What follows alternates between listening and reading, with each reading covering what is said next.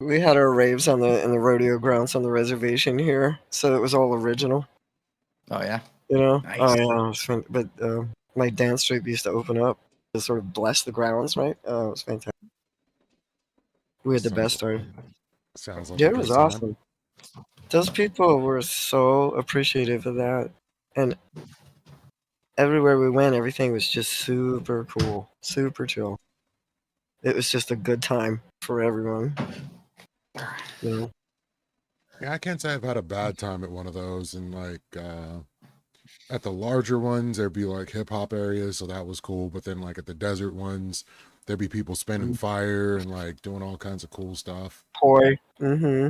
Yeah, so I was. Yeah, we had that fire enjoying it. dancers. Yeah.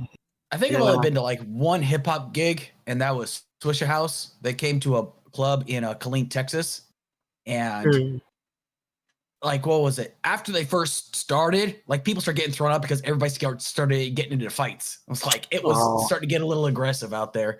But I used to love going to heavy metal concerts because I would always get in the mosh pit because heavy metal is, I'm a classic rock fiend. I love classic rock, but heavy metal just does something to me, just makes me just become a completely different person. And I love it. So I used to just go in the mosh pits, get thrown around, go crowd surfing. I loved it. Okay.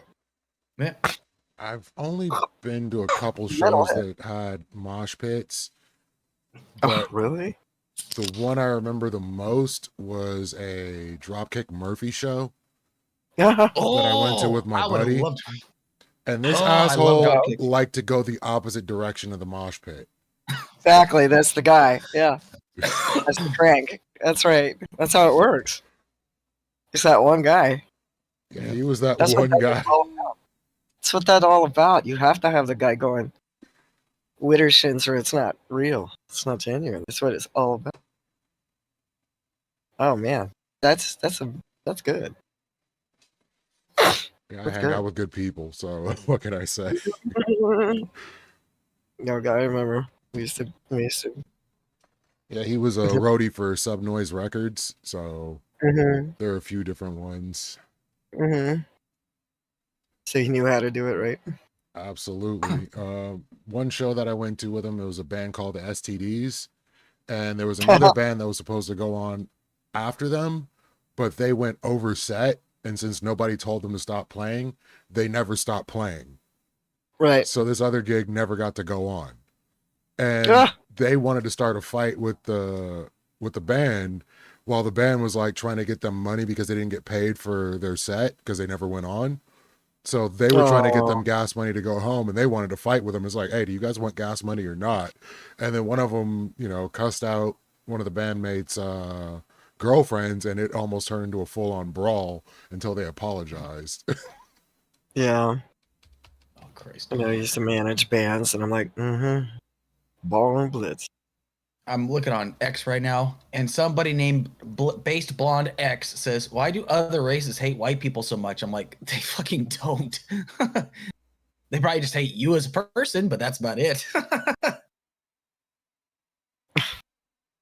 I love it. I love the fragility of some people. It just cracks me up. That's been the undertone of a lot of what I've been saying since everything went down is like, there's a lot of fragility and a lot of people feel like they're being attacked when really it has nothing to do with them. So if you're not one of the guilty, don't feel attacked just because you're hearing a blanket message. Well, here's the thing. Like, are you seeing everybody going after Caitlin Clark because she recognizes that she has privilege and that she's trying to uplift and say black women started the WNBA and they don't get enough credit that they deserve, and now people are going after her for saying that? I was like, she's like the greatest WNBA player right now, and she says we got to remember who are the trailblazers for the WNBA, and people are blasting her for that. I was like, she's not wrong. Like, it's just I love the fact of how fragile these guys are about, like, oh my god, she's bringing up she's kowtowing the woke crowd. I was like, no, she's just telling you what's on her mind. Yeah, I got into a whole big harangue about the use of the word woke and considering it a dog whistle. Yeah, yeah. And so whenever you hear that word, they're never going to want to define the word. And so whatever they're saying is like literally some racist shit as they're saying it. I should just what that is? you don't like, All right. Oh, you don't like woke movies? Don't watch Hidden Figures. Oh, you don't like watch like woke movies? Don't watch the movie Glory. That movie's woke as fuck. I'm just saying. I said what I said. Is that how it goes now? Yeah. Nah, woke. Something dark woke. Is that what that is? exactly. Yeah. Honestly, I just want to see all the white Christians just melt the fuck down when they make a new rendition of Jesus Christ as a black dude with like Jerry curled hair or something like that. I want to see everybody just lose their fucking mind. Like, oh no, they took our Jesus from us. It's like, well, the depiction of Jesus throughout the world. Yeah. The majority are clearly not Caucasian whatsoever because he wasn't. No, he wasn't. And like, so the whole ecclesiastical white Jesus. I mean, even the Romans didn't have a white Jesus, and they invented it. I mean, what? Come on. Yeah. The only white people that were there at that time period were the fucking Romans. That's all. They're not white. Yeah, they're Italian. They didn't get their white card until way later. They never saw nothing. What? Maybe Greeks, right? With the so-called blonde hair. Who knows? But point being. Yeah, well, I mean, because we also got to remember, like, people were flipping out about the second Gladiator movie because, like, there's different skin-colored Romans, but it's like, no, that's actually accurate because they conquered other nations and they actually conscripted people to become Roman soldiers from all corners of the world. They were multicultural. Yeah, exactly. Like they were a army. Yeah, had a representative from every known location and populated area in the world, in the entire world. And people don't realize that shit. I mean. No, because they can't. They can't deal with like brown skin god kings. I guess I don't know what the problem is, but oh dear. Yeah, that's another thing that a lot of people don't consider. That not everybody had the title of being white until way later in the American experience. I did that with In the Cemetery to show him where the word black and the word white entered the vernacular, and it was so late in the game that he was shocked. And he's like, "No, I got to rethink calling myself black." And I'm like, "No, you don't. No, you don't. No, you absolutely don't." But no. I mean, what else are you gonna call yourself? Well, and it's a fun distinction to have to work through. My culture doesn't really call people by their skin color, so we kind of have it. We don't have the pronouns. We don't have gender pronouns, and then we don't have color words for people. So we have trouble with people's what they call an autonym, things you call yourselves. Because we feel like we're being forced to racialize or gender other. And then we don't know what we're talking about from that point, right? Yeah.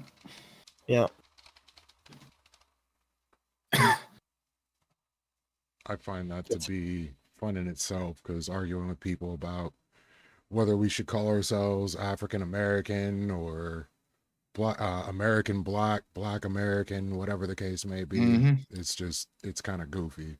So I'll just go with black, but I am American because I've known nothing but America. My culture is American, and my people help make American culture. So we are this.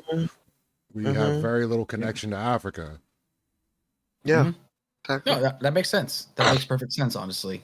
Because, like, what do you call, like, a black person from the UK? You don't call them, like, African UK. You don't call them African British. They're just known as, like, British people. That's British.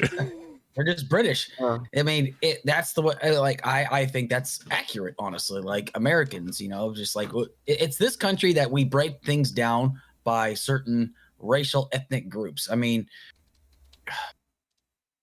I honestly think, like, in a way, they should probably just take that off of the like, what's it called, for application, because honestly, it shouldn't be that fucking important. Like, unless you're like going into, like, I don't know, like filling out a driver's license application. Actually, not even for that, probably. Honestly, I don't even think it's necessary anymore, in my personal opinion. Like, why? It isn't. It really isn't. There's absolutely no reason for anybody to sit there and give you arbitrary racial categories. It's for the census, so they can fuck with you. Is Is that so the cops know who to arrest? Mhm. Easier? Does it make it easier for them? But like, and here's the You thing: know, it's when your like, race is on your driver's license, like it is right? in the South, they put your race on your driver's. But like, but here's the thing: it's like your like I know that like for people, your skin color is a part of your identity. It's because your skin is the largest organ on your body. And yes, you're like who you are. Like when people see you, like whenever people say I don't see color, they're full of shit. Okay, because like if they say I don't see color, it's like oh well I'm black. No, you're not. Gotcha. You know, it's just you can't say you don't see color. It's just like you have to acknowledge that this is who the person is. Now, if you treat them poorly because of their skin color, then you're just an asshole. It's that simple. Well, I mean, culturally, my people, we're multicultural. I Yeah. look just about as European as, you might think. So, the color needs to be irrelevant because Mhm. I don't want anybody judging me on the fact that I look European, Mhm. which they do, and is a massive insult. Mhm. It's your culture, Yep. culture behind the skin color. Yep. You can't sit there and say all brown people anything. Mhm. Exactly. Now, how the hell do you know what's behind? Yep. There's 50 shades of brown. Which kind of Yep. brown? Well, I don't know. Why don't you just get to know him? Exactly. You can But that's only why, ask. like, well, and the thing is like, whenever, like some people like, and I always say this, like Americans, I love my country, but it's filled with morons. Like there are some people in this country that just automatically see, like, for example, an Asian person and automatically assume that like they're Chinese, but they're not. They're Thai. It's like don't even know the difference. But the thing is, it's like it can be said the same for like white people. I mean, it's like, oh, white person, they must be German. No, I'm Scottish, actually. It's just it's all about like people try to like guess or something. Or like indigenous people, it's like, oh, are you Cherokee? No, I'm actually Lakota Sioux. It's like they don't fucking know the difference. It's just like, Nobody and knows it. Right. Massive difference, too. exactly, a massive difference, especially culturally. It's And just like, actually, in the world, mm, by demographics today, if you're white, you are probably an American mm, because of the concentration mm, here. So exactly. the white population here is dominant Mm, to the nation and dominant among that phenotype in the world. yeah, It's the largest concentration of yeah, white-skinned people in the world. light skinned. Yep, Mm-hmm. absolutely. White-skinned. Well, I mean, pretty much most people have an idea of where they originate from or what their family lineage is, except for Black Americans Oh, and a few yeah. other people. Indigenous people, too. We've lost it. Yeah, we get it. Yep, because Displacement, relocation. there's a lot of black people that they have no idea where their origins are. Like some, for all they know, they could come from like, originally from what's now known as Ghana or now known as Zimbabwe, but they don't know because they lost that. Because the furthest back I can trace back my heritage is the late 1600s to Acre-Moselle, France. That's the farthest back I can trace back my ancestry. There are people that can't trace back their ancestry that far in this country. And that's got to really be a mind fuck, honestly, because like you lost something there. Like you don't have like that cultural connection essentially. And I think people don't realize just like how critical that could be because you find out where your roots are. And that's why like when Finding Your Roots comes out, when he like shows people where your roots are, that's why so many of them get so emotional because some of them have no idea where the roots are. Like even Mandy Patinkin, the actor, found out that some of his ancestors were actually in the Holocaust, and some of them died in a gas chamber, and he had no idea. He had no clue. That's why he got so emotional. And I get it. I understand that. So for people to finally understand and have some closure on who they are and what their identity is, that's got to mean a great deal to them.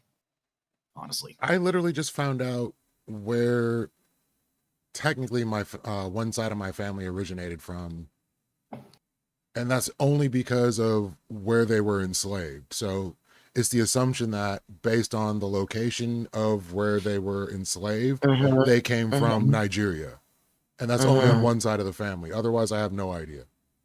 yeah.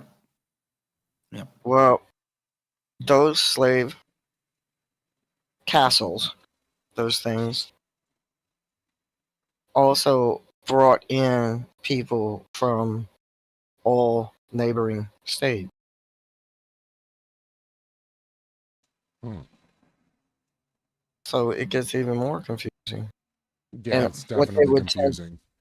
they generally categorized by whether you were Congolese or not. And that was the class difference. Mm-hmm. Congolese, look at the Congo. Mm-hmm.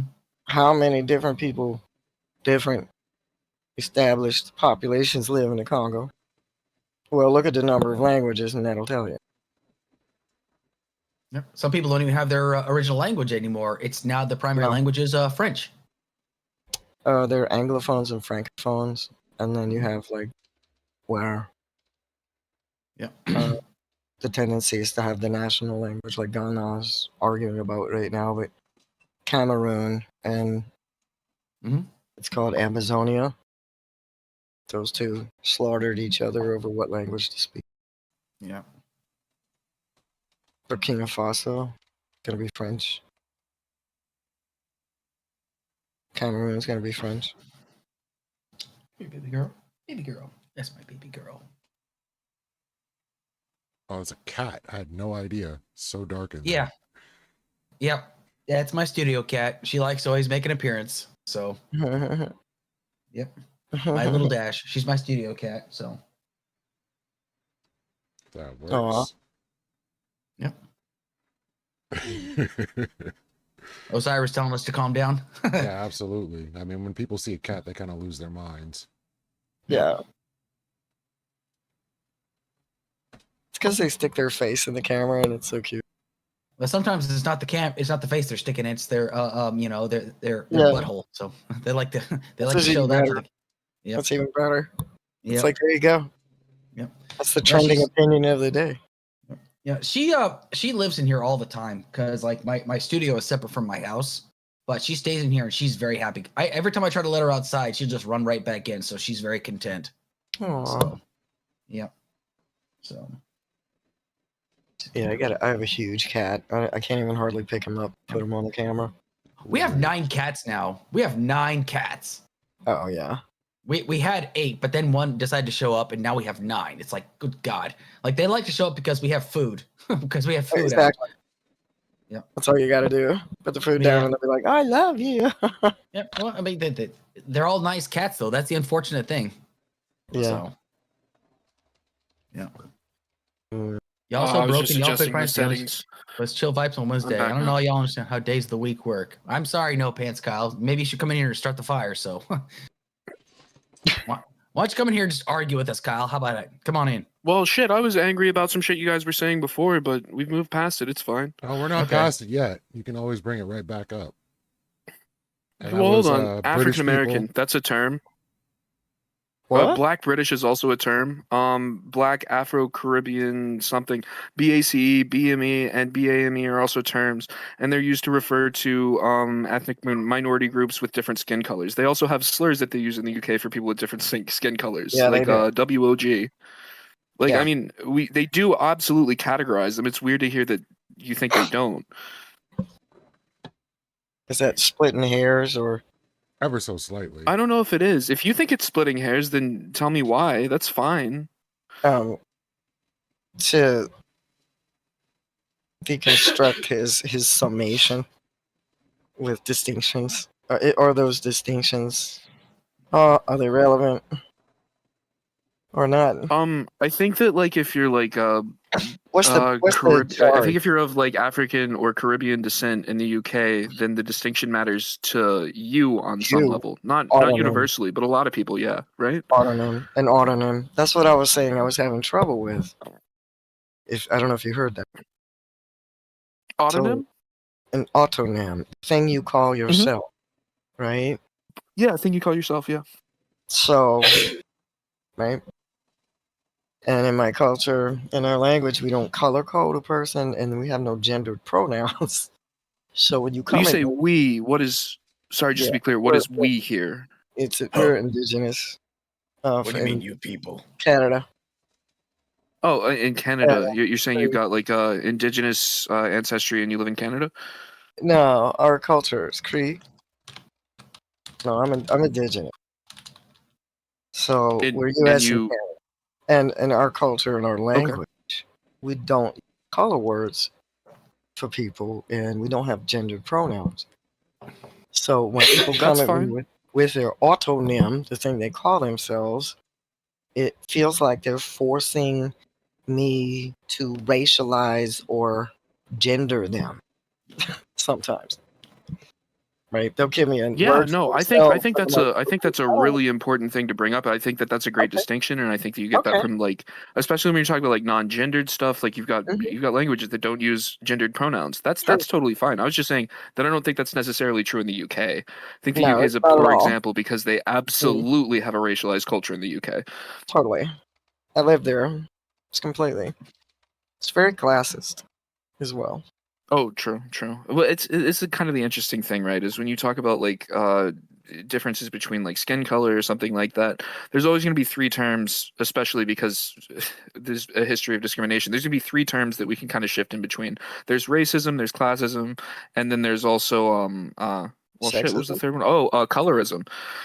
No, I'm just solely Oh, referring to color skin grades. color here. Racism, classism, and colorism. And classism is it's not inherently a coloristic or racist term, but oftentimes the overlap is so great as to be just fucking unignorable.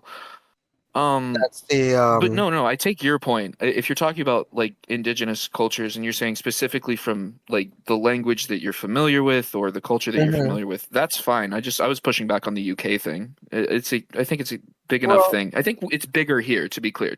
It's bigger here. We love to talk about your skin color here. no.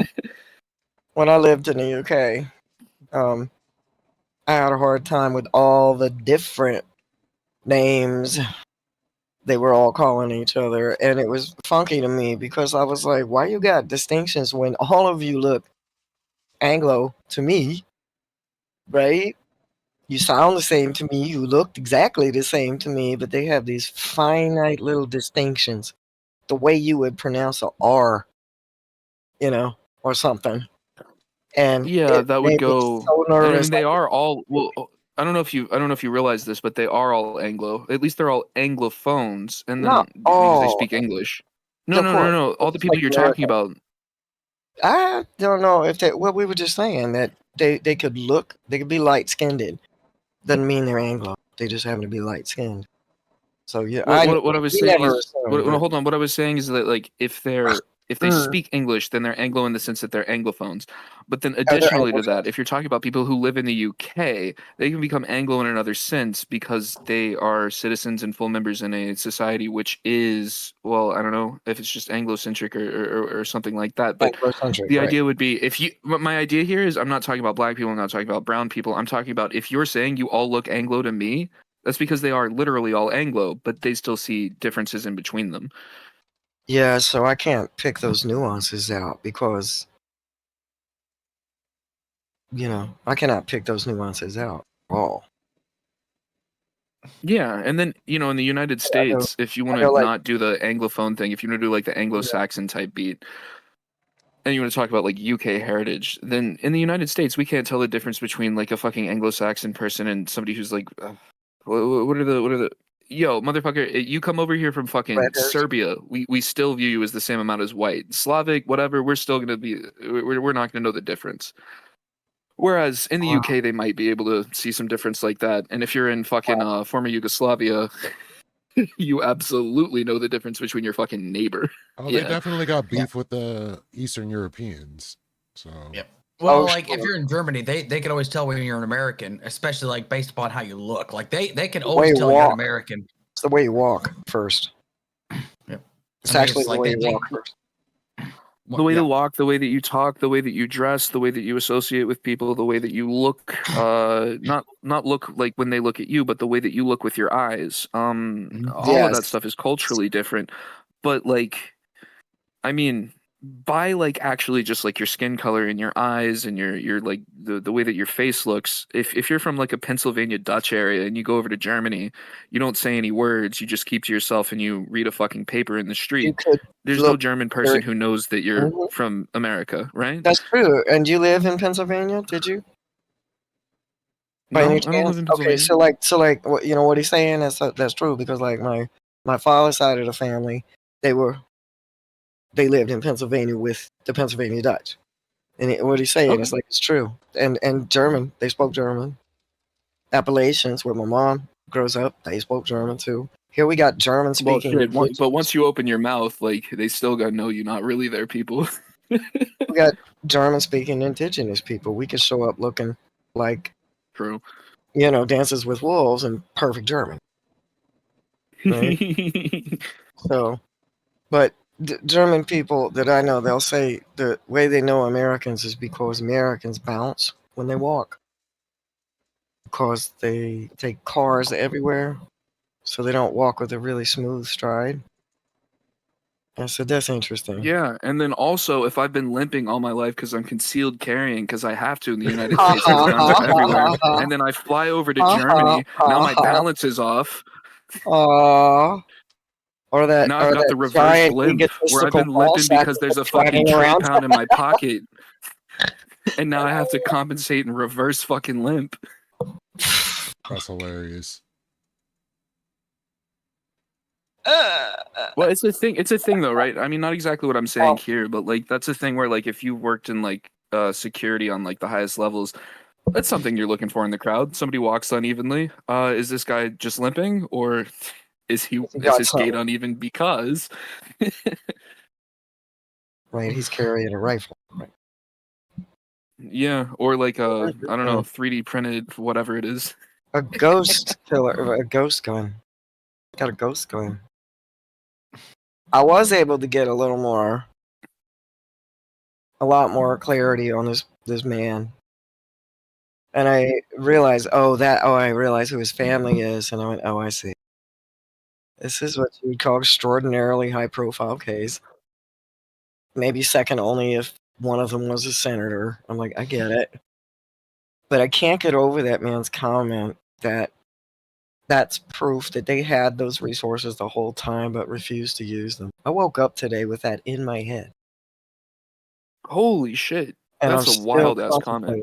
I'm still contemplating that. I cannot get that out of my head. I'm not sure how I want to feel about it. The way that I look at it is like somebody could have a really horrific past. Like let's not do something where it's like, oh, about class or like whatever the shit is. Let's say that like legitimately you have extremely fucking racist or sexist views for like 30 Okay. years of your life. Then something changes your life and you realize you're wrong. I view the people that would look at you and just be like, well, you were racist for 30 years. Fuck how you feel now. You're actually a piece of shit. You've done so much harm. It's like, Exactly. bro, you're disincentivizing people from ever even fucking changing. It's the least productive comment you could make, whether you agree or disagree. Like, it just is. It is true, but that's how people are. I mean, it's not easy to let I that guess person if you go. don't want people to change, then you should bully them for what they used to be. Well, then what would we have? How could we possibly have Twitch if everybody went your way? We would have shit streams and nothing to be mauled about. I don't know. Oh, you know the South Park episode? It's actually a two-parter. It's Go God Go and Go God Go 12 or whatever. The whole thing here is that like atheists take over the world and there's like three factions of atheists, one of which is composed of fucking otters, Right. literal sea otters. And they're all arguing.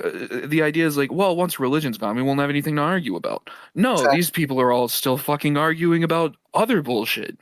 Hey, we solve whatever problem we have right now. I promise you, the entertainment doesn't go away. We will find something new to squabble over. Like otters, right? At the end of the day, we're gonna figure out some tribal conflict to come against each other with. Oh yeah. Yeah. Well, I will fucking crack your skull open and eat your fucking brain off of my tummy as a table because I'm a fucking otter. Fuck you. There's always gonna be some level of conflict. It's not just religion, but it's also like a quest for power, a quest for greed, and stuff like that. There's always gonna be some level of conflict. I mean, it's always gonna be that way. Like even in like 10,000 years down the line, where everybody's the same skin color, everybody's the same height, everybody speaks the same language, everyone's the same religion. There's still gonna be fucking squabbles. It doesn't matter, honestly. Like Shit, maybe it's like the this is. Oh, sorry. Go ahead, Leafy. I wasn't saying anything. Go on. Oh shit! I thought you said something. I'll say this is. I think of two things here. I think of the Fairly Odd Parents episode where everybody was basically a fucking gray blob or whatever, and then people are like, "Well, I'm actually more gray than you." But then also, I think of the What's up, star-bellied Tom? Sneetches story from Dr. Seuss, where like the star-bellied Sneetches are the cool ones, and then some guy gets a machine to put stars on everybody's belly, and then. All of a sudden, Starbelly doesn't matter anymore. Everybody's still pissed at you for some other reason. It's pretty much how it rolls. Shout out Dr. Seuss. I mean, ultimately, That dude was crazy. Ultimately, all of these distinctions are just different tools that humans use to build and enforce different power structures, right? None of it actually really means anything except the meaning that we impose upon it in order to build up our little hierarchies and put everyone into little boxes and say, this box is better than this box, and, you know, and organize ourselves around these incredibly arcane principles of I'm better than you, therefore my decisions matter more than yours, and so I get to choose what happens. And you have to live with it, right? Or I'm less than you, and my decisions don't matter. It goes both ways, but that's exactly right. It's the construction of meaning, right? It's not always negotiated, all right? And then the power hierarchy is the one who imposes the self-claimed authority, right, to determine who's on top and who's not. And powers. The social contract, the social contract is always signed in blood, but sometimes it's not your signature on the page, but it's still your fucking blood. It's still your blood. And it just is what it is. Power's primary goal is to preserve and perpetuate itself. So yeah, and that is the main thing. Like, if it's not perpetuating itself, then it is failing at its main task. Everything else beyond that is ancillary. It ceases to be. Yeah, exactly. Like a holy hand grenade of Antioch. Exactly. Yep. Going the enemy into tiny bits, so they shall snuff it. Cease to be. But like, if there's a book, I haven't read it, but I've read a number of like summaries of it. Called Rules for Rulers, I think it was. Maybe that was the CGP Grey video. But either way, it was the idea of like, if you want to be a dictator, here are the rules you have to follow to survive as a dictator, and it goes over a lot of the shit in surprising detail. I think I've read that. I was just like, oh, this is so good. It's almost like the art of war. It was so good. I was like, ooh, accurate. I'm never sure, like, but for politics. It's the internal logic of a tyrant. Perfect. It's always clear to me that, like, the petty tyrants, by which I mean Jannies and moderators and servers, it's always clear to me they haven't read these things. But I don't know. Like, when somebody bans me on a power trip from, like, a subreddit, from a Discord server, whatever it is, I'm not sure if I wish they'd read it so at least they understood what was going on. Or if I'm really glad they didn't read it, because if they internalized the messages, they'd be better at subjugating or power tripping when they want to. Yeah, but well, to be fair, who among us has been on a power trip? I have. Anybody else? You have? How's it going, What was your... I've been tempted to them multiple times, but I feel like it's going fine, Leafy. So who is on the power trip? At this moment, I got banned from a completely unrelated Discord server, and I'm salty about it. But like the idea is, like, if you want to like ban somebody, if you're like mad at somebody, right? If they're like challenging your authority, don't ban them once you're into a petty argument with them. If you want the ban to stick, what do? You catch them doing something else wrong. If you're a cop and you want to send somebody to jail, don't fucking like pull them over and get in a fight with them. Stalk that motherfucker. Wait until he does something illegal, and then just be like, "Should have done that illegal thing, dumbass." Justify it, in other words. Yeah, I'm pretty sure that has a name. If I'm not mistaken, that's extortion. or setup or something. Yeah. Yeah. Well, it's extortion. It might be Extortion entrapment, or depending on how you entrapment set or it something. up. It's definitely stalking, as I framed it. No. I ban people when I just like get out. Like You didn't read the rules. All you got to do is banning break the rules. Banning people from a community is just the invocation of the right of non-association. I have chosen to no longer associate with your ass. That's it. Bye bye. Why? Yeah, but when you run like a community with like 100,000 members, what are you doing? You're removing the right of free association from the rest of people who are involved in the community. If you do so in accordance with the laws, bylaws, regulations, whatever it is of the community, then that's totally fine. But if you're doing something outside of it, it's extrajudicial. It's now you're just on a power trip. It just is what it is. Mm-hmm. If you And own so that the point of space, hierarchy, the point of like people exhibiting these powers is the point of power is to sustain itself, at least on one level. Yeah. But if you're doing something with your power that undermines the power that the power itself would, by like a kinetis type idea, seek to like sustain itself. If you're undermining that, then the power should probably want nothing to do with you because you're fucking over their whole game. I mean, that is, but we're talking about misuse of your own power, and the thing is, power that is granted may always be taken away. Yeah, no, that's not power. If you ask, True. that is not power any more than truth is relative. In my opinion, because no power. It could be power, honestly, but you just lose that power essentially. Like for example, there are plenty of rulers at one point that were at the top of their game, but then like they pretty much lost their influence. And like let's talk about like during the time of the French Revolution, that you had like a king and a queen that were basically at the top of their game and top of the food chain. But then guess what happened? They started like the country started going in debt, and guess what happened? They fucking took out the rulers and they killed them essentially. Or Tsarist Russia and the revolution therein. This is a great precursor to the panel, right? I disagree that it's not power. I think that it is power, even if it can be taken away, because ultimately all power can be taken away because all power is granted. Most of the time, power is granted under coercion or simply through what's the word I'm looking for? It'd be a shame if your business burned down. Me and my boys here, we're gonna make sure that doesn't happen. Capiche? Yeah, like it's coercion or simply lack of resistance.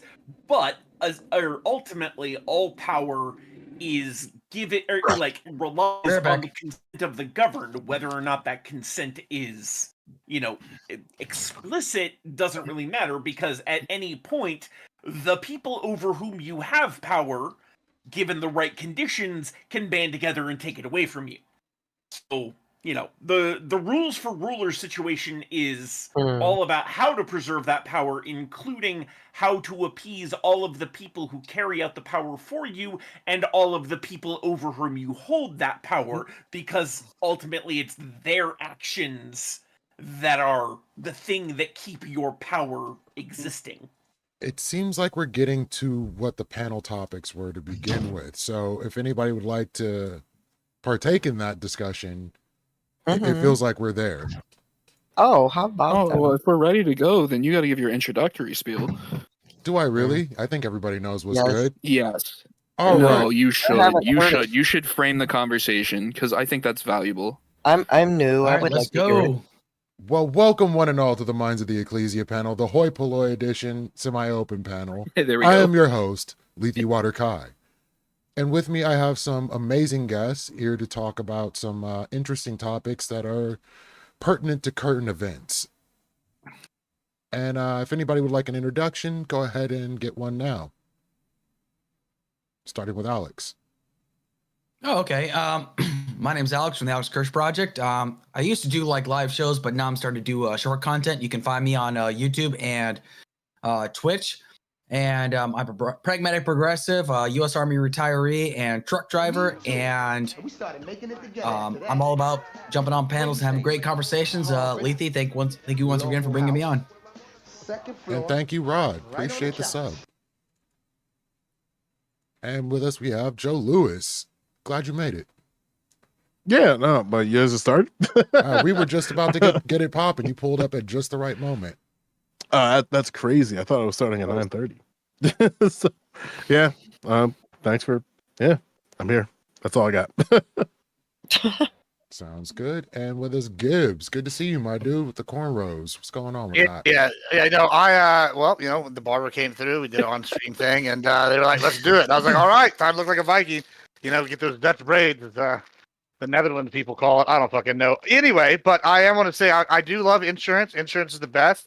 In fact, thanks to insurance, I'm now going to be sipping on some scissor, and we'll see how this goes this stream. Embracing my inner Shannon Sharp as I, break out these Jolly Ranchers and put them in my drink. So, 2 cups. That's He's awesome. leaning. yeah, well, we're going to be leaning all right. All right. So, getting to the first topic. What about Unless everybody anybody else? else wants an intro? Universal Discourse, would you like an intro? I'll give an intro. No, I just want I'm to say Chip. hi. I'm Chip Chaser. I go by Chip. Don't worry about it. Also, support your local fucking retard Mayor who Chip. spews their opinions, not me. Go ahead. Chip. All right. Universal Discourse? Yeah, here forgot I can get a camera on. Ta-da! Mushroom City for me. I just want to say hello, Joe. How are you? Haven't seen you in so Hello. long in Ancom. These are like Hello. beloved people to us.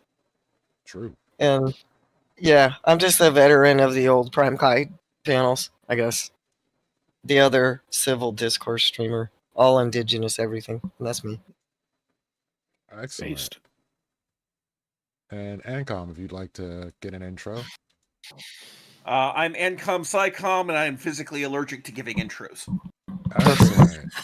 I hope it didn't make you itchy. So, Only a little bit. So the first topic, the killing of an healthcare CEO has been a polarizing event. Some hail this person as an avenger, while others a cowardly murderer. How do we feel about this? So He's a class traitor. Luigi Mangione, No. Suspect The in CEO. McDonald's employee is the class traitor, okay? No, I disagree. I think everybody gets what's going on. Do we need opening statements for this, or are we just going to go ahead and talk about it? All right, Gibbs wants an opening. Go ahead and do your thing, Gibbs. Oh, Yeah. See, murders and assassination. Hold on, let me just pull this up here. Oh, yeah, because I've done this about 5 times now. Murder and assassination are obviously tools of those who want to use fear to get their will accomplished. Mobsters, cartels, and now leftists have decided to embrace these things. First, they tried to get Trump. Now they're trying to harm the productive members of society. Next, it'll be anybody that disagrees with them. This man is clearly a product of leftist brainwashing centers we call the Ivy League. They might as well be called socialist or communist or education centers. It's literal socialist contagion that we have on our hands. These people that believe things such as this guy shooter and are in essence advocating for slavery. I mean, holy hell, folks. In his manifesto, he glorified the Unabomber, and yet they cheer. They believe that people are entitled to other people's hard work and tax dollars. In fact, that this person is getting cheered on so much online shows their vile true colors. None of these people want to take personal accountability, expect others to pay for their own poor life choices or issues that are uniquely their own. Instead, they want other people to want to live off other people's sweat and tears. The end result of this is they expect doctors to work for free at taxpayers' expense. The alternative is that they actually have to work and provide for themselves. And lordy, we know that's not going to happen. The idea that they would have to be personally accountable for their lives is so abhorrent that they'd rather glorify and sexualize a murderer and dog whistle for other hardworking Americans to die. Was Anybody this about else? Jordan? No, was this we're about on Jordan we're Neely on, or we're on Luigi Mangione at this point. Oh, Luigi okay. Mangione. I thought the two were kind of related with each other, which is kind of interesting. They right? definitely like are. For me, like the state can't have a monopoly on violence in a nation with a variety of institutional forms. So all these institutions allow us to make particular claims, which require us to set our own boundaries and then extrajudicially set those boundaries. And unfortunately, America is constructed in a way that allows for non-state political violence through our extrajudicial means. Like we have it actualized through the Second Amendment, where it's like, strap up. How else to describe it? And the thing that I think is very unfortunate with this is that these institutions and the way that we construct these institutions are not serving us. And They're not serving. If we go back to Jordan Neely, they don't serve us as recipients of healthcare. And it seems to be the only way we can actually have these conversations are for those who want to exercise their non-state political violence through judicial means is pick the right victim. And I guess Brian Thompson is the right victim, because what else, no different than that people having a dance party on the middle of a open air concentration camp and then being surprised that the first people who got were the ones that were partying next to the open air concentration camp. I'm talking about Gaza in this situation. Like the only thing that like allows for people to have actual discourse about these things is for us to for the people who exercise their judicial means is to pick the right victims. So I think Brian Thompson is the right victim. He is not a hero. I think it's very diabolical the way that folks are trying to do everything in their power to ignore the fact that this man is the leading in the league in denying claims. And this is an individual who's responsible for these things. And they want to paint these things of like, oh, but he was a good father. And look, like, I don't know if you need to hear this from me, but if you have to make your millions of dollars through harming others, you should probably pick a different profession, because all of us, I think we're in professions that don't have us worry about getting a bullet in our back. So I think that we're leading better lives than Brian Thompson ever did, because the threat of somebody putting a fucking gun in our back and blasting us out of existence is pretty low. But for Brian Thompson, that was he thought it was low, but it clearly wasn't. And his death is propelling people to have a better conversation about healthcare. So like, I'm glad he's dead. At least we can actually talk about these things. So from a leftist perspective, I think that this was poor praxis on the part of Mangione. But that said, I also want to point out that if you are going to spend a good chunk of your career finding ways to screw people over in ever more shitty ways just to fill the pockets of yourself and your shareholders, you need to understand that there are social repercussions to that action. Someone is going to get pissed off enough to want to take your life. So, to the people who are in these positions of power, perhaps take a look at the actions you have taken, which may potentially lead to some pissed off jackass with a gun coming for your head, and think about changing that shit. You don't see the CEO of Costco getting come after because people generally are cool with him. So that's all I got to say about and that. the hot dogs are still $1.50. Or like so Reid of course. Hoffman. Yeah. So Or like Reid It's Hoffman, the still CEO of LinkedIn. Even though LinkedIn has launched some like not great products, this guy's still a billionaire. It doesn't seem like he gets as much hatred as other billionaires or other CEOs. You got Gabe Newell. There's a lot of people who, like, even if you want to say from a leftist perspective that, oh, holy shit, these people have accrued and amassed so much wealth, that in and of itself, that's fucking immoral. Some people put a target on their backs by leading and being involved in industries which harm either broadly the people or like the environment. You're going to talk about oil or something like that.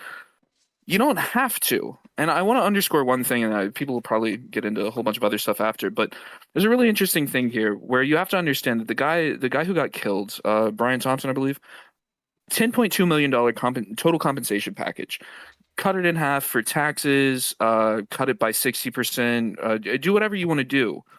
My question to you is, if you took half of his actual take-home pay, how many months would you have to work in that role in order to just put that money into a broad investment fund and reap the average return over the market? If you wanted to do that, how many months would it take you to completely outstrip or match the median household income? We're talking a matter of months. This guy's been doing this for years. He doesn't have to. There's no compulsion. Well, it depends. Just to be clear, it depends on how you break it up. I'm saying if it's $80,000 is what you're getting and you're getting an 8% return, what you want is like you want a mill, right? You want a mill to get your 80,000 to none of this is really important, but the whole thing here is nobody who works in these industries is compelled to do so long term. Nobody has to do this. It's not, oh, I'm a good family man and all of that. That's the problem, is when people talk about, oh, it's a good family man. This guy actually, he loved his kids or whatever. If you truly loved your kids, maybe don't engage in an industry where people are gonna want to fucking kill you. Maybe don't do that. Maybe don't become a soldier if you really fucking you love your kids and you don't have to become a soldier. Maybe don't do any of those things. Maybe hang back, spend time with your fucking kids if you're such a good family man. Yeah, loving your kids is I think default. I think people need to stop using that as like, oh, he was a good person, he loved his kids. Most people who have kids love their kids, right? They don't always show it in the best way, but that's not really the point. I'd like to step in actually. I'd like to step in actually. Real quick, I got rambly, but just to be very clear, what I mean to say is that you can take this guy's salary and in 3 months you can be out and live a better life than anybody in the world. That's what I'm saying. Okay. I'm going to lead into that, but go ahead, Alex. Yeah, okay. So here's the thing. Like, so first things first, we need to come to an understanding. I do not condone this killing, okay? Fact matters. But I get it, okay? Because according to this guy's manifesto, he said he had a mother that was suffering from a debilitating disease.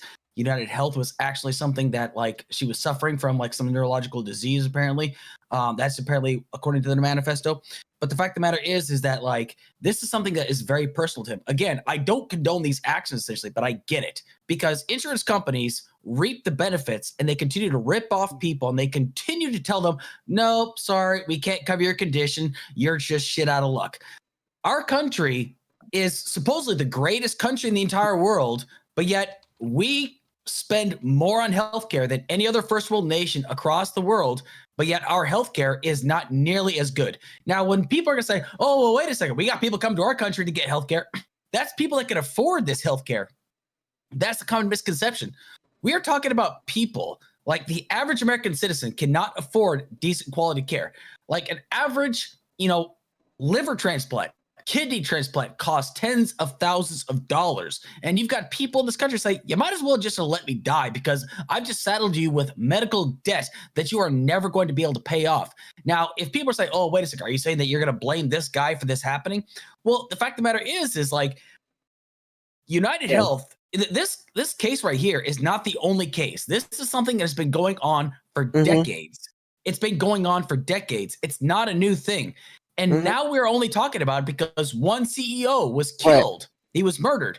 The fact of the matter is, this is what happened. Now we're talking about it. It's not a coincidence that suddenly all CEOs have taken their names off of their profiles, essentially, because now they're scared. But this is why you've got CEOs and like people like Mark Cuban, right? He's got Cost Care Plus. Why does he have Cost Care Plus? Because he believes that there needs to be transparency in pharmaceuticals. And he says, well, you're not making much of a profit off of it. He's like, well, how much fucking money do I need exactly? Which is 100% true. How much money do some of these guys need? And this is not like an attack on capitalism. But the thing is, healthcare should not be, you should not put profits over people, essentially. That's true. Because healthcare is a service. It is definitely a service for people. And this is why, like, healthcare industries are different in certain areas. Like, for example, if you go into an upper income area, the healthcare is going to be better. If you go to a low income area, the healthcare is going to be significantly worse. They're going to be underworked. I mean, they're going to be overworked. They're going to be understaffed, underprepared, not the best. It's going to be terrible. And the fact of the matter is, like, if we could actually establish a system to actually make sure that there's quality care across the board, which is what's the key word? Universal healthcare, single payer, however you want to put it, essentially. Because the fact of the matter is, people need to understand something, and I'll yield the rest of my time. When people say, "Oh well," when people say, "Oh well," if this person gets an ambulance ride and they get this health care, but they don't have any insurance, you got to understand something. The hospital, the healthcare industry, they're gonna get that money.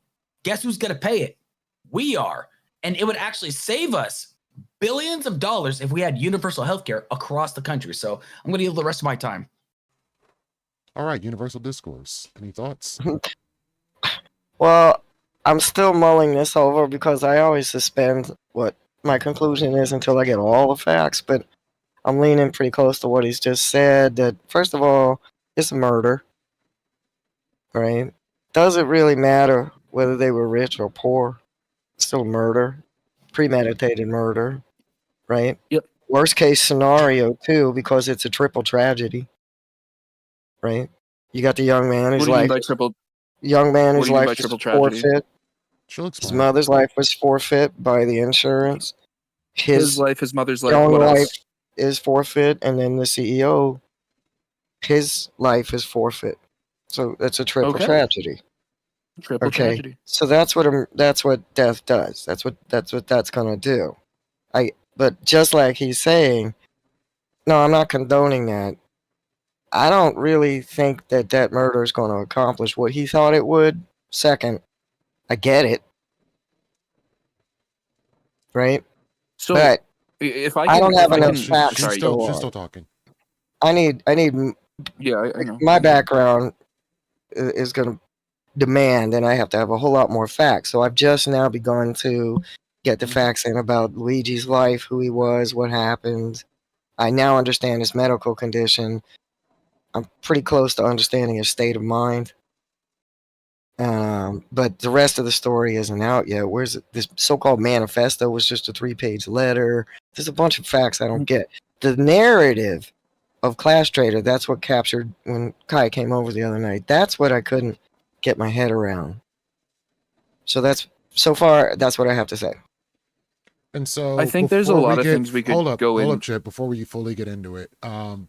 You have to look at where we're at in this situation where they're claiming that the person that turned them in for $60,000 that they may not even get is being considered a class traitor, while the person that committed the murder grew up to a well-off family, was put through Ivy League school, had tech jobs, definitely had access to healthcare. I'm sure his mother also had access to healthcare.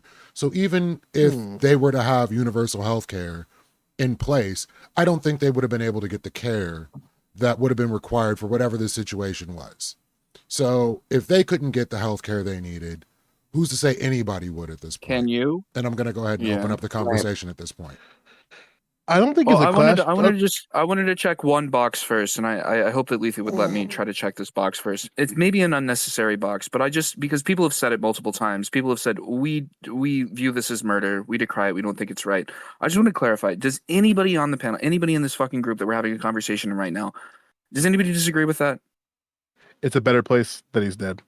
No, it's That's definitely my a worse. I don't place. disagree It's with definitely that. a worse I don't place. disagree with that. But that's still so Gibbs disagrees that it's a better place, but Gibbs, you do absolutely agree that it's murder. You It's agree absolutely with that, right? the most heinous sort of murder. Yeah. Okay, great. Yeah. So I'm just saying, as long as we all agree on that, then we can get into so much more than anybody needing to decry or denounce the guy. Yeah. Well, the problem fine. is What do you mean? that Wait, he's a hold murderer. on. Wait, oh yeah, he's a murderer. What do you mean by decry? Like we need to move past the decry and denounce the thing. problem that tends to happen in these situations is that people want to stop with death is bad, murder is bad, this person is wrong, and then just move on with the discourse for the day. And that's the part that I really find kind of gross, where that's not going to there's circumstances that led to this person dying, and we ought to engage with those things. And in a lot of ways, like if I'm being kind of like open and honest here, like because who cares? It's fucking Twitch. Like we got to accept that he was a villain. It's a better place that he's gone. No. And once you get that part out of the way and let all the morals out, like you can moralize it villain. however. Of course he is. He's absolutely How is he not a villain. How is he a villain? You're like, okay, this is so because some people couldn't take personal accountability, which is something I value. Listen, all right, I do a lot of drugs. I'm right now. We're drinking lean. We got some lean. Probably shouldn't be mixing with my syrup and like in my Sprite and my fucking Jolly Ranchers. But here we are. I do some cocaine on the weekends. Yeah, I like to fuck wild women. Yay! All these things are probably not the best life choices. I sit around all day in front of a computer. That's probably not best either. And guess what? Y'all expect that we go put these doctors into slavery and say, "Hey, you have to work on these guys." Slavery. Against your will. It is slavery. It's not slavery. You can It's not object in a slavery. second. You can object in a It's not second. slavery. It's slavery. Well, then, Yeah, let it him is. finish. Let him finish. Yeah, it's slavery. You expect these people to either A, work for free and just like, hey, operate on these people. They deserve this health care. Nobody should pay you, etc. Or check this out. You expect hey, I don't know, Bob over here to pay for my ass who's going, oh, I'm having a heart attack. And you're like, oh, you know what? We're going to need these guys deserve the same level of healthcare, even though he's been doing cocaine and hookers all weekend. That's ridiculous. I'll give you another example. Like, why should I have to pay for the bum who decided, oh, I don't want to do anything today? Or no, it's not a gish gallop. This is the thing. It's not a gish gallop. It's the same kind of just because you can't handle multiple concepts at once. 6 points now. So- I was counting. You brought up 6 this cool. week. Let him please let him land or he ain't get it. Listen, get it. Jesus Christ, get a Bro's notebook. trying to orbit the moon before he lands, though. I'm sorry that you're not intelligent enough to keep track of multiple things at once. It's not a gift scout. It's called getting your point out. You're gonna make it worse. You're gonna just make it worse here. Just You're keep making it it worse. I'm cool with that. Yeah, listen, and the next thing is like, why? It's the same concept. I don't expect Bob to pay for me for doing all these bad decisions to pay for my decisions. Therefore, you shouldn't expect me to have to pay for any Tom, Dick, and Sally, the bum under the bridge, you, your auntie. I don't care. It's not my problem. I shouldn't have to pay for it. Insurance companies do good. They allow people that otherwise couldn't afford it to pay for it and get it themselves. So you're welcome. This guy's a hero, the CEO, not the fucking other people. He's not. Okay. Here's the thing. I'd love to respond because I asked him. Joe, go so ahead. Like, I just find it very interesting that, like, Gibbs, respectfully, fam, you're kind of the product of this, like, Americanized indoctrination. I think we need to have, like, if you want to let me finish, I'll land it. Like, you go for it. I think we need to have a better. I think, like, your opinion, it's just like it's too far gone. It's way too down there. I'd love to pull you up in a panel, but I don't think that's possible. What I do think is possible, however, is just engaging with the fact that it's just the modern news media and news media generally did a better job at accounting for his villainy and the villainy of healthcare, the healthcare system, healthcare CEOs, healthcare providers, in this case, private healthcare providers, then we'd have not only a better corporate culture, but in this case, like, one less dead CEO. And I think that one of the things that we ought to do moving forward is put a actual magnifying glass on the healthcare system and the harm that it causes to people. Because I think what you said is true. There are hundreds of thousands of people who have private health insurance and love their private health insurance. But a vast majority of Americans don't have the conditions to have private health insurance. And this is a CEO in an entire industry that shouldn't be federalized at this point. But we just allowed we allowed for the unfederalization of healthcare to lead to the situation, right? Like, in a well-ordered world, this would be federalized at this point. And I don't have any problem expecting him to take a pay cut for $10 million if that means he's going to do a better job, you know?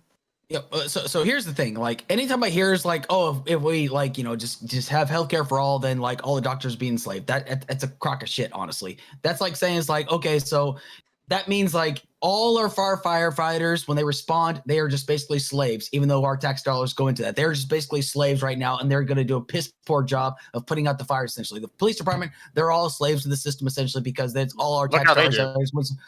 That's Wait, not, though. How could they be a slave if it's a choice to go into the industry? Well, why are you going into an industry that you're not getting paid in? Well, they are getting because paid. Not your job is not just your job isn't just a means of making money. Like, it's like, money is one aspect of that, absolutely.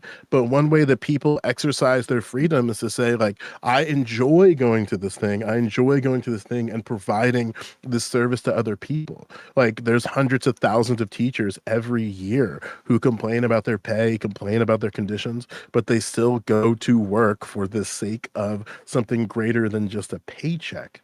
Now, I'm a little concerned about this nihilistic view of, like, if it's not making money, then you ought not to go into that particular profession or job. It seems kind of ridiculous. I mean, I hate to break it to you, a lot of doctors go into the field because of it's a lucrative field. Like, are you denying that there's a large portion of them that do that? I don't know how that engages with what I said. Can you help me? Okay, just for funsies, just engage with that concept. Do you agree that there's a large portion of doctors, I don't know how that percentage, but hypothetically, that go into the field initially, at least, because of it's a lucrative field? Well, what field are we talking about? Are we talking about, like, plastic surgery? Listen, it's a broad statement. This is not a gotcha. It's just real simple. It sounds like a gotcha. Are people excited to go through 8 to 10 years, if not longer, of their life just for the means of potentially making more out of that? Maybe, but this can be held for other professions as well. Sure. Okay, I don't know what that's makes fine. doctors Well, so unique from that. That's fine. That's fine. And this is why I don't know what this has to do with what I said. Help me out there. Well, if you let me go here, I got you. Just follow along. All right. So if there's a large portion, first off, the quality of healthcare is going to dip, right? If you do this, because there is a large portion of yes, it absolutely is. You're just wrong.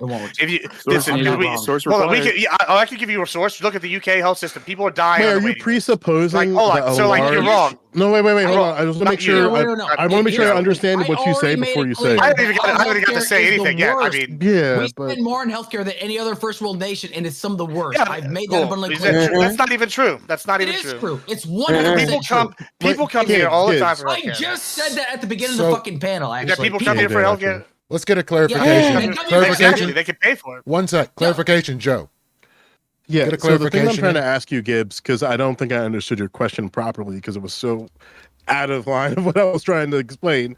Are you trying to say that there are doctors who go into becoming a doctor because of the money? Or are you saying there's a large portion of people who are wanting to be doctors because of the money? Which one of those things? Both. How can it be?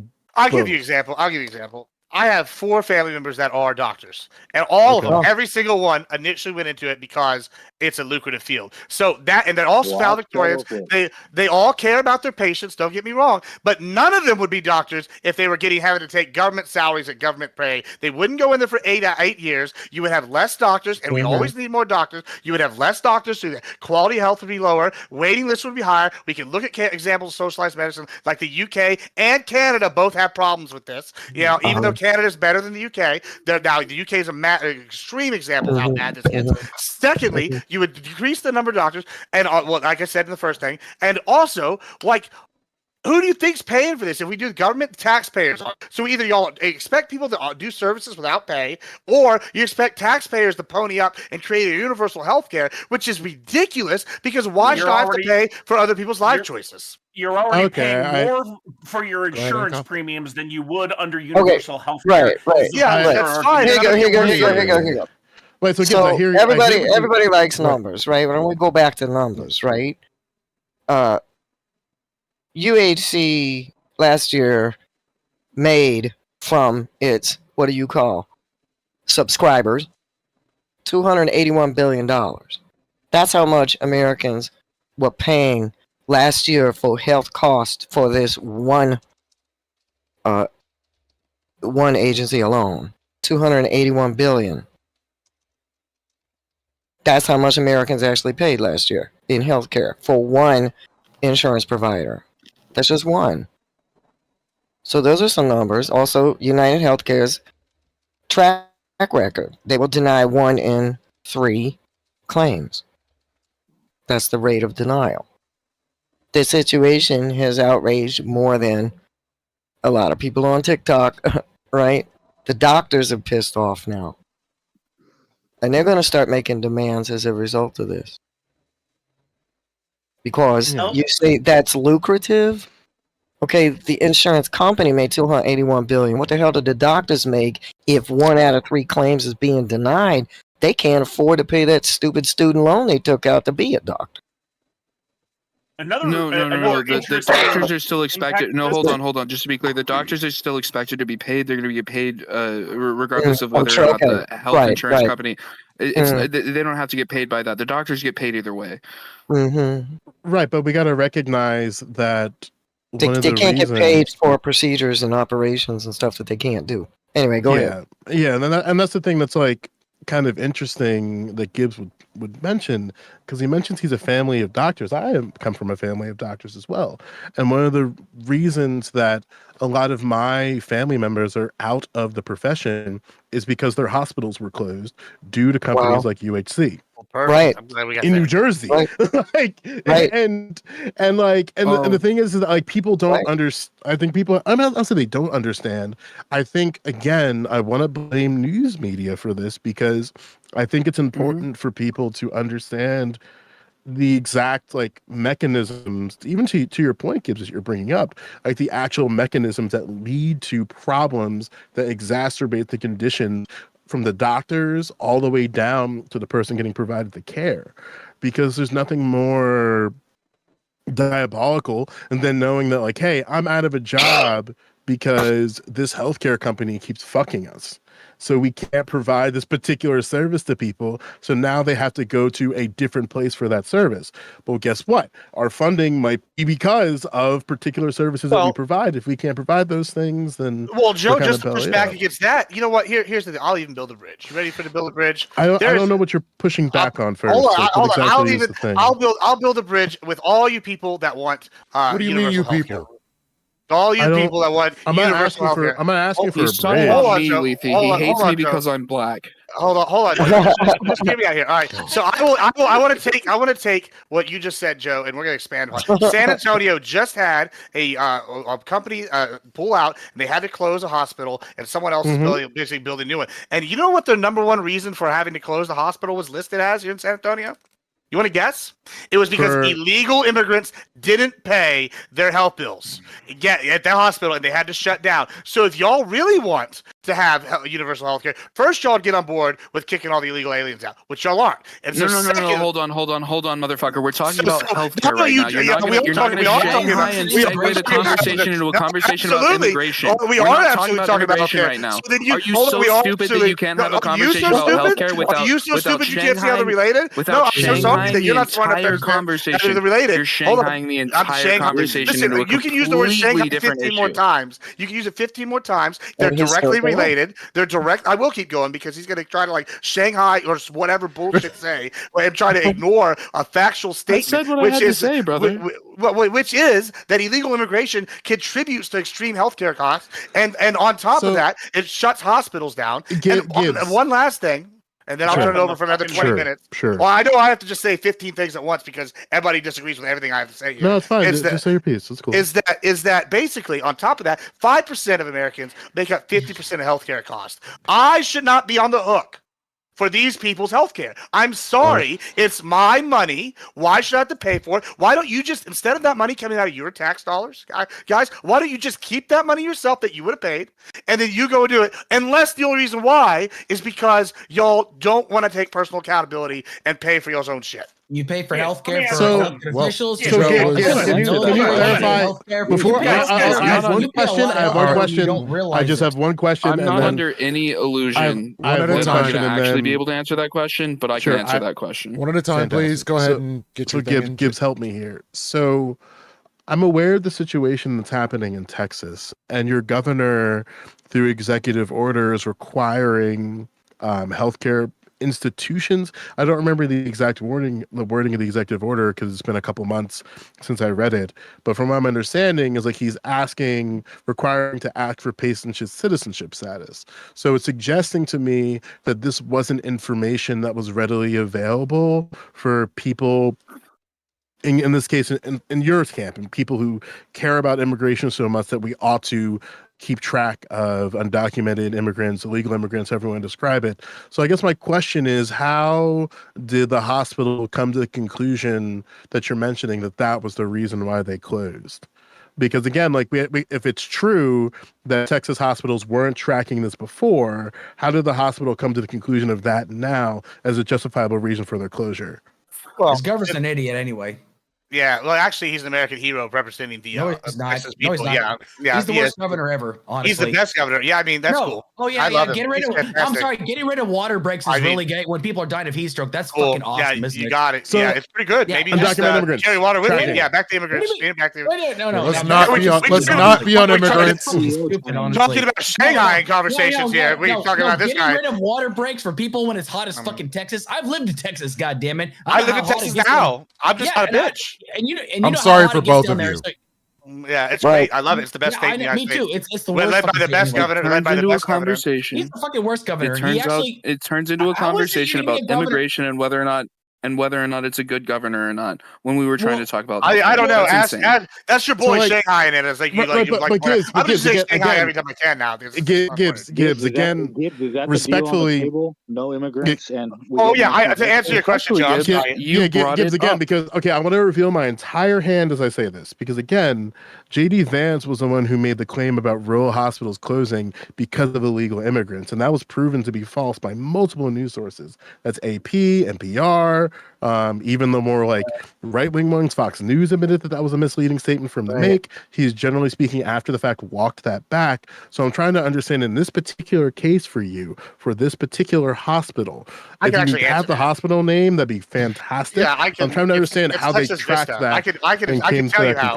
I can tell you exactly how. So they have the demographics for the area. It's Texas Vista Medical Center. What part of it is also another reason. On top of that, is a different company is to build a new hospital in that area, and so other people didn't want to take over buying this hospital. So because there's a new one coming in, but partially the reason they closed it is they have the demographic data for that area since at least 2022 when Abbott put this thing down that you were suggesting. But they also it's a low income. It's a low income area, and it has a very high immigrant population and known to be illegal immigrant population. So they put two and two together and said it's because of people not paying, specifically illegal aliens. Whenever they can't provide any citizenship data or any kind of data like a driver's license or anything along those lines, you still have to treat them. But guess what? You put them in the mystery category, and the mystery category is what? I mean, like we could Occam's razor what that is. Do you agree on that? I think everything there might be you a random said is, method. like, again, I want to be as respectful as I can here. I can't find anything that reinforces what you're saying in terms of immigrants. I would expect you to know a lot about local San Antonio news. I'm sure you would, but it's just like I would expect I'm looking at the very again, like I can't find anything, and like as somebody who pays attention to like these different types of fields, I can't find anything that supports what you're saying. So if you have something that's like reinforces what you're saying, that's from something. Well, why don't we do this? If we're gonna do this, how about this? If we're gonna play this game, if we're gonna play, hold on, that's fair. You know what? All right, sure, I'll do this, and I will link it. If we're gonna play this game, then we're gonna all do this. Hold on, specifically asking. Sure, I have the link. Sure, I'm asking specifically about. Yeah, but again, I'm asking specifically about the claim that you're making that they closed specifically because of the cost of undocumented immigrants. I'm seeing that they have financial concerns and struggling financially. This goes back all the way to like 2020 that I was able to find. Yep. This is something through like different San Antonio news presses and stuff like that because of the pandemic, obviously. But I'm not seeing your connection. I'm not seeing your through line in terms of immigrants. So if you want to like link that and then contextualize it for us, I will. I'll do that. This is the caveat. If I do this, because I'm the most challenged person on all these caveat? Can I answer? Or are you going to keep being a bitch? No, because you're making the claim right now. You made the claim consistently. You made the claim consistently. You asked me. You literally asked me why, and I'm saying this is why it's unreasonable for you to offer a caveat. You're saying there's a caveat if I'm actually going to submit evidence for the claim that I've been making consistently over the last 10 minutes. Dude, that's not a fucking reasonable caveat. No, I'm going to answer a caveat. You don't even know what my caveat is. It could be fucking breathe air. Let's hear it. I don't care what your caveat is. I'm saying any caveat is wild at this point. I will what you've said. I will. Hold on, bitch. I will provide what I have to say. I will.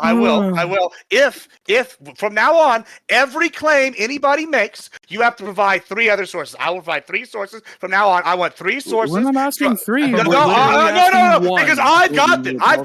The thing is, though, if you can't provide 3 sources, and then we all agree on those sources, just asking even for one champ. person disagree that it's good enough, then you know what? Then I'm not going to do this because we all have to agree all 3 sources. Everybody provides because I'm sick of coming on these panels and being 11 on 1. And I'm no. I'm sick because every week I come on. No, it's not filibuster. Every week I come on here. You are. And I provide sources, and then when we get to the point, every single week, Leafy's laughing because he knows it's true. Every week I get asked, and I provide sources, and then when I ask people for a source, everybody goes, "Oh, well, that's common knowledge, bitch." And so Well, if it's every week, then why isn't it happening right now? Because I want fair play. I'm on asking. I'm asking you to stop being a puto. Okay, so let's get there, Gibbs. What's your caveat? What's your source? Yeah, I will do it, but we have to provide 3 sources for every claim, and everybody in here has to We're agree it's asking a for valid one. source. Otherwise, we're not doing this, and it's because it's debate. No, but Gibbs. So he's I refusing provided- I don't wanna sources. do- Gibbs. I Done. provided We're 2 done. sources. I Gibbs, want to Gibbs. Friend, Unless you can friend. provide 3 and we all We're agree, asking for from now one, on, I and don't you're want to hear saying if we anybody want bitch one about from source. you. I'm We're going to saying give you if we 3. want- Just a, You're I'm just saying because just I'm so- tired of this being is the what he's most saying, the though. source To be, guy. Damn it, to be clear, man. to lay it just bare for everybody who's talking here. Let's make it fair. Gibbs' response. Yeah. Gibbs' I response want 3 to each. being asked I'll for do it. one source is that if I have to provide one, you have to provide 3. That's I will insane. provide. No, That's I will insecure provide fuck 3 if as you well. will. I will provide 3 as well for every claim I make. I'm just sick of the only you one. will. Being the only one coming on all these Doesn't seem like panels. you are. Well, I'm not going to do it until we get to a point where we all agree. Everybody's providing 3 because I'm sick of coming on these Screw panels. you guys. The I'm only going one making home, panels. he says.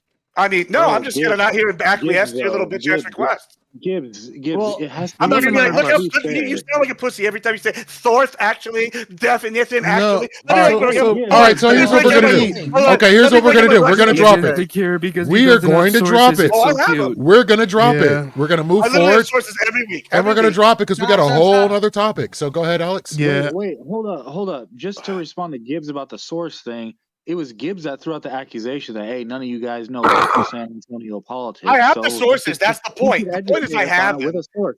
No. Okay. The point is Great. I'm I have the making this sources. You every guys can't week. see Every them. week, you can Google them. That's fine. Or I'm not you sharing them can with you find them. guys. Cool. You can either find them yourself, or I can provide them. And from now on, every claim you make, we're gonna go source, and you provide 3 each. I'll provide 3 on this one, 3 on the next one. And if you can't agree to that, why are you being such a great Asking back for one, bitch? sweetie. So Gibbs, the thing I'm on, I come on here every just week want to and do make this. it so Learn from clear me. before this gets tabled. I want to make this so clear that this gets tabled. The reason why I'm asking you, particularly about a source, is because you're from Texas. I'm from New Jersey. Local news functions differently from state to state. For example, I have all this information that confirms the closure of the hospital, the reason from the hospital, from the very people who are in charge of said hospital. But the claim that you were making, which I'm pushing back on, was this sort of idea that one of the aspects to that was the immigrants receiving care. That is, I'm saying that's something that's totally could be possible. But that's not something that healthcare providers would even disclose to the public as a reason as to why they're closing. That's usually something that people would provide as an analysis of their costs and something after that fact.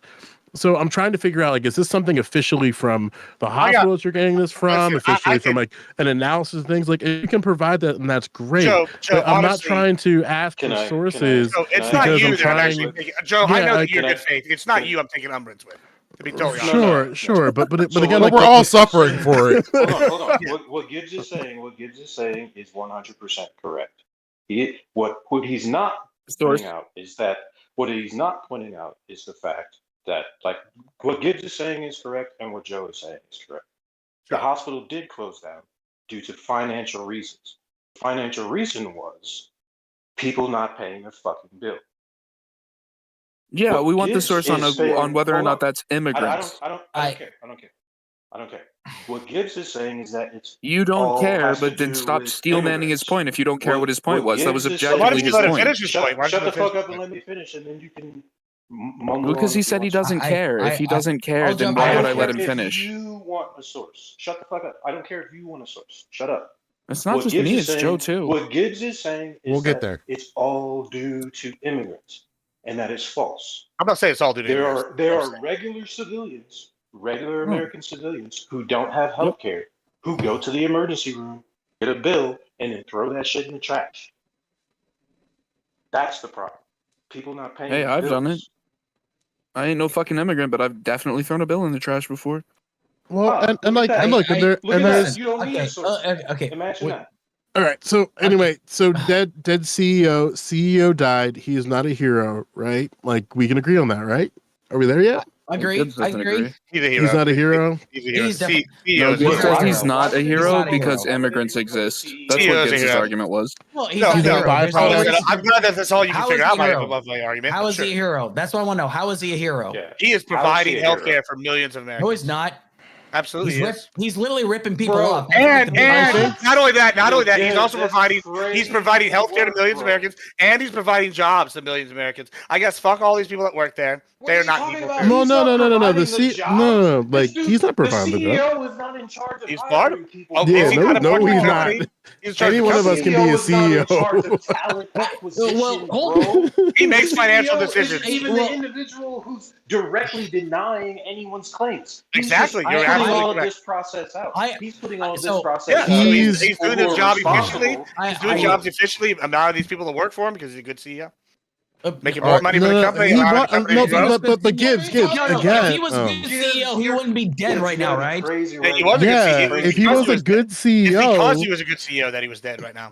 it No, was he's because not. he was a No, no, good no. CEO that he was dead. Him being a good I mean, No. he's not good or bad JFK. CEO That's not how has that works. absolutely It is. When you It get- is. He literally is the. No. Literally is the insurance JFK.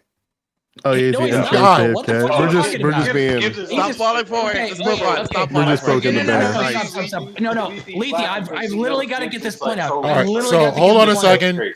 Alex has been waiting to talk for a long time, and then Mando, you get in there. Yeah. Okay. So here's the thing. Like, if we're all talking about sources, I literally said at the very beginning that America spends more on healthcare than any other first world nation, and yet our healthcare is among the worst. Amazing. I put two sources in the chat, and the fact of the matter is, it's because it is true. Like, if you could ask any other first world nation, like, that complain about their healthcare, they say, "Would you rather have America's healthcare?" And they would say, "Absolutely not." And the reason why that is because there are people that go into medical debt because they cannot afford to pay their medical bills. There are people in this country that are not insured. Now, listen, I'm covered. I've got insurance. I've got medical care for the rest of my life, but that's because of military service, essentially. So I'm going to be okay. I can go down to a hospital and my premium is going to be like a certain amount, and I'm going to have to pay like a certain percentage. But there are people in low income communities, even medium income communities, that cannot pay the bill. But the fact of the matter is that they can't, people get sick, people get dialysis, people get cancer. This is all true. And insurance companies are pretty much going to make the determinations like, sorry, you're screwed. We're not going to take care of you because this is a condition we are not going to cover. They basically have the right to do these things.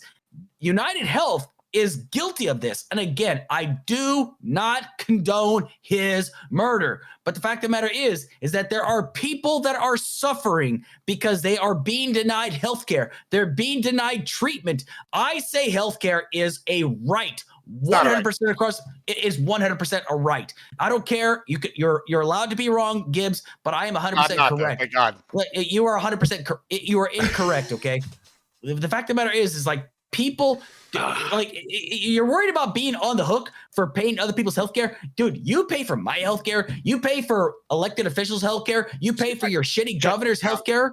Yeah. You pay for all their fucking healthcare. Essentially, I mean, but the fact is like they get to make multiple choices. They actually get to choose from multiple options of what healthcare options they can get. You might get one if you're lucky, especially depending on what business you work in.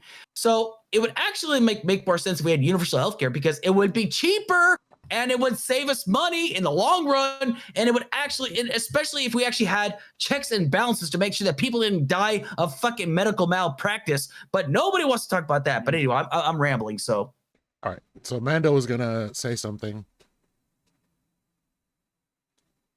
What up, nerds? So my whole thing with this is kind of similar to Alex.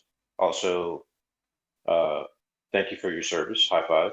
Army. Go Army. Beat Navy. Beat Air Force. Beat Navy. Go fuck yourself. Especially fuck the Marines. Especially Marines. If you knew what some of us did in our service, you wouldn't be thanking us. I mean, speak for yourself. But anyway, my whole thing with this entire CEO issue is that I can understand where Luigi is coming from. Like if you read his manifest, I'm also the type of individual who thinks Magneto is right and Thanos is right, right? So I think the Punisher is right. I think Batman is right, but I understand like the logic behind what they're doing and what their decisions are, right? If you read his manifesto, he sees the healthcare, United Healthcare, or not even necessarily United Healthcare, but specifically United Healthcare, because of how much money they bring in yearly. They are the second most profitable business or company in the US behind Apple. That's crazy. He sees them as corrupt because in his mind, they're making their profit off of other people's suffering. He sees it as corruption. And the reason why he decided to take a violent act is because he believes that going through the system and trying to hold these individuals accountable through our justice system and through the process is a lost cause. Because in many situations, the justice system works for these motherfuckers. Right? So he took it upon himself to be judge and jury and murk this CEO. But ultimately, Joe, like nothing has changed. So the world isn't a better place because this one CEO got hurt. That's not even logical. No, my The world logic isn't a better from place. sorry. My logic No, comes no, from go ahead. that is the same perspective I hold for October 7th. Nobody gave a fuck about Israel supremacy in the United States and the Israeli lobby and the overt stranglehold that it has on our politicians until some people had to die at their fancy dance party outside. We didn't give a shit about that. So like, Bro, and then what that crazy. It was created more is than like, a dance party, bro. yeah, Like, come I know. on. There were DJs Come there. There was a on. sound system. A whole event company planned it, and I think that in the face of I said this in my opening, and maybe obviously you weren't there, but it's like the So you're only saying that this way. is the only good that came. If you're implying that the only good that came out of this was we can have a conversation about the Us talking corruption, about it. and we can start pointing fingers at these motherfuckers who are corrupt, Yeah. right? And ultimately, these individuals who know that they're corrupt are going to start moving differently because I mean, they now, took their like, oh names off. shit, people, They took their names off yeah, of sites. Like, and again, yeah. like, So and the thing is, like, if that's what you mean, yeah, go if for it. that's what you mean, I would agree. But like the world isn't a better place overall. Definitely not. Like Sure, like, this one CEO is going to be replaced, and it's going to be business as usual, bro. and the thing that I'm concerned about long term is that there needs to be the momentum of understanding why a lot people die every day. People die every day. Nobody That we're really better. gave it. Nobody really gave a shit about Jordan Neely. They tried. They tried real hard to give a shit. Bro, And even his outside of a dad couple, didn't give a shit about him. His like dad even didn't give a outside shit of about him until it protests, was like beneficial for him to fucking give a shit yeah, about him. and It's outside of fucking crazy. outside of protests, outside of a handful of demonstrations. I'm not trying to diminish the value of those demonstrations, but those things are always very temporary. And my question's always like, okay, what responsibility Yeah, does the where's news what media? happened to all the fucking frustration and the anger with George Floyd? What happened to My thing is that like what responsibility. I'm gonna say something really controversial. That's like Oh right at the shit. line. Um, but I said it on my stream, so I didn't get in trouble. For the So if I can first say it time. there, I can say if I can say it there as a Twitch partner, I can say it here. So I think that Okay. we ought to investigate when our just completely backward society, who is just this death cult that's the United States, picks correct Yeah. victims. Yeah. And I think that George Floyd was a correct victim. I Okay. believe that Brian Thompson is a correct victim. And when I say correct Breonna victim, Taylor. I Breonna mean, Taylor. yeah. Yeah. And the Yeah. thing is that like we're given correct victims to have a broader conversation about how these institutions are keep exacerbating these problems.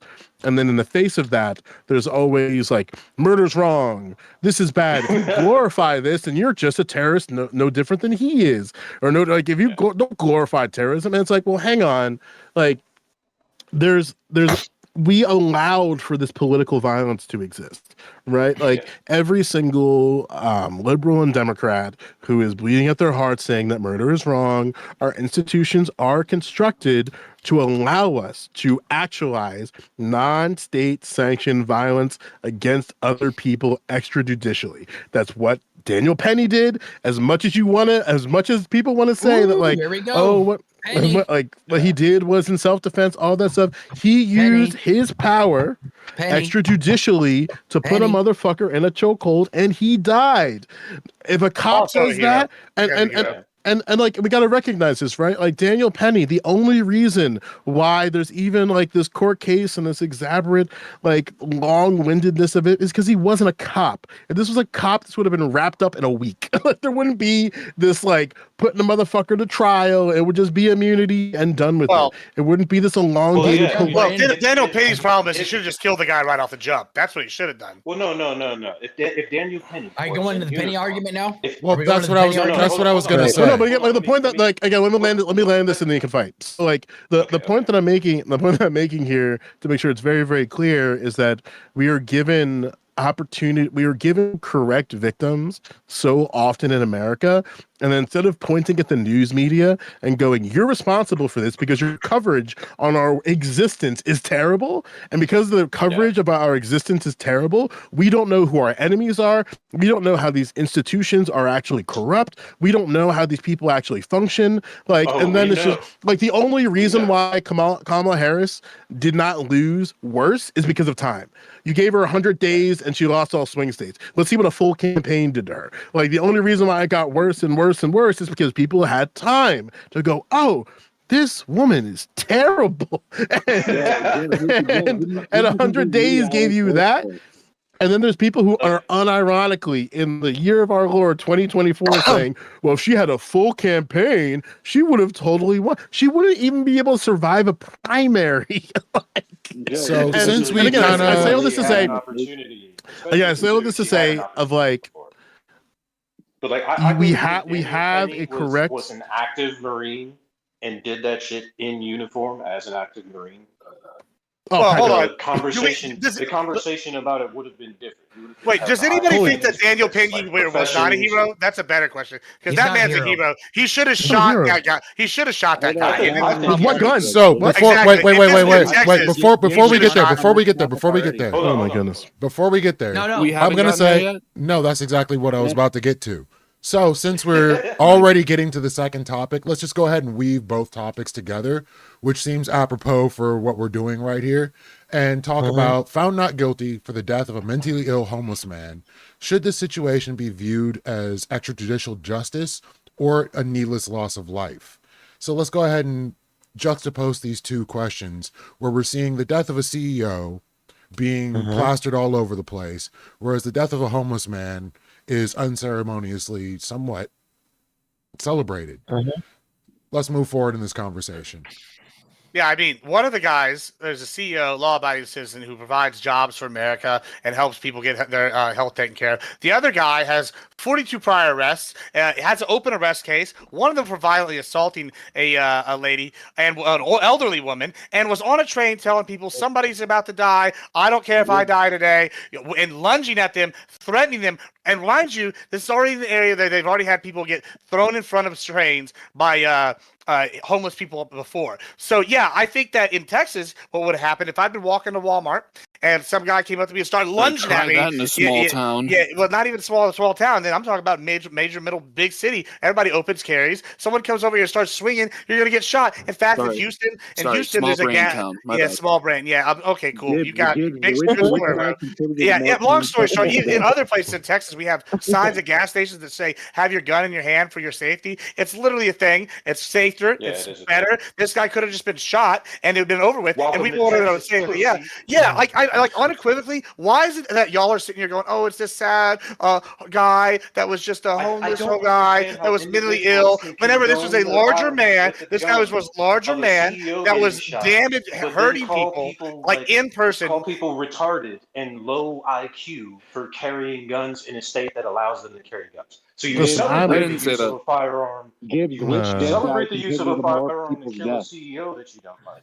But then you call individuals who legally carry I didn't say that. I firearms, also et never cetera, supported the guy who shot the This guy, CEO. he was high I on never drugs. supported Luigi Mannioni. I didn't do any of that. I'm I'm getting saying really. here is that The guy was high on drugs and attacking. What's up, Joe? It was a general statement. A general Was he? statement. He also weighed like 120 pounds. He wasn't. Yeah, like he's we're not in that this old. He's death a cult of tiny, a country. skinny little boy. We're in this death cult of a country. Like this man on a panel in the year of our Lord 2024 said, "Well, if it happened to me, I would have blasted the guy." Like, what are you talking nice. about? Why not? Like, do you understand how crazy that sounds to ordinary people? Have you been attacked by homeless men before? I have. Very crazy, bro. I've gotten attacked. No. Let me make this Didn't you just say if you were attacked by somebody like that, then you would have no problem putting them down? And now you're saying you haven't attacked I have been attacked, and I pulled out a gun. I pulled out a gun on him and shot. Did you kill them? No, I missed. Did you kill them?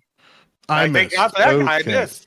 Why are you saying thank God? It sounds like you're totally down for it. It sounds like you want. Yeah, I said thank God for that guy. Thank God for that guy. I missed. This is the when I talk about cultural.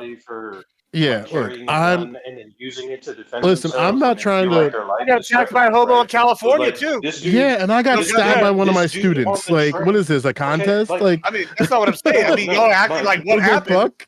I had to be look. Again, what I'm trying to say here is that we're in a death cult in America. We're in this degenerate culture that over glorifies violence. We're in citizens that are on the edge, chomping at the bit. And since we don't have the right cultural institutions to these institutions. I mean, but hold on. Like, individuals. Go ahead. Yeah, like these institutions allow us. Let me get my legal kill off. Yeah, like these institutions allow us to create boundaries and make extrajudicial claims on ourselves and like whatever and certain things in context. Like we have certain claims about our families. We have certain claims about our property. We have certain claims about our houses. And in all of these cases, there are bloodthirsty, I'm just gonna be real, like whites and Pan-Africanists who just fucking want you at any chop of the bit, just ready. Like there's two groups of like degenerate racialized groups that like really are starting to drive me nuts, and that's the pro 2A Black American. But I'm talking specifically about like those revolutionary types who are like, yeah, I'll stay strapped ready to go against the state. And it's like, do you really think about it this way, right? This is what's gonna happen during the police crackdown, like the police governmental crackdown against Black people in America. This is what's going to happen. A bunch of white people are going to go into the room. They're going to figure it out in 30 minutes, sign a couple papers, hit the play. And then when you're all fucking strapped the fuck up, they're just going to cleanly and extrajudicially make you disappear. And there's nothing you can do about that. I'll say it. And then no different with like the Tiki Torch whites who are fucking down there in the antebellum South, like all preparing for the revolution. We're gonna take back our fucking government. They already have you on a list. They already know who you are. They already know how you travel because you have an iPhone. So you already open yourself up to this nonsense. Go ahead, Alex. I would like to say. Okay, so here's the thing. I will extend an olive branch. Okay, if you're gonna make the with Admiral Gibbs here. Okay, so if you're gonna say that that Mr. Penny. Okay, but hear me out though. If you're gonna say that Daniel Penny, Mr. Penny's a hero because he suppressed somebody that was going to. He had no idea this person's intentions. The gentleman that he choked out he didn't know his intentions. The guy could have definitely been a threat to somebody. Therefore, if you're going to say that Daniel Penny should be declared a hero, then guess what? That means that, Michael Byrd, that shot Ashley Babbitt, is also a hero as well because he had no idea of her intentions. She was there with a mob on January 6th, and she was going to attack people. He had no idea of her intentions. Will you extend that olive branch to me, essentially?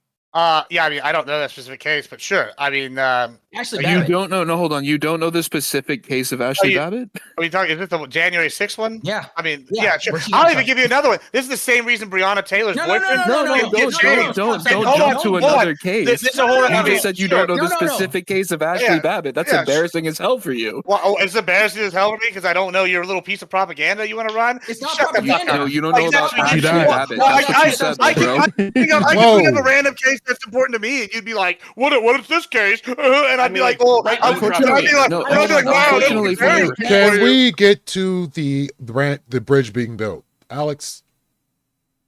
I tried, but no, you can't get to the bridge being built because when the bridge was attempted to be built, Gibbs said, "I don't know anything about Ashley Babbitt's case." What the fuck? Yeah, it's not a case like Hold on. Osiris' first time speaking. Yeah, go ahead, Osiris. To Joe's Hang point, off, dude. There's a narrative. You could say it's the media, you could say it's YouTube, you could say whoever it is building these narratives. I think the more appropriate way to look at this case is there was a guy who was mentally disturbed, had prior cases. There was a lot of things going on in his life. And the people on the train had no idea of his intentions. They were threatened. According to the court case and the testimony there, they felt like they were threatened. This guy also felt like they were being threatened and did something about it. And in this situation, he did something about it. Also, according to expert testimony, they don't know that the chokehold is what killed him on both sides. The plaintiff and the defendant side. So this would to what Letha is asking, was this an unfortunate loss of life?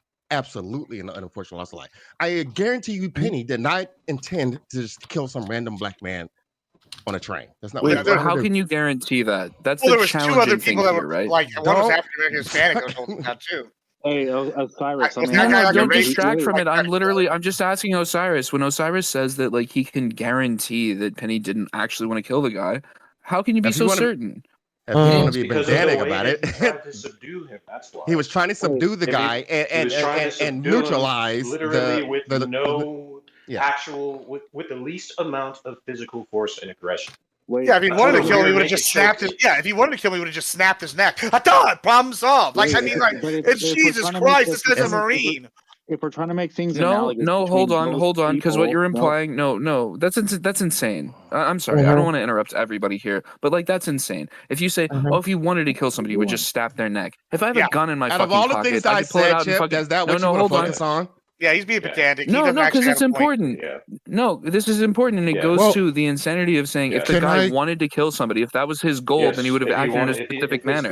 Can I help? Can I help? Why are you? I'm sorry. I would like to help. So why are you so fucking afraid of me finishing a point? Hold on. Jesus. So, Chip, may I help? Recently, Daniel Penny did a Fox News interview where, knowing what he knows, he said he would happily do it again. Right. So that kind of gives you an idea of what this person's mind state is. He has no problem. Kind of like a mens rea thing. Yeah. So there you go. Which, to be fair, that's not actually applicable. It's not admissible in a. If he says later, I don't have a regret for it, that's not necessarily what we would go to proving his state of mind at the time. But to be clear here, you cannot say, if somebody actually wanted to kill you, they would have done the most fucking lethal thing possible. If I have a gun in my pocket, but like I know I can fucking punch you in the face and put you down, well, maybe I just wanted to put you down. But if you fucking fall on the ground and I keep beating you, now you know that like even the gun in my pocket, I didn't need it, but I keep beating you when you're unconscious on the ground. That's a whole thing. The question here, this is a difficult thing, right? And the jury, I believe they got it wrong, but the jury says, hey, this wasn't the case. But my idea is that if you stay on somebody in a chokehold after they've stopped resisting for a certain period of time, your motivation for doing so sort of becomes a little bit different from wait, hold on. I want to ask you the same question you asked me. Are you familiar with this case? Are you familiar with this? How embarrassing for you that you're not familiar with this case and you're talking about it. Because hold on. Because witnesses say multiple witnesses say that every time he tried to let up on the guy started struggling and screaming harder. So guess what? Even by your own metric, the man didn't stop. No. Wasn't just holding him down in a chokehold. He was letting him go. Are you good, bro? And then he gets up screaming and freaking out and tries to attack him. Guess what? You don't know the case apparently because we know that he was freaking out. I do know the case. But how embarrassing for you. He was told to get off of him because he was dying. He was told. Can I just respond? Yeah, that is also factually true, but I don't even want to engage with that. Here's the really interesting thing. If it is the case that every single time that you were choking the dude, that he resisted you every time you stopped, if he kept resisting every time you stopped, well, then surely he wouldn't be fucking dead. Hello. Oh, he was alive whenever they got up and the police took Yeah, him. the chokehold isn't what killed him. Yeah, chokehold's not what killed him. I'm not saying Clearly, the you don't know chokehold the isn't case. necessarily what Clearly, killed don't him. even know the I do case. know the Okay, case. so why I did do know you the case. imply You're such a that? How coward that you can't even have an embarrassing! open How conversation about it. embarrassing! He's just fucking. He's determined that just it fucking was saying over and over again. He's just saying shit. He's just trying to claim that I don't know what I'm talking about because he has no Exactly. fucking clue. Exactly. I do know what I'm talking about. You, clearly, hold I on. talked about specifics of the case. Gibbs, hold on. You Gibbs, didn't even want to Gibbs, mention. hold on. Go ahead. So, what would be the appropriate course of action in this situation? I'm curious about that. I mean, I personally, Oh. I think they should have just eliminated and removed him. If that's what you're I asking guess if me. you're asking him, No, I'll anybody. tell Go you. ahead. I'll tell you. So the interesting thing here is right is like if you choke somebody to the point of subdual or to the point of unconsciousness, which seems to have happened here, and then that person comes up again and like resists against you. That's a whole thing. Maybe you need to choke them out again. Here's the thing: if we're saying this has happened multiple fucking times, now we know this guy wasn't just it wasn't just one person that was like, hey, don't do this on the train and scream at people like this. Don't do that. It wasn't just one person that said don't do that. There was a group of people that were around the guy that were just like, we need to make sure this isn't a thing that happens. A lot of people were interested. If you really want to restrain somebody and you want to make sure that they don't do harm to other people, you don't actually have to when there's fucking like 4, 5, 6 people around that are invested in making sure that this doesn't escalate. You don't have to actually apply the chokehold I mean, again. They literally had multiple people holding him down, and then every time they tried to let him go, he started freaking out, and they had to hold on, with stronger force motherfucker. again. Hold on. You don't know what you're talking No, about. no, This is you're hilarious. You're admitting. Most people No. You're admitting. No. You're admitting evidence into my point. He's admitting evidence. No, he's admitting evidence into my point. You don't know what you're talking. Multiple people couldn't hold this guy down. Stop. Can we stop? Can we stop for just a second here? He's admitting evidence. And there were a lot of women. What are you doing? Your evidence is against what you said. Are women supposed to group together and try and hold down some mentally ill individual who's threatening to kill them on some fucking subway? That was literally what we said already. He could have a contagious blood disease on top of that. Like, you don't know. I'm not going to argue with two people. What? Oh, a contagious blood You're disease. not arguing with people. You don't know this guy. You could maybe he's maybe he's got a skin disease. I don't fucking know. In the background. Like, you're ranting in the background when I'm accused of not knowing the facts of the situation. Yeah, I do know the situation. You don't clearly know. Okay, so let's get this clear. So 2v1. It's a 2v1. Well, I want to make sure. I want to make sure. Hold on. So I want to make sure. I want to make sure each point gets heard. So, Mando, were you gonna respond to Chip? I mean, my whole thing is that you can't make a statement like there were tons of people on the subway, everyone was threatened.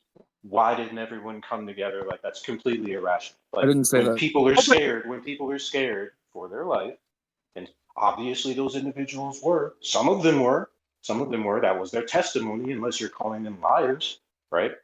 If that was their testimony, when people are scared, there's like a shock aspect. Right, there's a fight or flight aspect that comes along with that. Some people don't want to get involved. Like, hold on, shut up. No, that's fine. It's New York. It's New York. Don't tell me to City shut up, motherfucker. Subway. It's New York. I just did. It's New York City. Oh, then kill yourself. On a subway. Oh, shut up. That's TOS. New York City on a subway. In a video game, Chip. It is TOS. Remove me from the channel. I actually meant it. I was wholehearted. Fucking obviously. Jesus Christ. Yeah. Good points, though. All right, I'm out. I'm not getting. Weren't you crying earlier about? Obviously, it's a joke. Banning you. Right. Weren't you crying earlier about people banning you and not having any reason? No, I wasn't crying. I was talking about a situation that's not germane to the conversation we're bringing. It's not germane to the conversation right now. Why are you bringing it up? You're running from the point. You're running from the substantive point of the. You're running from the substantive point of the conversation. You're bringing up some other bullshit. Shut up. It's New York City. Try again. Try harder, bitch. On those subways in New York City, people die on those subways. People get murdered all the time on fucking subways in New York City. So most people, if you're a New Yorker, they mind their fucking business. Joe probably knows this. It happens in New Jersey too. People don't want to get involved. That's fine. It's not their business. It's not their fucking business. But that's factually not what happened on that train. on that day. Right. Multiple people. There were multiple people. people who did get involved. Sure. I just don't why are you believe. talking? No, hold on. Then why are you talking about people not wanting to get involved? Multiple people were involved, and here's the point that I wanted to make. Multiple people Sure. did get involved. Welcome, I'm talking Kat. about the majority of individuals that were on the train that didn't get involved. That's Yeah, the but point. I think Your and mic's- to Amanda's point your a mic's bit, messed up, like I don't Osiris. necessarily think that like he started spazzing out and then the theme of Degeneration X starts playing and then three fuckers just emerge. Of course not. No, hold on. Why would I'm not saying that? Do you think I'm saying that? I'm not saying that at all. No. I'm trying to respond in a reasonable and measured manner to what he's saying right now, and I'm being denied the opportunity to do so. Yeah, I from what I'm hearing from what you're saying. Well, I want Yeah, Amanda to from finish his point. Yeah, listen, like I'm paying I'm doing the if I'm married I'm doing this thing where if I have to get married to this woman, I have to understand wrestling. So I'm going through it, all right. And now I now know a couple of people. But anyway, so like what I'm hearing what you're saying is that like yeah, kind of to the point that I was saying earlier that like people in the face of their agitation felt the need to act in some way. Some people may have like wanted to engage with him, be like, "Hey, bro, are you okay?" And then there's like a couple of individuals who felt it was necessary to kind of like bring him down in some capacity in attempts to calm him down. Is that what I'm hearing? That's what I'm hearing. Is it a fair? Yes. But that's fine, and I don't disagree with that. Sure. But on Neely's point, on Neely's part, he took it to the next step, right? Like, sure, there were probably a lot of people trying to subdue him, but Neely's the one who jumped on this motherfucker's back and put his hooks in. Yeah, right? and I think like in his case, if he put the hooks in once, like I said earlier, it would have been one thing. But what was admitted by other people who've been talking about this, what you can get from the fucking situation on the ground, from the eyewitness fucking testimony, is that they tried to let the guy up. That's the story, right? They tried to let the guy up, but every time they tried to let the guy up, he kept getting, aggressive and whatever like that. My whole point here is if you are one-on-one with somebody and they're getting aggressive over and over, choke them out. Hey, even put them down. Like I'm saying, God, if you can't stop them from coming back at you, but I'm saying literally, I'm saying maybe he was trying to be reasonable. Wait, why like, can't I maybe he was finish? trying to be reasonable. Listen, my fuck. issue is the duration of the chokehold. Like we're talking, which is my point. But you're fucking Jesus Christ. Yeah. Like, okay. Persistent. My point is my point is twofold. My point is twofold, and I'm gonna try to make my point. I'm gonna try to make my point. I'm gonna keep trying to make my point until somebody lets me make my fucking point. Go ahead, hon. There's two things here. One is the duration of the chokehold. Yeah. Dude, Cat got One two words out, and then you're like, let me make my point. Let her talk, Dave. No, it's fine. That's all I wanted to say. Go ahead. I just I joined. went to the restroom real quick. Before this, I was cooking dinner. Well, I'm sorry. I So don't mean Chip, to unload on Chip, you, by but all you come into a means. situation where I'm not able to speak. Hey yo, pause. I'm telling you to speak. Go ahead. Just No, everybody's again, I said chill. I don't have any animosity for her. I said I don't have any animosity for her. Okay, I said, cool. I All right. apologize. I So the literally first- fucking apologized. I said I'm sorry. First It's not half- directed towards her. So Go we're ahead. good. the chokehold, and then part Jesus two. Christ. Yeah. Do your thing, Chip. Number one, the duration of the chokehold is something that I think is interesting to talk about. Number two, is the story on the ground is that we tried to choke him out, and then every time we let him get up, he kept getting aggressive. My point here is, even in the face of saying, well, people in New York, they don't like to get involved on shit like that. People clearly were. Eyewitness testimony, direct testimony from people who were involved in the situation said that they were involved, that they were invested in the situation, that they were trying to make sure that things could go the way that they found most equitable or reasonable or anything like that. Once you have a number of people around the guy saying, well, we want to make sure this goes right, the solution does not become one person takes the guy down and fucking like chokes him out and then eventually, whether they let him up a number of times or not, eventually the guy fucking dies. And somebody asked this question directly earlier. Well, what's the solution here? Like all the people who are supposed to be involved, I'm not saying they should be involved. I'm not saying they're supposed to be involved, but they are involved. Self-admittedly, they're involved. Those people are supposed to pin him down? Yeah, no, actually, you do that. You do that as a fucking team. If you're concerned in the situation, you do so. And if you are the one person that's putting your fucking arm around their neck to the point where they literally fucking die, I'm not saying it's the direct cause of it, but it happened. The guy died. I'm saying that there was a mistake here. There was a misstep. And if somebody says, final point here. If somebody says, well, like, was that actually his direct point? Is that what he really wanted to do? You think he was really trying to kill the guy? No, not necessarily, but that's why I'm not charging him, or I don't want him charged with murder. I want him charged with manslaughter, and he was acquitted of that, and I think it was incorrect.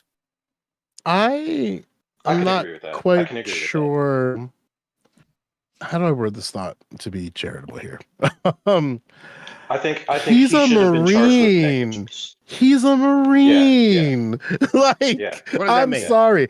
Support them troops. But god damn, when it comes to, I talked about it in Discord, but it's like Marines are that wait, Mando. I want to hear what Joe. Marines are that. I want to hear what Joe has to say about this. Listen, Marines are that one group where it's like everybody hangs out and you can kind of get a vibe of like who's who. The Air Force people act like we never left, don't ask, don't tell. They don't want you to know you're in the Air Force.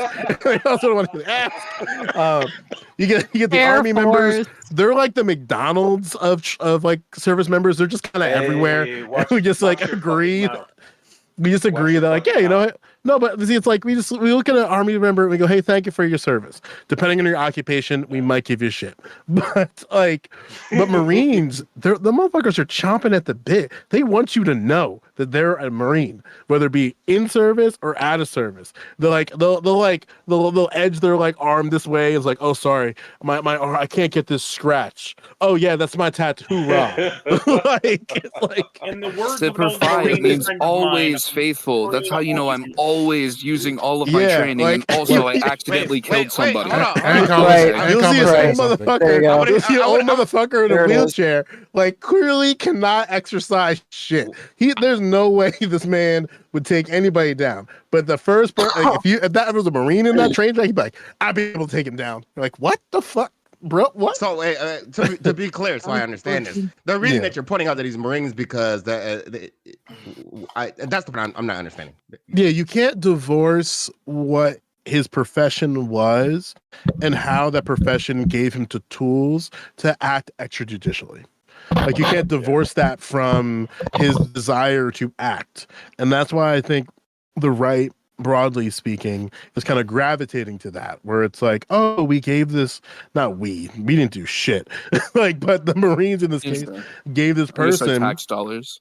Yeah, that's true. Like we gave this person these tools extrajudicially, and then in the face of giving him all these tools, we just say thank you for your service, and then they get kicked back to New York. And situations like this, you want to think that like, hey, if we are in this death code of a country, like this, they go back to their training. That's what Joe was talking about. He's a Marine, and so sometimes he has training that a regular civilian wouldn't have. Frustratingly, part of your training is to understand when it's appropriate to use that force or not.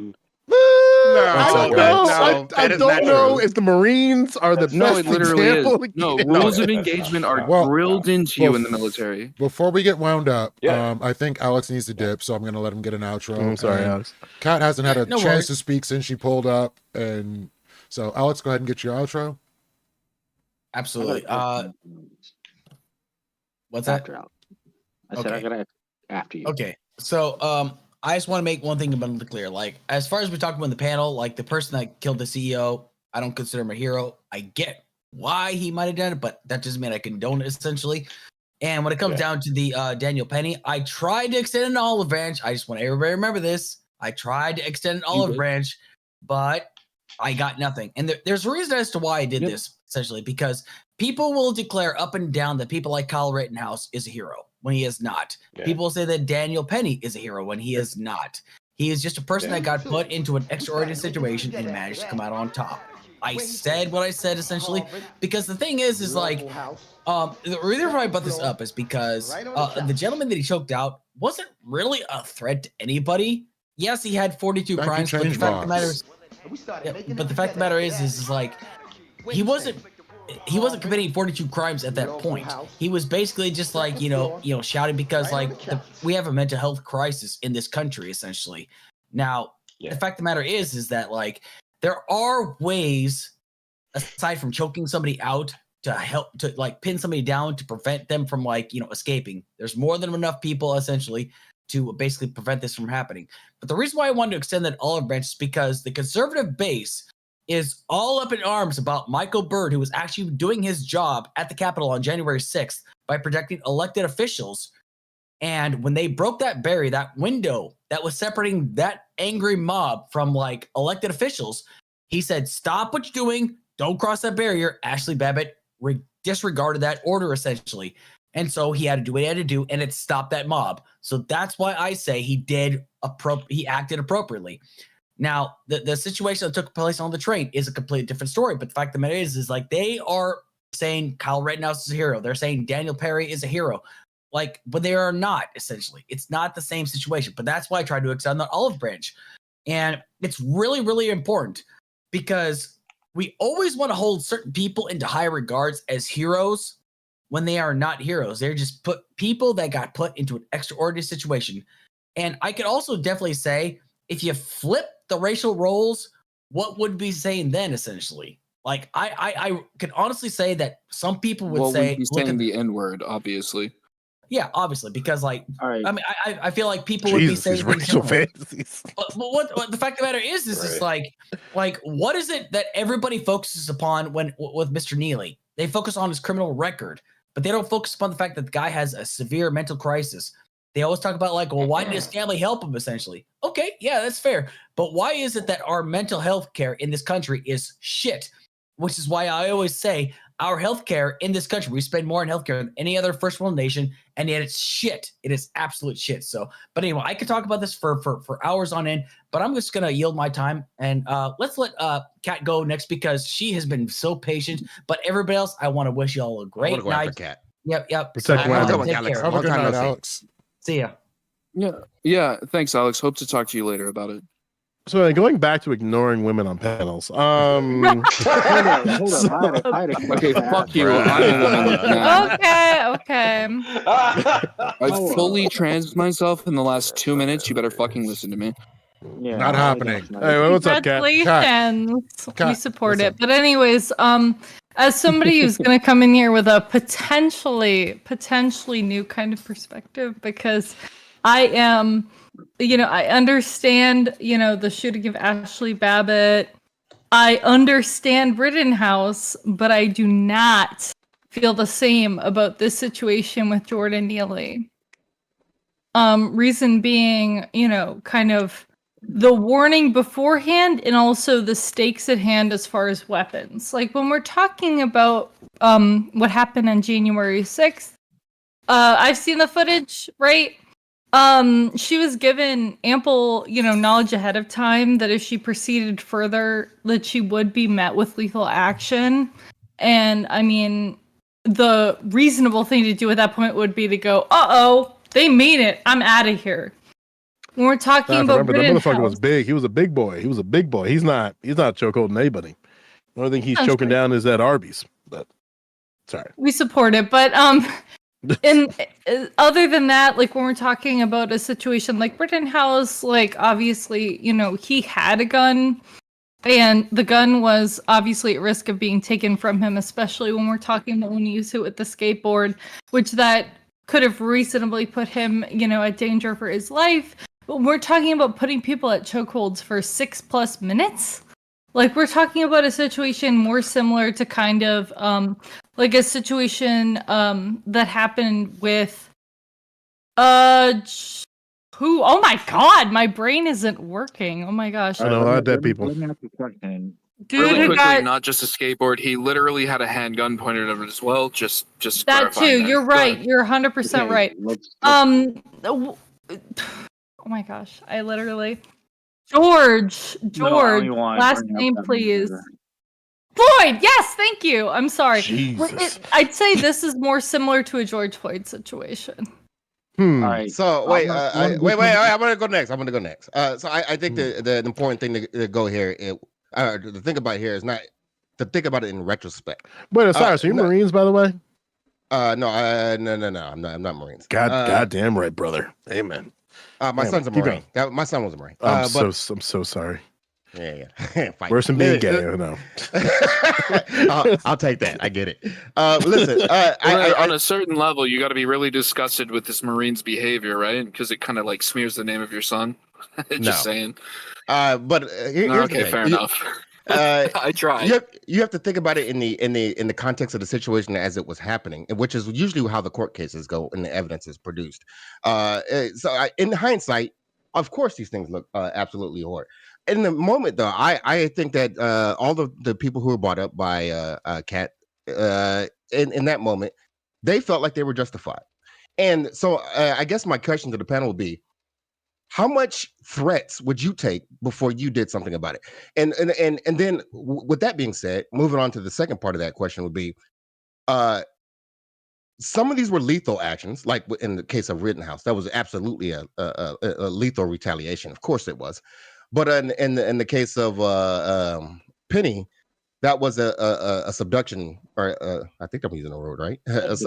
Subdued move. That's some shit like that. A move to try to hold him. And multiple people in the case said that his arm was not on his neck for most of that time. At least that. So that is my question.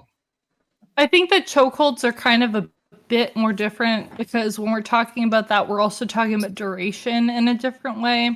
When we're talking about, premeditation in a different way, like a lot of these situations, like, choking somebody takes more time to think about what you're doing and to see the person, moving and then not so much moving. As well, there are other ways to subdue a person. When shooting a person is more of like an instantaneous act. Also, I'm so sorry for earlier. I forgot George Floyd's name for a second. I'm so tired. I'm so sorry. I'm exhausted. You won't get canceled for that. Don't worry. The Black Council will consider this. Don't worry about it. George Floyd is a symbol. It's not important that you remember his name. It's only important that you remember the symbology. I mean, you know what? I can remember that. So, I think you knock on something, Osiris, and I'm going to keep asking this question because I want to be toxic. Hey, Rich. What conditions makes Jordan okay, how do I word this way to be very sensitive to the situation? I just don't think, I think when it comes to victims and using victims to shine light on certain narratives and certain issues in society, I think there's a cleaner case for Brian Thompson than there is Jordan Neely. I think that one of the problems and why the right is able to manipulate the way that they can is because Jordan Neely is not the perfect victim to be used for people's talking points. And I think the reasons why they believe that are a little diabolical. But I think that one of the reasons why there wasn't a broader conversation about homelessness in New York and broader is because he is not a perfect victim. And I'm just curious if anyone's really thought about what exactly makes him imperfect. So hold on. Let me answer that because I haven't said shit yet. Joe, you brought that up. That Alex, I think, touched on it real briefly before he left. But that's the analogy I was going to bring up. Is that the CEO murder? It almost immediately branched a discussion to greater institutional failure, where this case of vigilantism, yes, in the moment that can be the discussion and the argument, but the greater discussion, which I don't see being had, is the institutional failure that created that situation in the first place. And why it's been different, I can't say because I haven't really had a lot of time to think about it yet. I know there's some things that we can probably point to, possibly, that would make sense. But that Joe kind of got to it before I did. But I would ask that question: why did one immediately spring institutional greater implications, and the other one is kind of been stuck on the specific case of vigilantism gone wrong or whatever, instead of saying, hey, why, if we as a society deem mentally ill rambling people on the subway as a danger, why institutionally are we not doing anything to help that situation, help these people, help prevent these situations from happening in the first place? Where is our mental health coverage and funding and resources that would prevent that. So for real quick, Joe, if I can interject, I'm so sorry, yeah, for a few seconds. So all of that is also true. So, and this is why I don't like these conversations sometimes, because it's not is he a hero or not a hero? That's a stupid question in my opinion. They were both put in unfortunate situations, and these unfortunate situations collided. And that is the truth of the matter. And I believe that Penny acted in the best way he knew how to act, and led to an unfortunate situation. And this guy who had whose society failed him pretty much because he's been known to have these issues, and he's still walking around. He still hasn't gotten any medication or any help or anything happening with him. Those two worlds collided. And now instead of talking about as to what Mike was saying, instead of talking about how we can solve the problems on both ends, we're talking about who's a hero and who's not a hero. That's to me, that's just. I'm not saying you're saying that, Joe, but that's ridiculous. Yeah. A part that also is kind of tragic. And listen, I hope.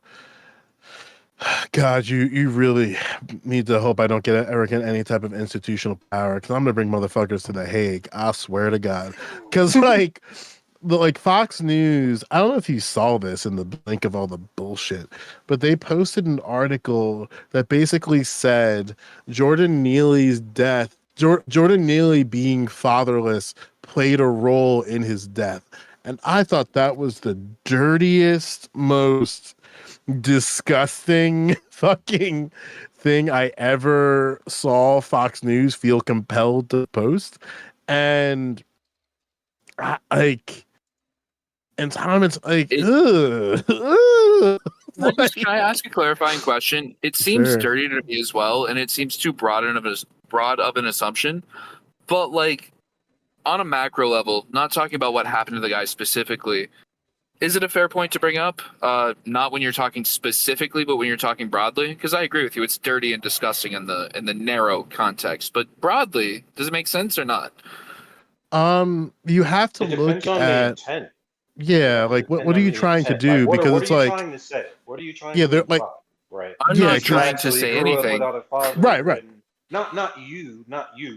We're okay, talking fair about enough. conversation, right? Like what is Fox News implying when they, instead of pointing out, they're saying Jordan fatherless black Neely's people are medical- losing. Yes. That's what they're saying. Let's be clear. Yes. Let's not For dance around everything this. that They're went also wrong, trying to like displace it the is blame. extremely unsettling that like any sort of level of focus in any serious conversation or quote unquote serious conversation we go towards, well, actually, it's because he didn't have a dad. True or not, maybe it's true, maybe that's a real thing, but yeah, I do agree that it's absolutely fucking concerning that like that's the thing we're talking about. I don't want the pushback to be like, well, that's not actually part of it. The pushback should be like, don't fucking talk about it right now. Jesus Christ, there's 17 different things. Yeah, well, there is something to say about how these conditions exacerbate each other, right? Like, for instance, it's interesting with me, and again, the person who wrote that article, because he's just a diabolical race baiter, is Corey Brooks. He's known to making opinion pieces on Fox.com and like Fox News broadly. I hope I pray to God I know that the he guy. makes I'm it. not contesting that. You're absolutely right there. Sorry to interrupt. He deserves. My bad. I'm just saying I agree. Sorry. Yeah, no, I totally understand. He deserves to go under hell. Whatever is beyond hell, that's where he deserves to be. And even then, that's not the best. But it's like, my thing is that his, like, if we're talking about the parent conversation, it's like, okay, how would you feel if you were 15 years old and you found your mother dead in a suitcase? Because that's what Jordan Neely has. 15 years old, 2007. Mother dies in a suitcase. A suitcase. Wait, didn't we just have a suitcase trial? Or you saying there's multiple suitcase trials? People are just throwing people in suitcases? No, I'm saying that like Jordan Neely's mother died was found dead in a suitcase. What the fuck? And it was in the first his mother initial. wouldn't have been found dead in a suitcase if his dad had been more present. Have you considered that? Sorry. Well, that would be the right wing argumentation for sure. Ooh, and that's like, and my diabolical. And my concern with Well, that no. The is right-wing argumentation, as exhibited by Gibbs, would be, well, actually, his father was a hero for leaving because he knew that bitch was going to die in a suitcase. yeah, and Come like, on, he's not here. Let's not do that. again, yeah, I say all that to say that, like, yeah, there is something to say about looking into people's familiar, like, family history and stuff like that.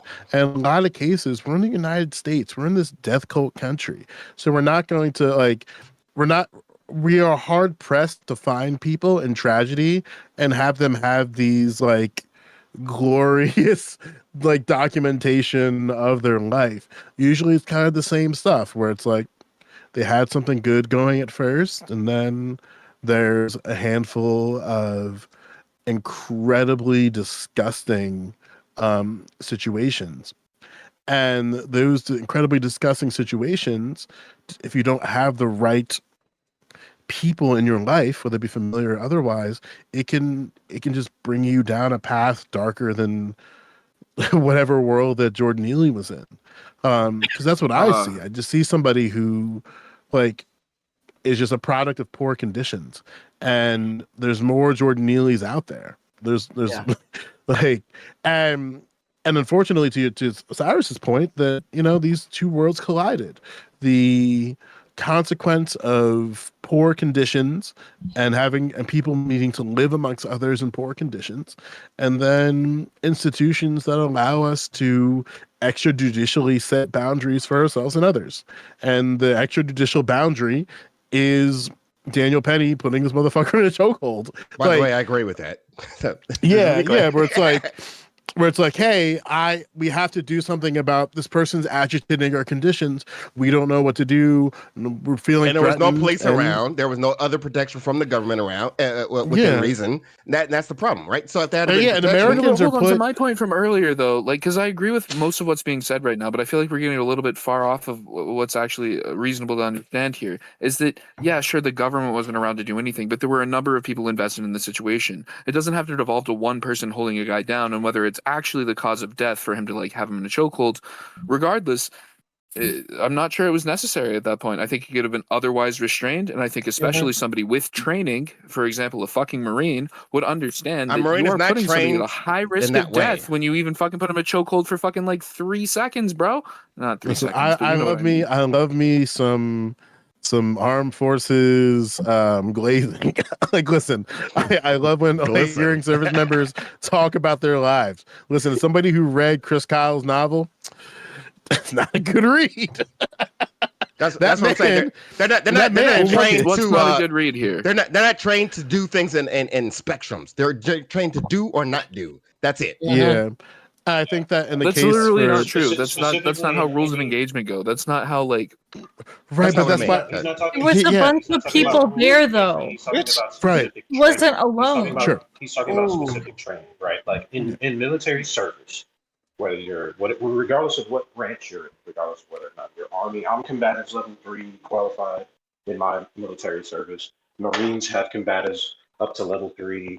The Air Force has combatives up to level 3. The Navy has combatives up to level 3. So these are extracurricular schools that you can enroll yourself into to get certified and to gain extra skills. So it's not necessarily like every Marine has like combatives level training. Like that's not how it works. But like my point to like the point that I bring all that up to say is that like somewhere in Daniel Penny, like this isn't all of us, right? Like when we're in pressure situations, we rely on our expertise to solve the problem, right? Where it's like, because there have been many a times where I've done things that were categorically illegal, and like this is a straight up crime. Are you saying something like the hammer to the nail and the hammer to the screw and the hammer to the whatever the fuck else it is? Yeah, like my driver's license was suspended, my registration was suspended, my insurance was suspended, and my friend was like, my sister's in labor, and we're both looking at each other. It's 3 a.m. I know my car's parked in student parking at school, and I'm like, let's go. And she's like, but your entire existence is hot. And it's like, then do you want, like, let's fuck it. Like, and then I definitely hit this person's car in the parking lot. I definitely hit that person's vehicle. That person's vehicle is fucked up, and I know this person. And somebody clip this shit. Clip it. No, they listen. In the surveillance state, they already found me, but I did not disclose all the other things. When they said like, "What was the car?" I'm like, "I don't know. It's at home." It's just like at the point all my shit was clean, but I say that like we're all like we're put into Jordan. We are Jordan Neely more often than I think we're not. And so it's not Jordan, excuse me, Daniel Penny. Insofar as that we're put into these like fucked up situations where a bunch of people are looking at each other, and then you just kind of have to act. I mean, technically, we're both. I don't know. Right? I don't know because you could probably, I like. probably individuals. I thought you were serious with your misspeak. Kat's trying to speak, so I want to see what she has to say. Well, one thing I was gonna say is one thing that's kind of discussed in this case or kind of highlighted in this case is the difference between people who are struggling with physical illness and how they're treated by society, as well as people who are treated by society or struggling with mental illness. Like, it seems as though when we're talking about the conversation that of what Jordan Neely was dealing with, we're talking about a big situation where people are thinking that he had more control over it than he did, and in a way that people wouldn't be thinking of if it was a physical situation that he was dealing with. So that's just my 2 cents, is that people do treat these things differently.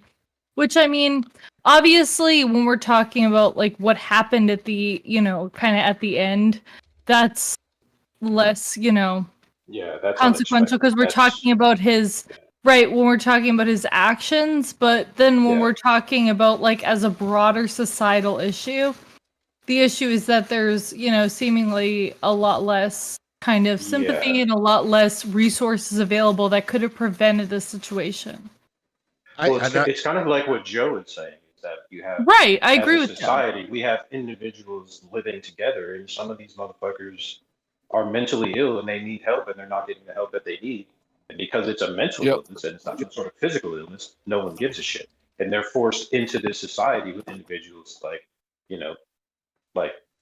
the I don't know that we give a shit on either front broadly, right? Well, no. So because people don't give a shit about service members either, right? Like they say, thank you for your service, but no one gives a fuck about service members. Like, let's be real, right? Like there are plenty of service members. A lot of us fucking openly hate service members. We're like, you just fed into the war machine. Yeah. Exactly. Yeah, when I say us, plenty of service members I don't mean me. Like mental issues and physical disabilities. We as a society, and even the military, even the government. Are you saying that the reason he choked this guy out in a fucking subway might have been like related to PTSD? I'm not mocking that. Are you making that argument though? No, that's not the case. I don't Well, think he saw any war situation. We don't care as much about mental issues in society. This individual in situations much like what Joe and what Osiris and what other people have said, is that in situations of stress, people in fight or flight situations, people tend to rely on their skills, right? Or they go back to muscle memory. And this dude is a Marine. So this is probably not the first time that he's put somebody in a rear naked Exactly. Yeah, he put Granddad in choke out what he was talking about. No way. There's no way. That's what I was saying before. It's probably which is it's an extension of like when the only tool you have is a hammer, then everything looks like a nail. But I'm saying that like. Well, I agree with that. That's so it. But I agree with that. So if somebody's threatening me, and you come at me talking about you're going to kill me, if you tell you're me going to die today. I'm going to take you seriously. And I don't want that to happen. I actually don't want that to happen. I would never genuinely threaten you, but I want you to kill me today if I make the threat. To answer your question from earlier, Cyrus, where it's like, when I look at my expertise, like I listen, there are people who fight to kill. There are people who fight to win. I fight to survive. I'm a dangerous motherfucker. Fight to do anything. I'm a dangerous motherfucker. And I am somebody who acknowledges that, I have this dog in me that I need therapy for. So I don't want to ever put myself in a situation. That's why I don't be it. That's why I don't do that. I don't do that. Engage. But if you come at me and you're telling me you're gonna kill me, there's this iconic scene or a kind of clip. I'm gonna go a little nerdy for a second. In the new, well, not the new now, but the new Hulk remake by Danny Coates, I think is his name. Basically, like the whole thing is talking about something happened in El Paso. And basically what Bruce Banner did, not knowing anything about it, is that he just hulked out and killed everybody in the entire city. And I look at what happened, they're like, oh, that's me without therapy. So I'm not trying to get in the fights with people because I don't want my eyes glazing back like in the Manchurian Candidate. I agree. And then I catch a couple cases. That's fair. Like, and this is why. Isn't that a little bit like disconcerting to consider, right? That like this guy's like maybe he should have been aware that like he could Hulk out, and then he did Hulk out, but there was no fucking. Like for me, it's a little different. Where it's like people will start getting mad. Like I've been instigated in public multiple times, and then I start hearing the soundtrack for Doom Eternal in the back of my head. I'm like, I'm gonna remove myself before shit gets stupid. That's a dope OST. Anyways, I can relate to that though. But hold on, but I agree with that, and I don't put myself in those situations. All I'm saying is that you have a reasonable amount of defense on your side if somebody says they're going to kill you. If you walk up to me and say you're going to kill me, you don't have to do anything else. I have the right to defend myself. I'm going to take you seriously. Self-defense is morally justified. No, but to be clear, Joe, hold on, please. Absolutely To be clear morally about justified. this, like you absolutely do. Osiris, you absolutely do off rip. You can fucking if somebody comes up to you and says, "I'm going to kill you," and then takes like a fucking furtive action towards you, you absolutely fucking have the right to defend yourself. Even up to the point of even. He doesn't have to take no action. Hold no on, action needed. Hold on, motherfucker. What the fuck are you interrupting right now? What I'm saying is, even up to the point of lethal self-defense, you absolutely can do that. Here's the thing, though. Once you subdue the threat. Once they're no longer making such a threat, once now the situation has changed, that's a whole different conversation. That's not how threats work, though. You should not continue the action. No, it is. It absolutely is. It absolutely is. This is the same thing. No, hold on. Take castle. No, take castle law. Take castle doctrine. Take castle doctrine. You invade my home. I perceive that you're a threat to me. No. It's a fine example if you let me fucking. No, if you let me build it out, what the fuck? What I'm saying here is once I've removed you from my home, once I've identified you as a threat, you've come to my home, and I know you want to kill me. Let's say that I subdue you and then drag you the fuck out of my home. There's now a question as to whether you're trying to re-enter the home or not. If you're not re-entering the home, I have way less of a right to try to fucking take you out. That's just correct, right? Right. Like, this reminds me kind of this line of discussion reminds me slightly What the fuck do you mean if you say so? Bro, somebody comes up to to you and says they I'm gonna need you to chill, my dude. It's not that serious. Right, but they're objectively wrong. That's fine. I'll chill, but they're objectively wrong. Legally speaking, absolutely wrong. Legally speaking, if you enter my home, you're not going to walk out of my home. That's just the way it is. I agree with that. I agree with that. My point is, if you subdue me, once I've gone into your home and I moved outside of your home, you lose your fucking claim. Well, right, again, the situation that you're dealing with, this is why self-defense cases are so touchy, right? Because what we're talking about is basically every case is different, and what ends up, unfolding really informs kind of what action is justified, right? So if somebody enters your home, you shoot them once. Let's say hypothetically, if we're in a castle doctrine, say I'm in Florida, so we got castle doctrine. But if somebody walks through my front door right now, right, I shoot them once with a weapon, right? They're alive. They run out the door. I can't run onto my front lawn and start blasting. Bleeding out? Yeah, they can. Dumping the clip into their back. You can't do that. Well, that's the problem. If somebody comes to my home, the problem is that it's literally not fucking self-defense anymore. Why do we have to bring Hebrews into this? Exactly. Can I speak? Right. Exactly. Can I speak? It depends on where did you people grow up? I mean, just tell me that shit. Where the fuck did you people grow up? Right. Listen, I What grew town? up What in- city? What life? What Thanks, culture? What dumbass. neighborhood did you grow Sorry, up can I- in? What do you mean? I Sorry, need go, some go, go. grounded fact here. I think Yeah. Who here Right. has had an altercation like that, armed or otherwise, just in real life? Nobody. No, that's Please why I'm tell me that. considering this a No, hypothetical. yeah, this is a Okay. this is a All right. hypothetical. Well, no, it Yeah. depends I on got what you. you mean Well, by Well, like hold on, that. Chip. She wasn't finished yet. Go ahead and finish, Scott. Right. So as I was responding saying, to a question. I have no problem. Go Well, ahead. Sorry. she was still talking, so please. Mm-hmm. That's Sorry. fine. I was responding to somebody else's question. Sorry. I have no problem. I'm sorry. I didn't Oh mean my to God. interrupt. But Me and Chip are the bad guys now. Sorry. it's okay. You're not the bad guy, UD. You're good. Who is calling me Steven fucking Tyler, bitch? Listen, It's back in the saddle. Get it right. If you're gonna get it right, motherfucker. Steven fucking Tyler. let's guys. Can we So, have Kate, a what finish? were you saying? I'm just trying to lighten up the mood. I thought I was Alicia Silverstone today. Fuck all you bitches. Wait, Kate, please. right. So the point of my hypothetical is basically saying that what is considered an appropriate action in a self-defense situation is really dependent on kind of how everything unfolds. That's why I said in a castle doctrine state, if somebody walks in the door, you shoot them twice, they're dead. You're justified. If you shoot somebody once, they're still alive, they run out the door. You can't run out the door too and Depends on like jury, execute them on your front lawn. Okay, like for the most Of course, part. it depends on the jury. But the It very all fact, depends the as far very as the that, but very I'm fact that you're talking about saying legal. it depends on the jury is ceding the point. What I think Kat is No, trying no, to no. say is if the person survives and they run off the property, you can't continue to chase them and try to execute them when they're off the property. Yes, Right, which is why the point of what I'm saying is if Osiris somebody's responded, and subdued, he you can't was memeing continue about your it. action. Then why'd you respond if I'm 100%. memeing about it? Just stop responding. Wait, no, but the fact of the matter Because, is, motherfucker, do you think everybody in the conversation disagrees with your quote-unquote meme point? You know damn well they don't. That's why you everybody get heard traction for your meme. That's why people I mean, laugh at it. You know what you're doing. To Kate's point, maybe everyone realized that it was a meme, and that's why we were laughing. to Kate's point, Everybody did. Well, I'll tell you what, motherfucker. Even if you didn't realize it was a meme before, you'd be saying it was now. All right, so to Kate's point, right? I mean, I was and laughing, so it's I knew it baked. was me.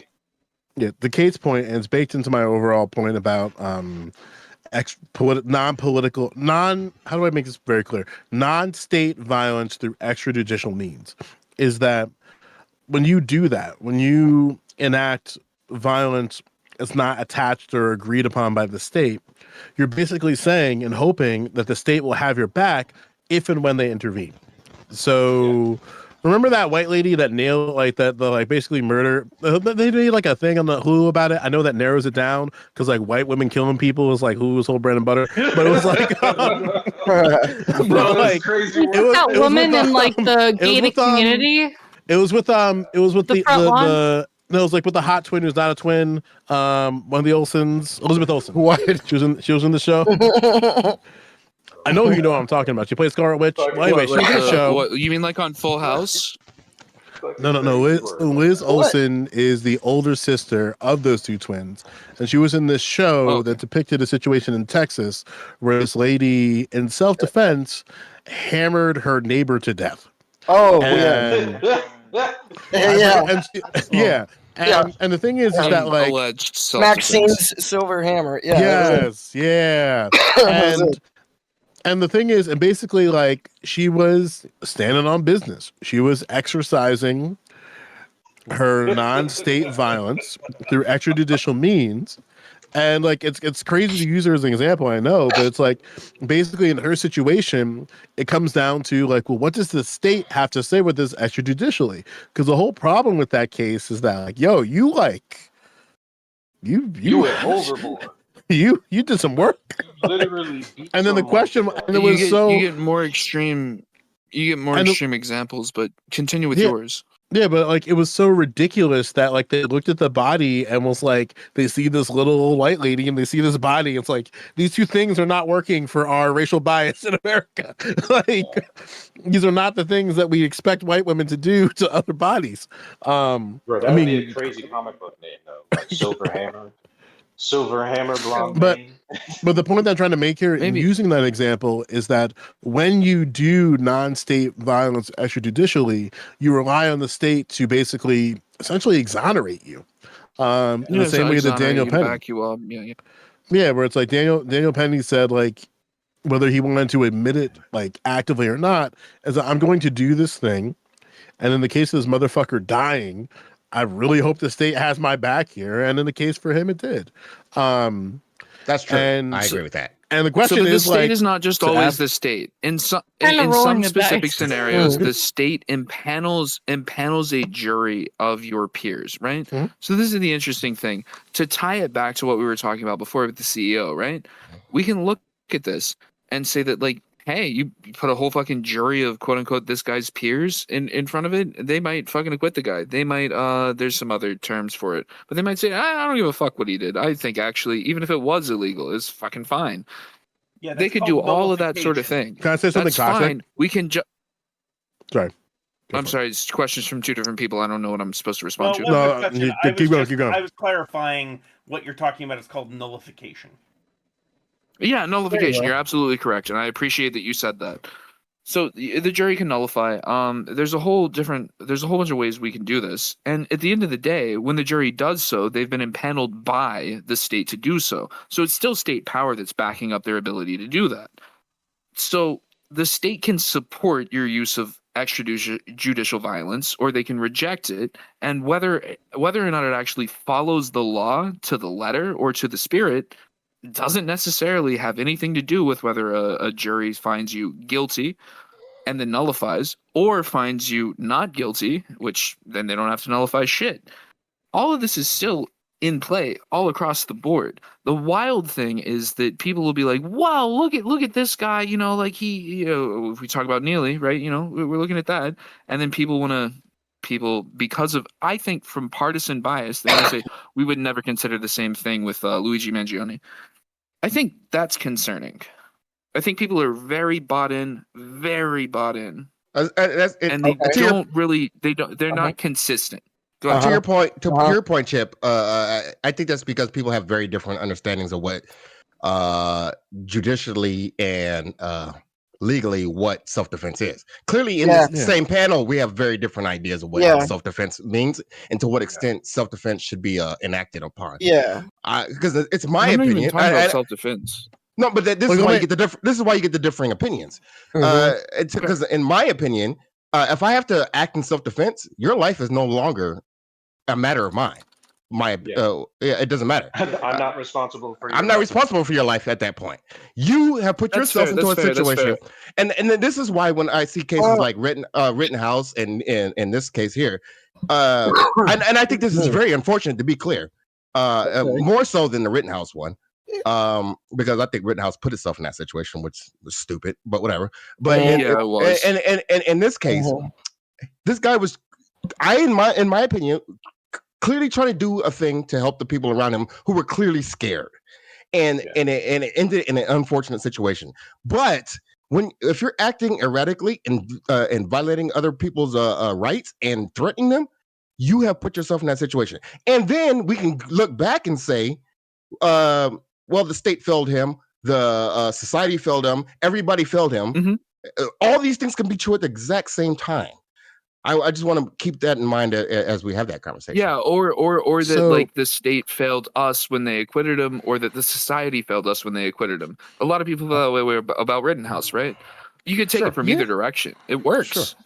Sure. I mean, as far as how do I say this? How do I ask this? In the eyes of the law. Yeah. No, you should go first, but I have a question after, if we can bookmark it. Yeah. If in the eyes, he can go, then he can respond. I'm cool with either of you, but I'm not cool with both of you. Choose your words wisely, you fuck. So in the eyes of the law, in the eyes of the law, and I'm kind of a piece of shit for going here, but I'm going to go here anyway. In the eyes of the law, Jack Ruby is not a murderer. And it's kind of interesting when I think about that, where, for those of you who don't know, for whatever reason, Jack Ruby is the one who murdered Lee Harvey Oswald. There's a photo. It's really, the motherfucker went up and said, hey, You want some breakfast early, and just went poop right into his gut. Crazy Bro was work. proud of it. He never offered any defense of it. He just said, "Yeah, he did it. It was good." Well, and like the thing that's kind of like interesting for me in this situation, how we frame who is evil, I think is going to determine whether or not Luigi is actually justified in his actions. And I think that those who are on the ideological right really don't want people to learn that this CEO is a piece of human garbage. Because I think the more information that comes out about UHC, the more information that comes out about how crooked our healthcare system is, the more our society realizes that we don't need healthcare CEOs. They'll kind of just look at it and go like, you know what? Given all the information, Why are we? I'm not saying I would do it. I think they actually already know that. Well, so that's the thing. To be clear and succinct about what Joe is saying, Joe's saying that like he understands, he completely gets where it's coming from, but he's not endorsing it. There's no point at which he's endorsing it. So nobody needs to get mad at him for saying like this is how things should be. He's not saying that's how things should be. You're not saying that, right, Joe? I think we need to interrogate the morality of this victim. And I'm not going to sit here and watch people try to moralize a demon. And as much as people want to talk about how, like, oh, well, you know, Brian Thompson had a family. Great. He exploited people for the. I'm listening. I'm holding on. Sorry. Hold on tight. Sorry to interrupt you. It's okay. Oh, you said you were listening. No, you finish. I'll hold on tight. Go ahead. No, like again, I'm just saying that like Brian Thompson is not a hero. And I think like I don't know who again, I said it before, I don't know who needs to hear this. If you were working a job that shouldn't exist, quit that job and work for a job that should exist. But Joe, I don't think CEOs. I have an issue with what you're saying. At least I was interrupt and then I politely cede my time to let somebody finish a point that I disagree with. Some other motherfucker has to come in. Chip, you gotta chill, dude. Because I was literally trying to provide feedback to it. Okay, go ahead. Now it's another motherfucker. And we're good. No, he should go. He should go. We respect his thing. Fuck it. Let him go. Anyways, so the issue I'm having with what you're saying, Joe, at least the way it's coming off to me, is that it's your purview that this guy is a bad guy because he worked for the healthcare industry, blah blah blah, and you don't condone his killing, but you're like, I get it. I don't personally like that rhetoric because to me, killing is just bad. Murder is bad. All bad. And bullshit. You don't believe that. 100% believe that. No, you believe it's justified sometimes. You can't fucking run. No. Even when it's justified, I think it's bad. For sure. Oh, so if someone invades your justifiable actions are bad. What an interesting. Hold on. Ancom has not had a chance to say anything all night. Ancom, what were you saying? Oh, I was just challenging Osiris because he said even when it's justified, killing is bad. So if someone invades your home and you shoot them dead, you still think you killing them is bad. Yes, that's a loss of life. Yeah, he also thinks it's justified, but he thinks it's bad still. So I guess something can be morally, or something can be. No, keep going, Osiris. It's cool. Morally bad, like that. Yes, I think it's morally bad, but I have a justified reason in acting the way that I'm acting. But it's bad. I don't think it's good. Yeah. That's reasonable. That's reasonable. No. How is that reasonable? Oh my! No, that's not reasonable. This is a problem here. If you're willing to say something is good, hold on. If you're willing to say something is reasonable, then how are you willing to morally condemn somebody who takes a reasonable action? What are you doing? Well, I think we have to. You're saying. Well, what you have to do is use logic to come to the conclusion on whether or not it's a reasonable action or not. I'm saying his logic is reasonable. We have to, regardless. Even like, if he's and this is the point I'm trying to make about all these cases. He has an issue with taking a life. That is oh my god, that is a reasonable take.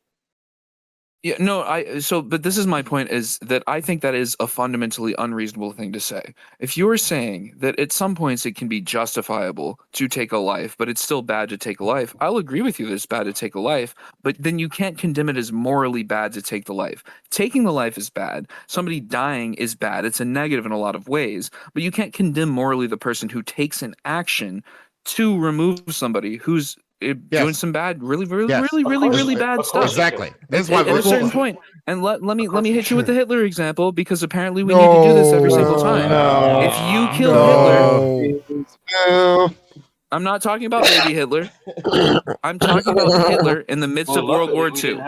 If you take out Hitler, if you take out Goebbels, When you kill somebody, you no, think, hold on. You guys can soy out about it all you want, but like realistically, how the fuck do you contend with this? No, just be serious about it for just a second instead of laughing it off.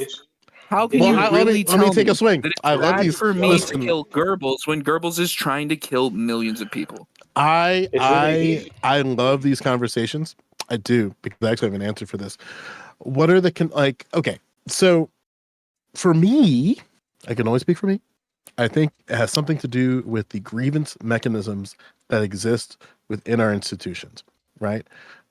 There's no, unless you are a fascist, and listen, if you want to be a fascist, just say it now and we can move on, that non-state political violence in a country like ours that's built upon all these institutions is inevitable.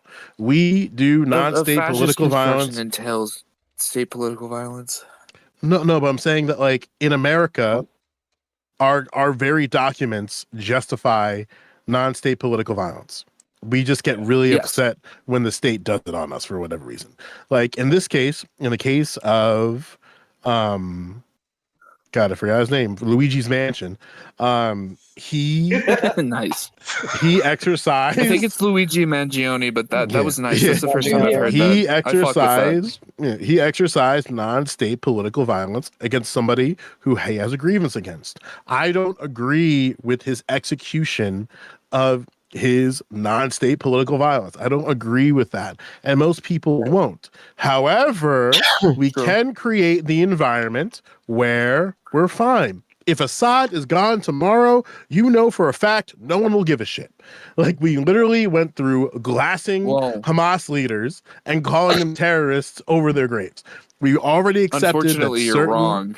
There's a lot of people who are going to say that Assad was actually better than the rebels that would take him out. You know that, right? I mean, yeah, but at the He's not Tulsi talking Gabbard. about, And like, it's not just like fucking Assad. It's not just people who think that like he should be the one who rules like fucking Syria that are going to talk about it. There's a whole bunch of people who are actually misled about it that think that like Assad's the point better I'm trying to make here is that actually the fucking rebels are actually more pro-Israel. That's what they believe. That's not the point. like for instance, like there's I don't care if it was the point that he was making. Jesus Christ.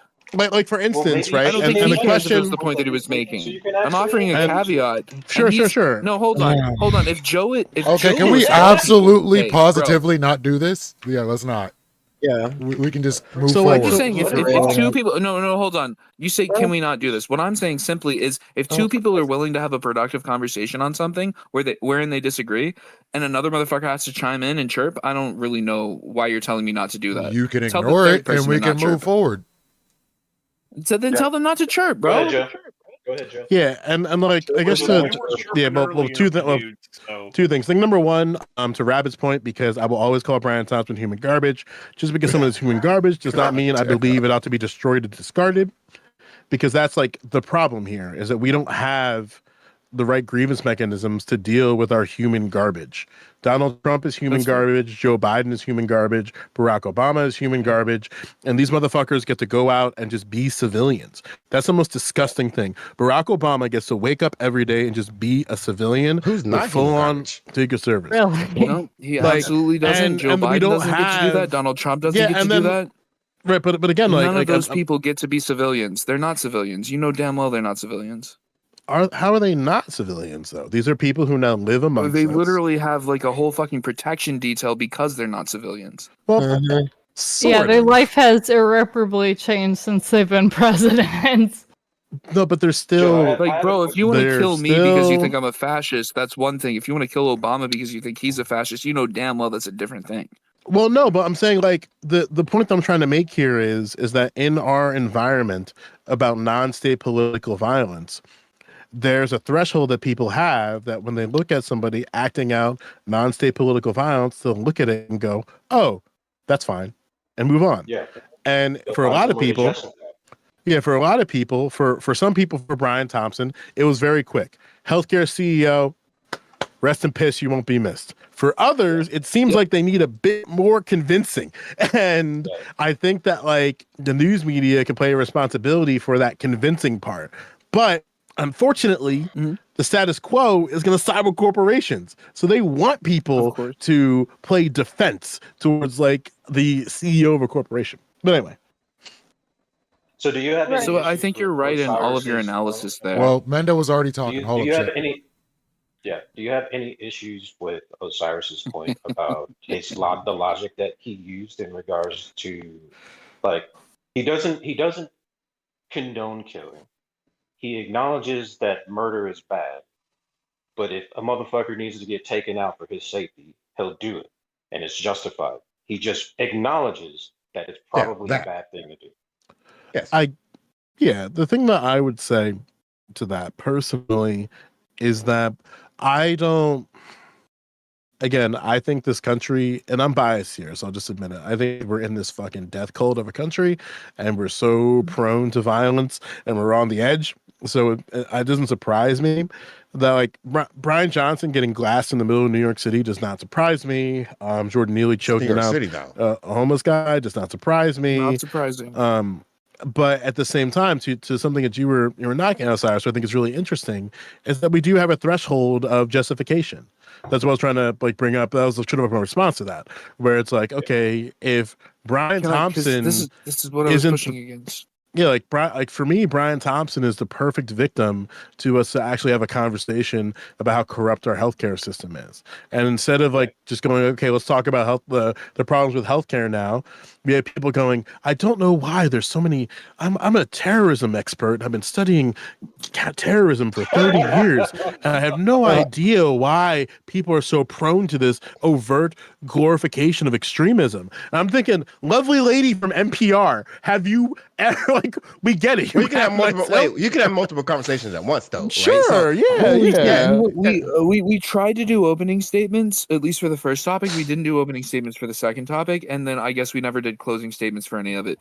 But if I could, just for just a fucking moment here, if I were to have any statement, closing or opening, to say here, to make very clear, the largest thing that you need to be concerned about is people that are able to adapt the exact thing that's happening right now, whether it's Mangione or Luigi, whatever the fuck you want to call him, or again, same situation, CEO, or somebody's been shot. They want to talk about whatever black dude's been shot, whether it's George Floyd or Philando Castile or whoever the fuck they want to talk about. If they can adapt it perfectly to their narrative, this would be my opening and closing, is that you should be very fucking suspect. You should fucking take a step back, pause, and consider what they're saying, because if it fits perfectly to their narrative, you should understand that it should be a lot more messy than that. It seems like a lot of people want to make these. It's not just people in this call, but there have been some in this call, but whatever. I'm not blaming anybody here. It's very common. Oh, well, this perfectly explains how the point that I want to put forward actually makes sense. No. I hope don't think not. anybody but Gibbs said that, but Yeah, I don't think anyone but Gibbs did that. Yeah, Gibbs did that, but like no, I think Joe Lewis has been doing it as well. Like I think Joe's been doing it as well. He's saying, well, hey, look at this thing, and hey, Joe, I'm not even disagreeing with he's your broader presenting points. I'm saying that like it presenting conveniently fucking fits your narrative, and like that's something to be wary of for from my people who are listening narrative, to, and also from yourself. I mean, my narrative is that we are in a degenerative country that is a death cult. That's like the proclivity to violence is like it exercises it every day. We're in an environment where our founding documents, whether it be the Bill of Rights and the Constitution and our laws, all allow us to actualize non-state political Preserve violence. and allow for it, yes. Yeah, and in the face of that, if you're really going to go out of your way and extrajudicially exercise your political freedom of non-state political violence, then you better damn sure make sure you pick the right victim.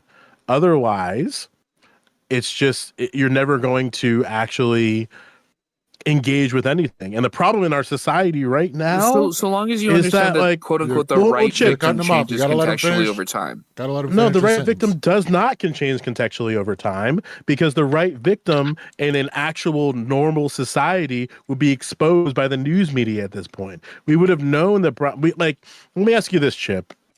If the news media was responsible about covering the entire scope about the challenges with healthcare in America and interviewing politicians, making different types of think pieces about this issue, and doing that constantly and putting that into the media zeitgeist for 20 years, do you think Luigi Manchin would have blasted Brian Johnson in the middle of the street in 2024? So I'm saying from 2004 to 2024, we are in a narrative where we know everything that we possibly can about the healthcare system and its problems, as well as the things that they might do well.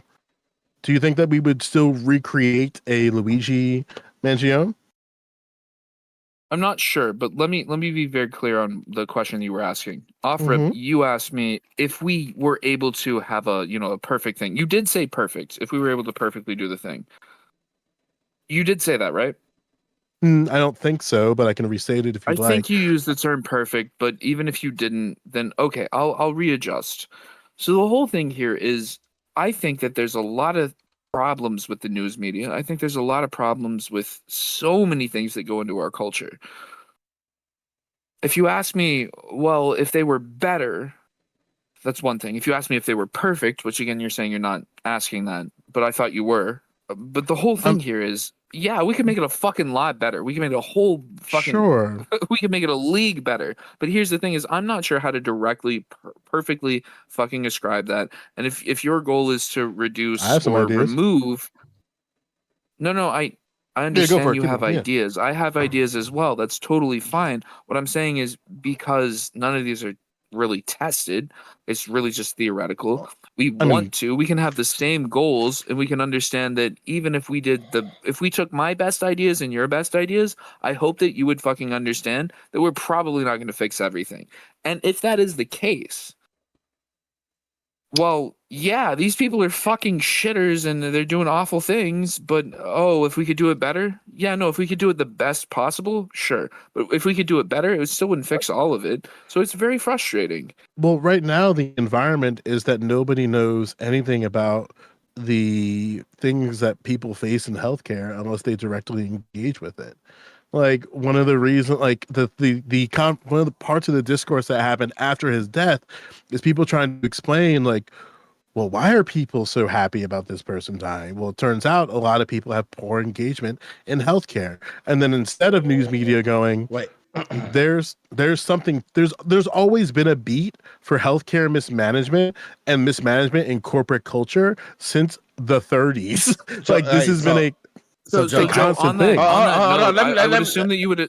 Listen. Hold on, let me jump in. I would assume that. So Kat's been waiting. Yeah, go ahead, Osiris. Osiris is trying to jump in. Go, Kat. You can go first, and I want to go. Go ahead, whoever. I don't care. It's fine.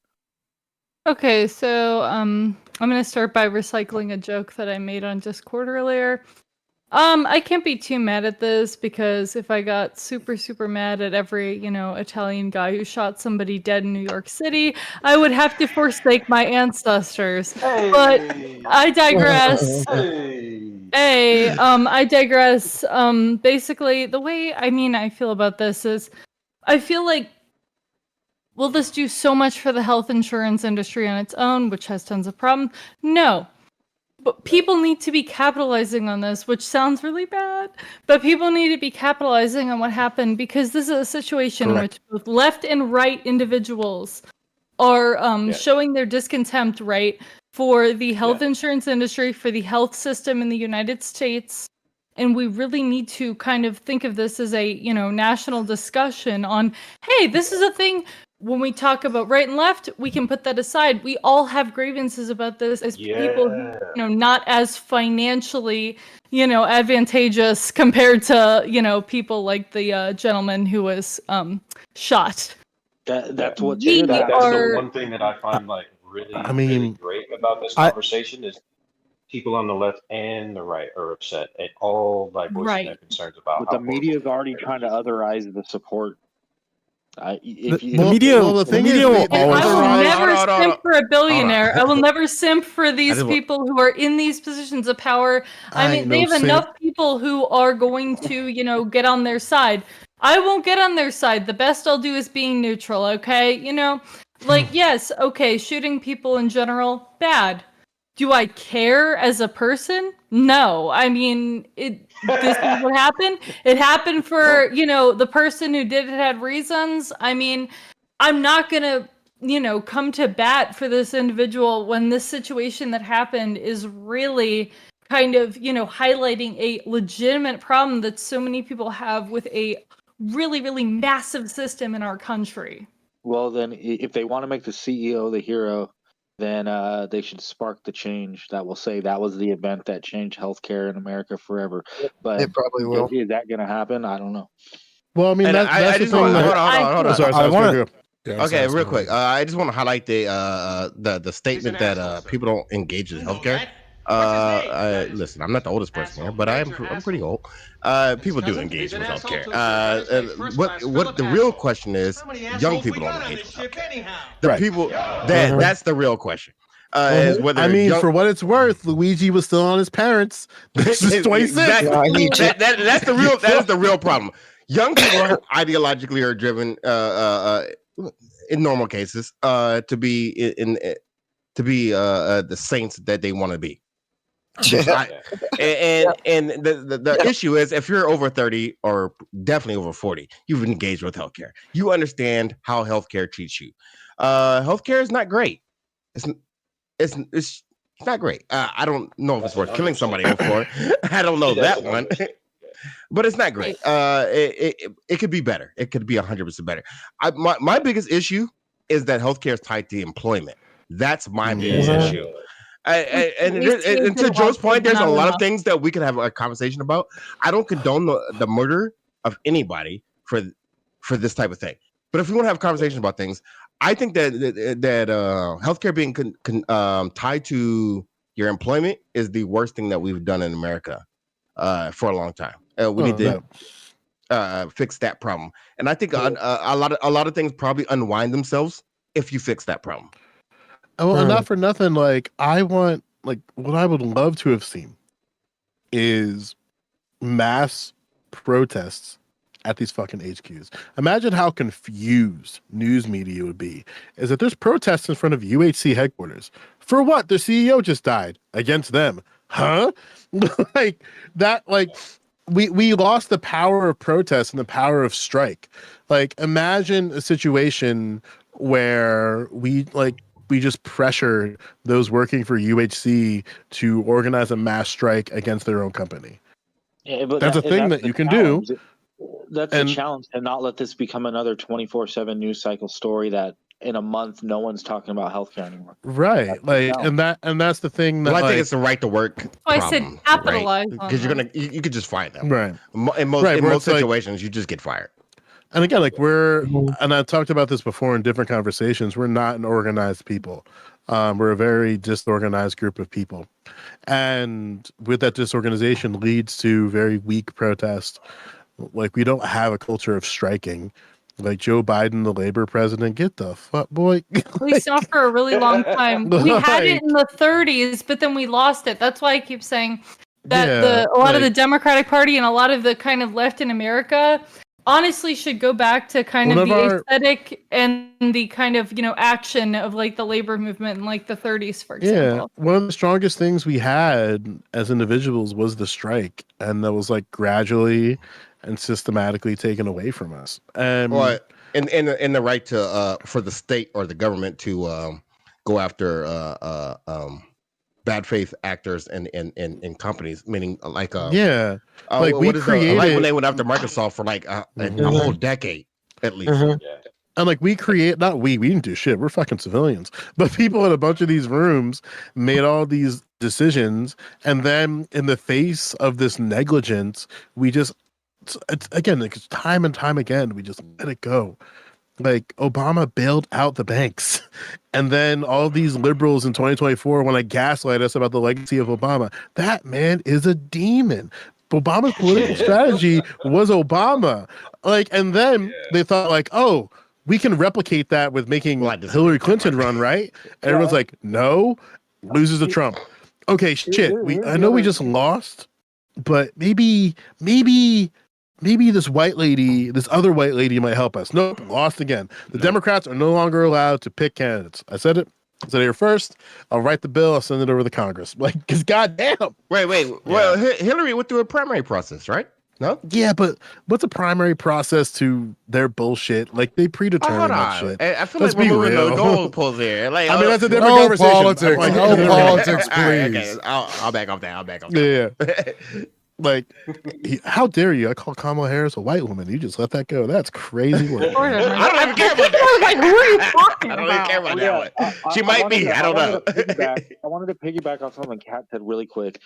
I think it was Kat that was alluding to, like, the left and right kind of being that not was necessarily everyone's not in agreement with the murder itself, obviously, but they're in agreement with how messed up our healthcare is, and now they're both talking about it. So if you have the left and right having the same grievances, the same complaints, doesn't mean they're going to 100% agree on the solution, but it's an opportunity to see some type of movement towards something better. And this is where it's going to be interesting to pay attention to where the left and the right media cover this in the coming weeks. Are they going to go back to, no, we got to divide these people? What tactics are we going to use to make these people sound like they got it wrong? And because that's what's going to happen. We know it. They want to divide. Anytime the left and the right agree on something, that's like the true threat probably to the institutions of power. And the goal is going to be to divide them and make each other the demons again.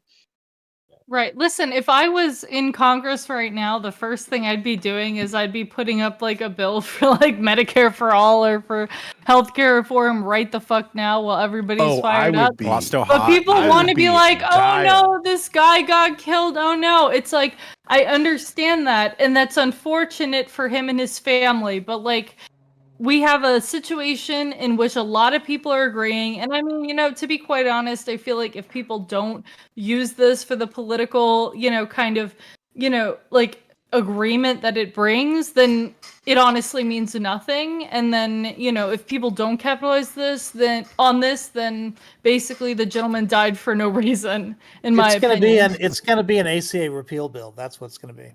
Yeah, fuck that shit. I mean, I can't believe how people I would go against their own interests that way. TK, this is why it'd be unfortunate, because I don't see that take as having a spine. I would, if I was in office, I would literally spam United Healthcare's address on all of my accounts with impunity, with a date and a time. And I said, I'll see you there.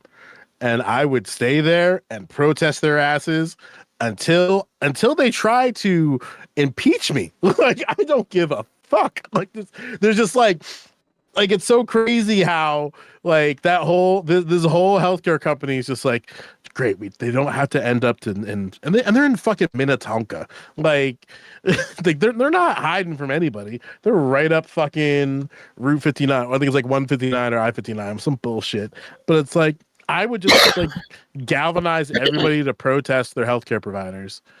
Protesting them, and then like again, I would try to draw the line of seeing like, when will my own party start calling me a terrorist? When will my own party start calling me some bullshit because I'm literally protesting a healthcare corporation just because the guy got blasted? I'll try to out all these corporate shills. Like. And I mean, one thing that Osiris said earlier about like young people not having any like kind of engagement with the healthcare system, you're right. I mean, a lot of people who are younger, I'll say this as somebody who was younger, kind of like, don't understand it beyond what other people are telling them or what, kind of, because the personal experience is limited. I'd say that I'm kind of in a unique situation because my mother, God bless her, is extremely old. So I was off her insurance because she was on Medicare starting when I was like 21 or 22. So basically there was that, and the fact that I, need expensive medication to continue to be able to work and live a normal life. But I digress. Like, a lot of people don't have personal experience with these industries, so it becomes kind of an idealistic dream for a lot of these people, and they're not being as politically advantageous. That's or why as they don't kind of understand goal insurance driven. pulse. Right. And I had I was diagnosed with, well, I knew I had narcolepsy when I was like 18 or no, Right, I 16. also have it. You have narcolepsy? Yes. No fucking way. Hey, Not that's how rare it's that found a is. kindred That is spirit. crazy. That is kind of crazy. Anyways, yeah. So it's one of those things. Like, I had narcolepsy, and so I had to engage with it, and then I kind of powered through it till I was about 25, and then got officially diagnosed with it. And by the way, that was a horrible situation because then I had to make them understand that I had narcolepsy. They were like, Right. "No, you have apnea. You have you have everything else." No, I don't have everything else. I know what the fuck I have. You guys are retarded. And by the way, Same this was thing here. yes, and this was in Atlanta, which has one of the Literally their job to try and prove you wrong that you have like some sort. yeah. I Are had you to fight with them. sure? Like, Yeah, I need you to prove that this is an issue. That you have. sources. It was literally Twitch Bowl. Sources, please. I was like, bro, chill. I was like, no. This is because my uncle had apnea. I know what apnea looks like. I know what several other things look like. I've seen it in my life. This is not that. I did the research, real research, not like surface level shit. I was like, okay, this is what is happening. I need them to qualify that or make it make sense. And they act like I was retarded. Or I'm just stupid as fuck. And then when I finally got to the sleep study stuff, which is also horrible, believe me, if you've never done a sleep study, I hate that shit. They condemn you to some place for like a day or two and make you do a bunch of retarded, demeaning, retarded shit. And then they were like, "Oh my god, he actually has narcolepsy." I was like, "Yeah, that's what I fucking told you, you retard." Yeah, I fucking told you. I paid you guys to be the experts on this, and you guys are retarded. So yes, the medical system is absolutely fucked up. We stupid and dumb. I agree with that. But the truth of the matter is that between age 16 to probably about 25, 30, most people don't really engage with that medical system in a real way. And that's the issue. And because these are the people we need to buy in if you want to have health insurance polls. And that, I think that's huge. And I don't think our politicians have convinced them that that's true. While they're also being morally correct, which, it's kind of the catch-22 here. Yeah. Listen, I just want people to join me. Just join me. He's a villain. He shouldn't be glorified. Protest these healthcare companies, please. Don't let people shill for corporations, please. I beg of you. Like, goddamn. So you should never shill for a corporation unless you work there. No. I mean, there are people cheering Elon Musk all the time. Even if you do, you shouldn't kill for him. You should be fucking forming a union or some shit. Yeah. Listen, like, I will never put my kids in Luigi jeopardy. Work for like some sort of insurance company also. Like, wasn't he like at one point a part of the system? Yeah, he was Brian Thompson is a whole demon.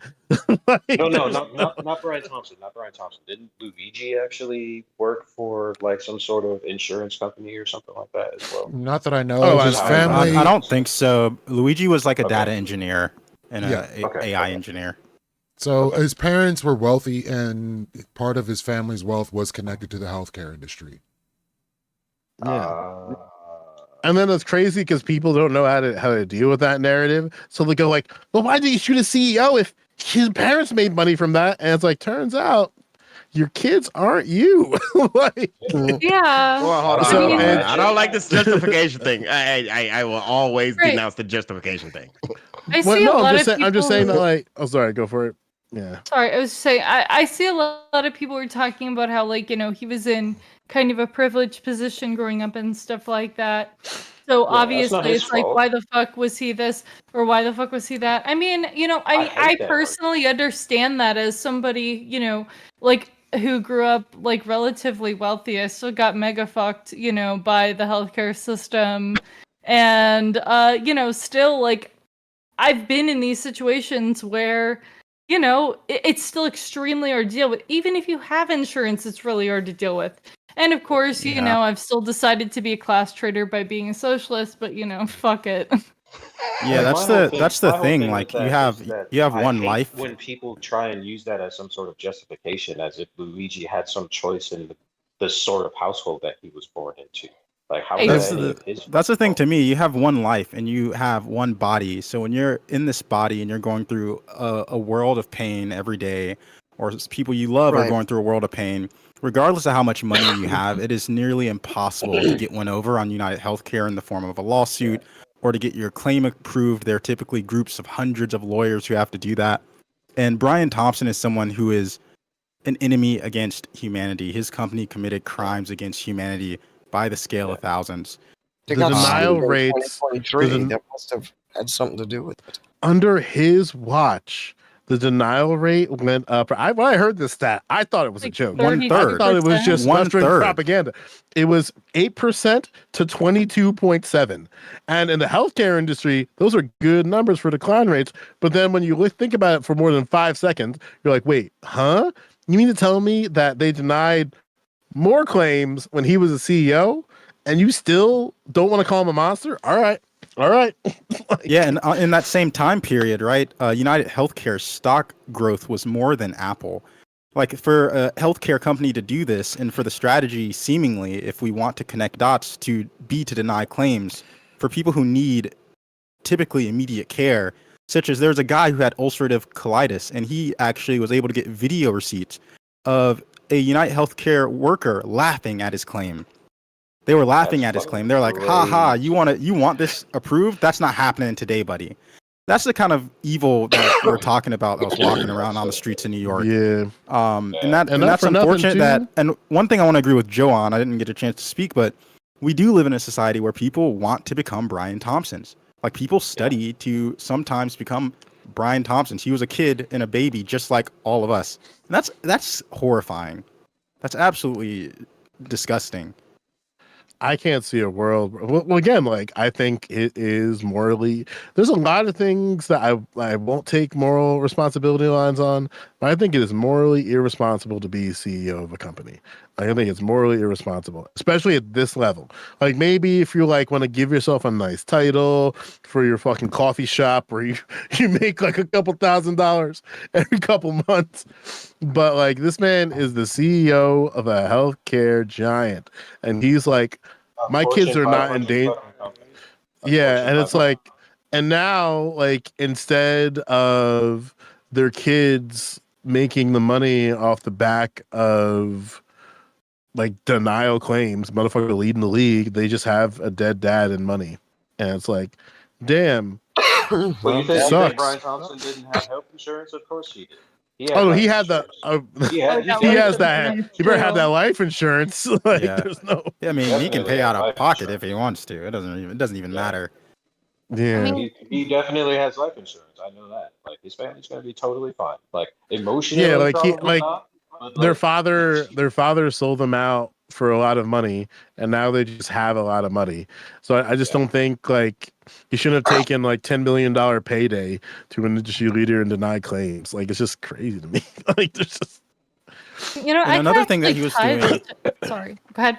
Oh, yeah, another thing that he was doing, right, when he was in New York, from my understanding, he was attending an investing conference in which, like, this was like it was basically the shrine. This is the altar of where United Healthcare execs go. It's the altar because they're meeting with investors, and that will determine the way that their company moves in the upcoming quarter. Not, of course, meeting with clients or people they provide healthcare to, because that's not their goal.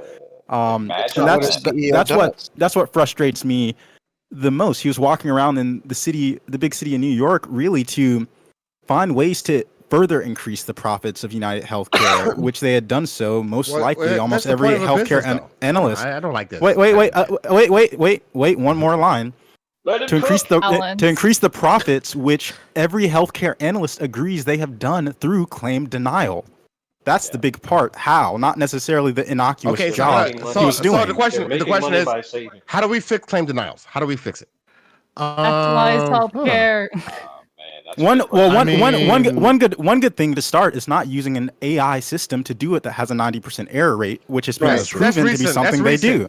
And I'm almost willing to bet that claim denial is not a recent I thing. think that this represents an externality, right? When it comes to, like, see, the thing is with capitalism and with markets, there are market externalities where the kind of, idea of making a profit as a business kind of goes in direct, directly against providing the service. One example is, for example, the post office, right? They lose money every year to provide a service, even though they charge money. They'd have to charge so much more to provide the same service, blah, blah, blah, blah, blah. Same thing with healthcare. I think that represents an externality, right, for markets to where unless you're fucking people over, there's not enough of a financial incentive to provide the service. So, I mean, I think that that's something that could be kind of better handled in kind of like a Medicare for all type situation, which is why I advocate for that. But yeah, I mean, like the simplest answer. Yeah, the simplest answer would be like federalizing it. But then that has a bunch of other sort of problems and caveats because you can't federalize in a vacuum because it's like much like all these other institutions that we've created. And this is why I think Democrats, and I'll say Democrats and not liberals because I've been told I'm being too mean to liberals and they're very sad. So I'm going to leave them alone for a little bit.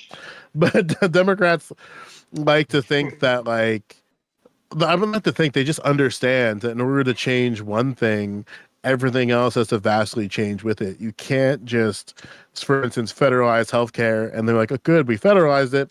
Like the entire other institutions are built up with this thing existing the way that it is. And in the face of that reform, people buckle. Like there was a very good opportunity in the early 2000s to reimagine what banks could be. And that slimy fuck Barack Obama thought it was a good idea to bail banks out, and he had all these other fucking. Never mind. Listen, like there's I hate that. He's not lying. He's not lying. I honestly love to discuss that. I get that you hate that, man, but I don't think this is the hill that you should die on. Well, no, but I'm saying that like in the face of what should be a complete reimagination of what this thing should be, all the politicians at the time looked at each other and said, well, we need banks. Fuck it. What's that behind us? Oh, that's student debt. Huh? Why is it so big? By the way, they bailed out the car industry, right? And the car industry paid back their sum in extra fold. I don't know how many folds, but they paid it back. The banks also paid back their shit in extra fold. So we needed the car industry. No, but it's not about. No. To me, it's circular almost because what happened is like these institutions have like issues from the ground up, and then we bail them out once, and then those same issues we knew about, come back twice, three times. No, we didn't bail them out because of those issues, though. That's not the same thing, right? Am I wrong? Sure. The car industry destroyed our country. Changed my mind. Yeah, we barely have a car industry anymore. No, we have a car. We have a car industry. The car industry does this. The car industry does this diabolical shit, right? Like, so in New Jersey, I don't know if you've ever driven in the state before. And if you have, I'm from that state. I know the state. I'm so glad because we're basically combat veterans. When it rains in my state, have fun knowing what side of the road you're on. No, it gets foggy or the snow happens. Yeah, fuck New Jersey. Sorry, like, my bad. Oh, and then like what's funny is like, and basically what everybody keeps like outcrying about is like, hey, can y'all like paint the roads a little bit? No. The road is this small and there's a pothole in the road. There's that part. And your car will just disappear. I'll never forget being at a council meeting talking about better lighting after one of the like leaders in the community when it comes to like accessible roads for bikers and pedestrians got blasted at an intersection. And by blasted, he got blasted by an SUV. And this whole proclamation was about like, hey, let's fix the lights. We're not trying to change the roads. I'm with you, Joe. Listen, my family's from South Orange and the Newark area. The Newark area. So I know the area. I'm with you on that. Yeah, and then it takes like, and then when he says blasted, is he talking about like a Right. Got run over by an SUV. No, he was legally waiting for the light to change, and the SUV cut the corner that he couldn't see because it wasn't lit at a traffic light, and hit him without seeing him. And the entire thing was about improving the lighting so that at certain road choke points, you could actually see a pedestrian at the corner of a road.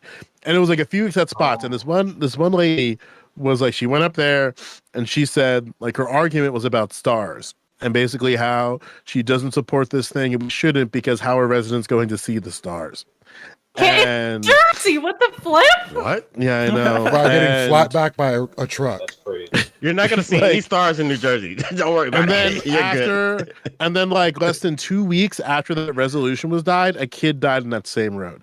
Ooh. Same conditions. Walking home from school, blasted. And it's like, and a part of me, it's like when I see these type of things, I hope it like radicalizes people, but America's so fucking brain No. Wait, Joe. That's not the issue. It's not the issue of radicalizing people. It's that you have a local problem. You just outlined your local problem. Yeah. And I can sympathize with that. Because I've been in that area. Like people only care about a problem when it affects them. When it directly affects them, yeah. Yeah, And when they know it affects them. And we have 50 states, 350 million people, and 50 the problems are countries, different. And what the argument should be is not these national or federal arguments all the time.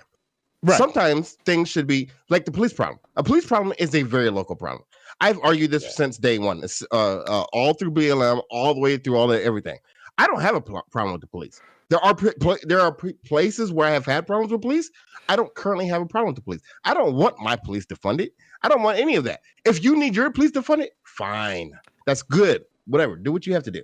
But that should not be a federal problem. Well, I want to get on that, but One thing I want to say. There is a solution that was brought in I can't see with Rich's the ACA. hand. Yeah, but it only Rich is the applies to like ACA plans because it was part of the ACA, and that is once the ACA went into effect, those plans that wind up on the exchanges have to pay out 80% in benefits. Right. Which is to say, it's called the 80-20 rule. Only 20% of that can go to gross profits. And that's gross profits, which means you have to pay your rent out of that. You got to pay your employees. You got to do all of that. It's not even net. So like they could take that rule from the ACA and just apply it to all health insurance companies and say that they have to pay out at least 80% of their premiums back in terms of benefits. All right, and something that you mentioned, Joe, Osiris, Kat's been trying to get in for a hot minute. Go ahead. Right. So the one thing that I was gonna say when I brought up, like, how the changed my mind of like, the car industry has fucked us over, changed my mind. So I mean, you told your personal kind of anecdote. My personal anecdote is so I'm from the Tampa Bay area. I've lived in the Tampa Bay area like forever. We've been mega fucked. So we had a streetcar system back in the day. All that shit got bought up by Chrysler, and they tore it down to fucking, change everything out for buses, which led to a lovely road getting built called 275 that basically cut through every black neighborhood in the entire fucking city, basically, and fucked so many people over. And it led to the building of that, as well as kind of contributed to the extension of I-4, which, as we might know, is the deadliest highway in the country. So instead of that, we have situations where people are killed in accidents every day. People are in accidents in general a bazillion times a day. And that was what? We gave up our public transportation system for fucking no reason. And nobody knows about this because this happened generations ago, especially in a situation like here where we have so much kind of turnover of people who move from other places and then who move out. I agree with that. You should just move. Get the fuck out of there. I mean, one day I hope to live in California, but, No, why? The worst place.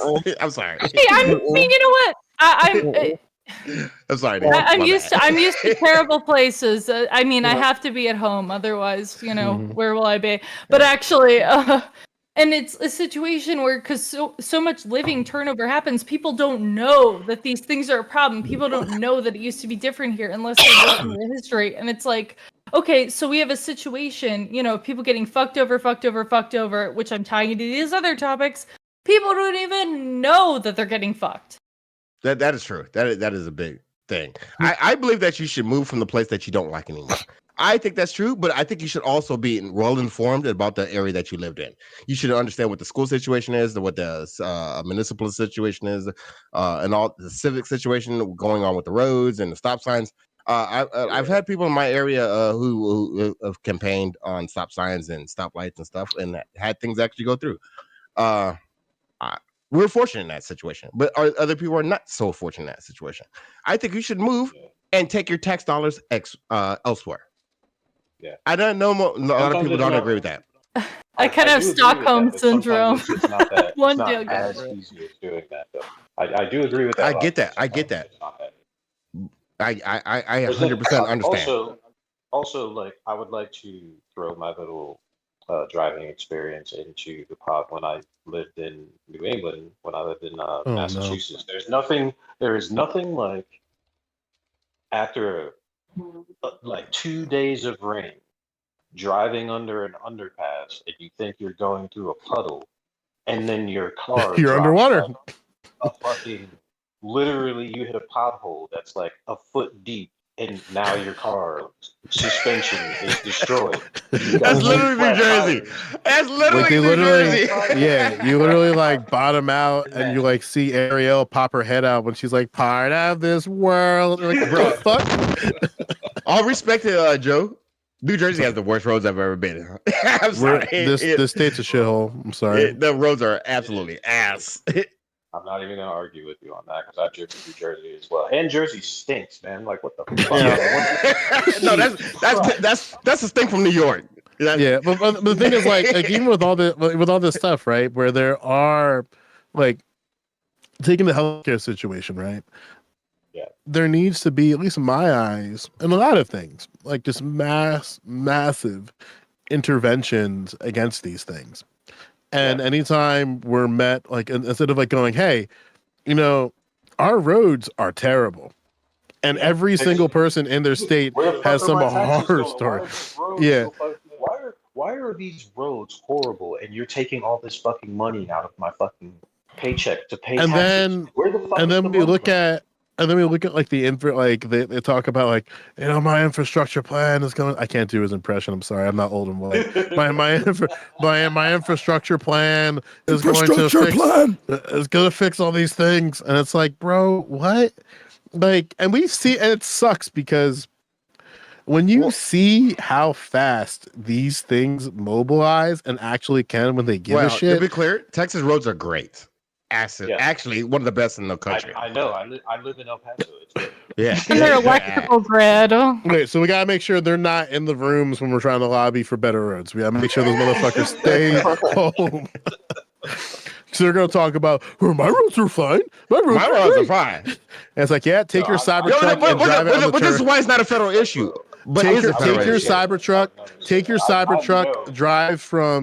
drive from Lincoln Financial Field, where it used to be, all the way up to Times Square. Let me know how your tires are. Drive through Pennsylvania all the way to fucking like New Hampshire. I would never drive through Pennsylvania. I've been there and done that. Don't give a fuck. I say all that to say that, like, these things are going to require massive interventions. I get kind of tired where it's like, the government in some cases has to step up, and it's crazy how like we have to watch them step up for like Israel. Yeah. Ukraine. Wait. Hold on. No. Found them. No. So interstate issues is different than intrastate issues. Intrastate issues mean the roads in your local areas are not funded by anything that has to do with the federal government. Or maybe the federal government gives you money. That's fair. So we got to be very clear now. Let's not confuse these two things. I'm trying to bait out Israel simps. Come on now. Hide amongst us. Okay. You'll bait out the Ukraine simps, aka me. But no, but I'm just saying that like it's kind of like doomers people because they see the mobilization that the American government has towards particular issues. Like they say like, oh, we can't have like universal health care. We can't have like a stimulus program for individuals. Meanwhile, when the motherfuckers start coughing, I'm not gonna lie. motherfuckers start coughing and staying at home. Meanwhile, they got that in Israel. They got that in Israel. They have universal health care and free college in Israel. Yeah, but they're like No, big. like I'm just speaking towards like the type what Joe is talking about, like the logic of individuals. Like the average individual doesn't really know all of the things, right? That are going on in the country. So when they see their paycheck, when they see their paycheck getting light, they see the roads are fucking shit. They see that's a local issue. Their healthcare. They see that their healthcare is shit. They see that their quality of life is going to shit, and they see their government and their state officials and city officials saying, "We ain't got the money. We need more." Wait, hold on. How much does this person participate civically?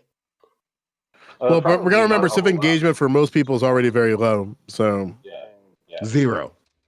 You can't complain and you don't participate. I'm sorry. More than likely zero because they spend the majority of their time busting their fucking ass working like 80 hours. I don't give a fuck. I don't care. I don't. I get that, Osiris. I get that. I understand that. I totally understand that logic. I'm just speaking to that way of thinking. That's what Joe's pointing out. Like most of these individuals are just seeing what's going on in the world, and then they think that their logic is that they see their government and their state officials saying, "We need your money." It's like, bitch, you're already taking all of my fucking money. Like, you're charging me all these taxes. But they're being willing. At that point, you're being willing participants, right? No. I get that. I get that. We're just speaking to the logic of those individuals, right? Like to them, they're seeing their money. They're seeing all of their taxes getting used to help Ukraine. That's their logic. They're seeing all of their taxes getting used to help Israel. And what are you doing about all of their taxes because they're seeing politicians fucking lie about like where it is come from and where it is going as far as Ukraine, especially. Yeah. Or another thing I want to say is that my grievance is that.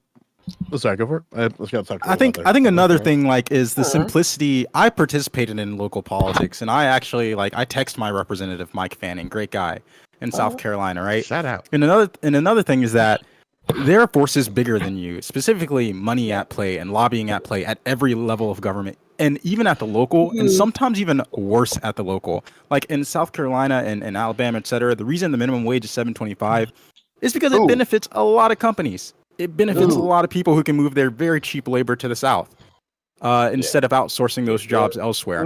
That's the thing. I just want to really quickly. I just want to say even if you lobbied your person every day, there genuinely may be nothing that any of them can do because they're at the behest of something larger. And that goes for especially the federal and especially when it comes to healthcare.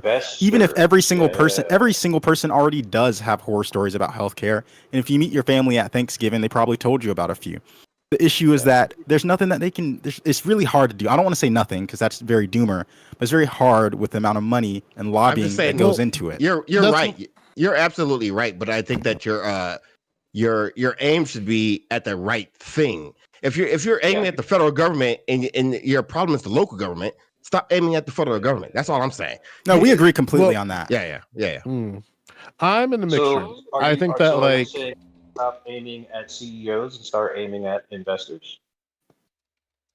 Ooh, maybe divest their entire infrastructure away from. Basically, I'm not going to get into it. Listen. Just divest APAC. I swear to God, man, these motherfuckers. Label them. Listen, the same thing that we did to black people on the COINTELPRO, we got to do that shit to APAC, tomorrow. Because goddamn, But my point. I say that to say, not to be memey, but it's we see when governance can govern, efficiently. And then those flashpoints are what stay in your head forever.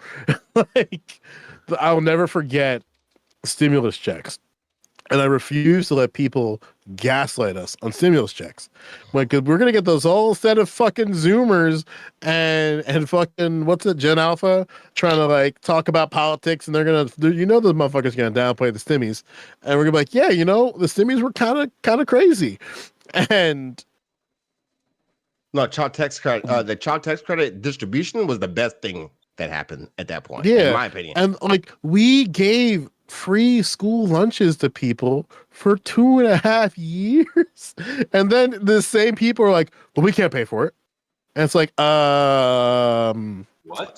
It's interesting how during COVID there was like a push towards public spending during COVID, but also a lot of the isolation pushed kind of this, kind of trend towards like crazy conspiracism and towards a lot of these more like ridiculous, right-wing beliefs like QAnon and the like. Well, and those push for the absolute opposite. And again, I say that to like the reason why I bring up the school lunches is because that's a collaboration between federal and state agencies, because they literally just said, hey, y'all kids hungry? Let us know and we'll give you the money. Just let us know. New Jersey's like, we need it. PA's like, we need it. Wait, Texas is Joe. let these fuckers starve. No, wait, no, that's not true. That's not true. That's not true. That's not Texas. I mean, true.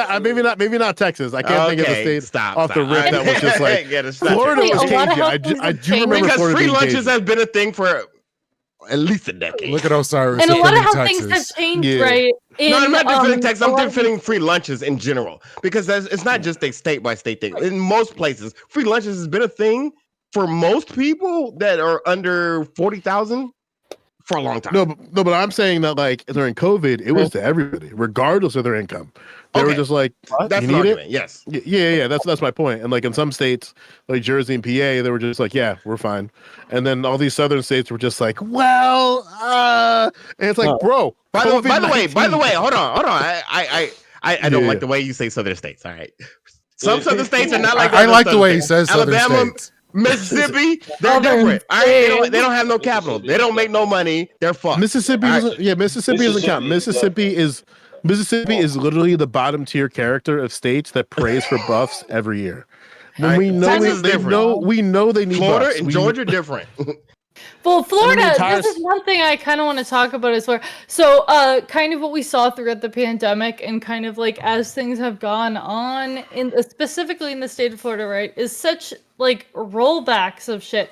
So when I was young, right, growing up here, we had sex education in schools. Nobody gave a fuck. We had a lot of liberal policies. We had fucking, free school lunches, this, that, and the other. Now what? All that shit's gone. So many classes, like AP classes that are offered to the nation, gone. Fucking, they want to get rid of school lunches in some districts, gone. Like, it's crazy. Hold on, let me ask a question, Kat. So are you saying today there are less free school lunches than there were 10 years ago or 20 years ago? In your state? In my state, I'm not 100% sure, but in some districts, I know there are. They are, for the contextualize this a little bit, when it comes to certain states that rolled back their programs, Florida's up there, but they hide it in all the other areas that they're successful in public schools. So it's like you kind of have to dig to understand like why they do that. Mostly it's because of the funding formula that Florida has. It's a little weird. I don't want to bore people with like semantics, but yeah. The funding formula it wasn't a gotcha, just to be clear. I was trying to understand. One example I had was sorry, go ahead. No, I was just trying to understand because my personal like anecdote is that free lunches have been completely expanded across the country, as far as I'm aware, but I'm not sure about that. Yeah, the biggest change that people do, God, we're talking about school lunches. I mean, I love schools, but basically they change the criteria who qualifies for those lunches. So some people might in 1 year qualify for it while others can't. But they had two bills, HB 74 and I think it's HB 47. And basically what that does is that it established a free lunch program, but HB 47 didn't pass the House's their whole one of their subcommittees. And then they tried to do a proposal for that, and then it just kind of died. A lot of things too. Yeah. I mean, one main thing that like really got me as far as like how much stuff here, by the way, is changing, is like I mean when I was in high school back in the day, I took, for example, AP psychology. Now nobody can take AP psychology in the state of Florida because they mention gender identity, and that's too woke. Basically, what happened here that I will never stop talking about, in 2018, Andrew Gillum lost by 0.5 percentage point. Ron DeSantis won, and then all the fucking old fucking retarded fucks moved here from other states and fucked shit beyond repair, okay? I'm sorry and now for... I'm honestly, it makes me fucking depressed, okay? Because I grew up here, and I'm like, Florida now I is have to already fucking leave. Oh my god. Florida's I agree. Already depressed. Cubans are the worst. I agree with you. Join me in my crusade. What? Yeah, fuck Destiny. Bro, that sounds kind of racist. Is it kind of racist? Yeah. Anytime you see one of them white women, they always say, right, "Well, have a good night, like my Universal family Discourse. Thanks fled for from coming through." Cuba." Appreciate you being here. Come through anytime. It's always my family fled from Cuba. You know what? My family's from the poor fuck areas in Europe, so fuck it. Listen. I'm just saying, like, why Florida has a lot of anti-Castro Cubans, like, and a lot of them are white. I'm just wait. Wait, hold on. Can you be Latino and be white? Yeah, you can. Yeah. You can be. Okay, I just want to make sure. You can be Hispanic white and Hispanic non-white, but it just so happens that a lot of the Cubans that say things like "I fled Castro's communist country" or they're anti-communism, they just happen to be Cuban. Let me ask you another question. Is somebody who takes that opinion, are they demonstrably wrong? Are they just completely wrong? Or they have a different point of view? There's two types of people that fled Castro. There's people who went by boat. There's people who went by plane. And a lot of these people who fled by plane are kind of rich. So it's a class system. It's a class situation. Yeah. It's like, because that's the thing where it's like, I have friends who fled Castro, and they have these crazy stories about how they had to stop over in Texas and Florida and Mississippi and all these other southern states where they went by boats or by all these other different means. And then you have people who flew. And those people are the worst because they left before things got bad. Are they? So don't use the G word. Nope. I mean, like, listen, I have a lot of friends when I was living up north. A lot of them are Cuban. They got nothing nice to say about those Florida Cubans. Nothing nice to say. We make fun of them by saying shit like, I mean, if anybody's like, hey, kids should have, like, you know, lunch at school, they're like, oh my gosh, communism, Fidel is here. Yeah. Wait. You do understand why they would say that, though, right? If we have some sympathy for them, they're being silly. Because, like, what is this federal agent talking point going on right now? Yeah, I'd say I don't understand why someone would say that. Why preschool lunch would be communism? Understand why they would say that. I don't think it's right. I understand. It would just be ignorant. Maybe first generation, but when we're talking second and third, oh my gosh, calm down. No, helping people is not communism. What's that? No, I don't think so either. Yeah, helping people is not communism. But if you're a first generation Cuban or somebody from that situation, I would understand that. Yeah, that's a personal problem. If you're a second or third generation person, I would not understand that. True. Yeah, that's fair. Yeah, it's like, cool your jets, guys, okay? Like, we're not gonna, like, oh my gosh, it's not fucking the Russian Revolution just because, like, you know, some people should have health care. Like, and what sucks about it is that they won. That's my qualm. Hey, thank you. Like, for y'all the won. gives. Everybody hates communism. Everybody hates Marxism. Can you, like, leave them alone now? Like, there's no communist uprising. That's why it's so funny seeing some creators, like, still going hard against communism and shit. And it's like, y'all won. Like, the body's dead. You don't have to keep pounding it just in case it comes back along. God damn, man. The communism would be kind of base, though. All right, don't let anybody fool you. I mean, this has never been done right. It has, but it's never been done right. But I have an opinion. But again, I'm not one of them. I'm not one of them communists, so I can't. I'm not one of them like communist. I'm not playing that shit. I learned better. You can't be black and communist in America. They'll find you. Like they already. Yeah, tread carefully, sir. Tread carefully. Yeah. You know you're already being watched. You got the right hair and the right skin tone. Hair, skin tone. I laugh a little too hard at Umar Johnson videos. They're just. You try and enlighten your brothers and tell them that they must be disciplined and they must be strong and stop simping to the white woman. Like you're a target, bro. Like you gotta chill. Yeah. Meanwhile, we got behind people in Florida living with gators trying to tell us how to live our fucking lives. I have a story about alligators that's something else. I mean, everyone in Florida has a story about alligators. Yeah. Like, was it did it involve a swimming pool or a golf course? Nope. No, one time when I was it was about 6 months after I got my driver's license. I was driving my mom's car. Her neighborhood has a fuck ton of lakes. I'm driving, 40, which is like the speed limit in her big ass fucking neighborhood.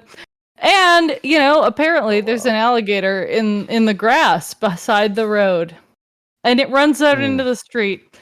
And I end up accidentally, because I'm going 40, hitting this alligator that survived, by the way. He's fine. He walked away. He was cool. But his tail broke the grill off of my mom's car.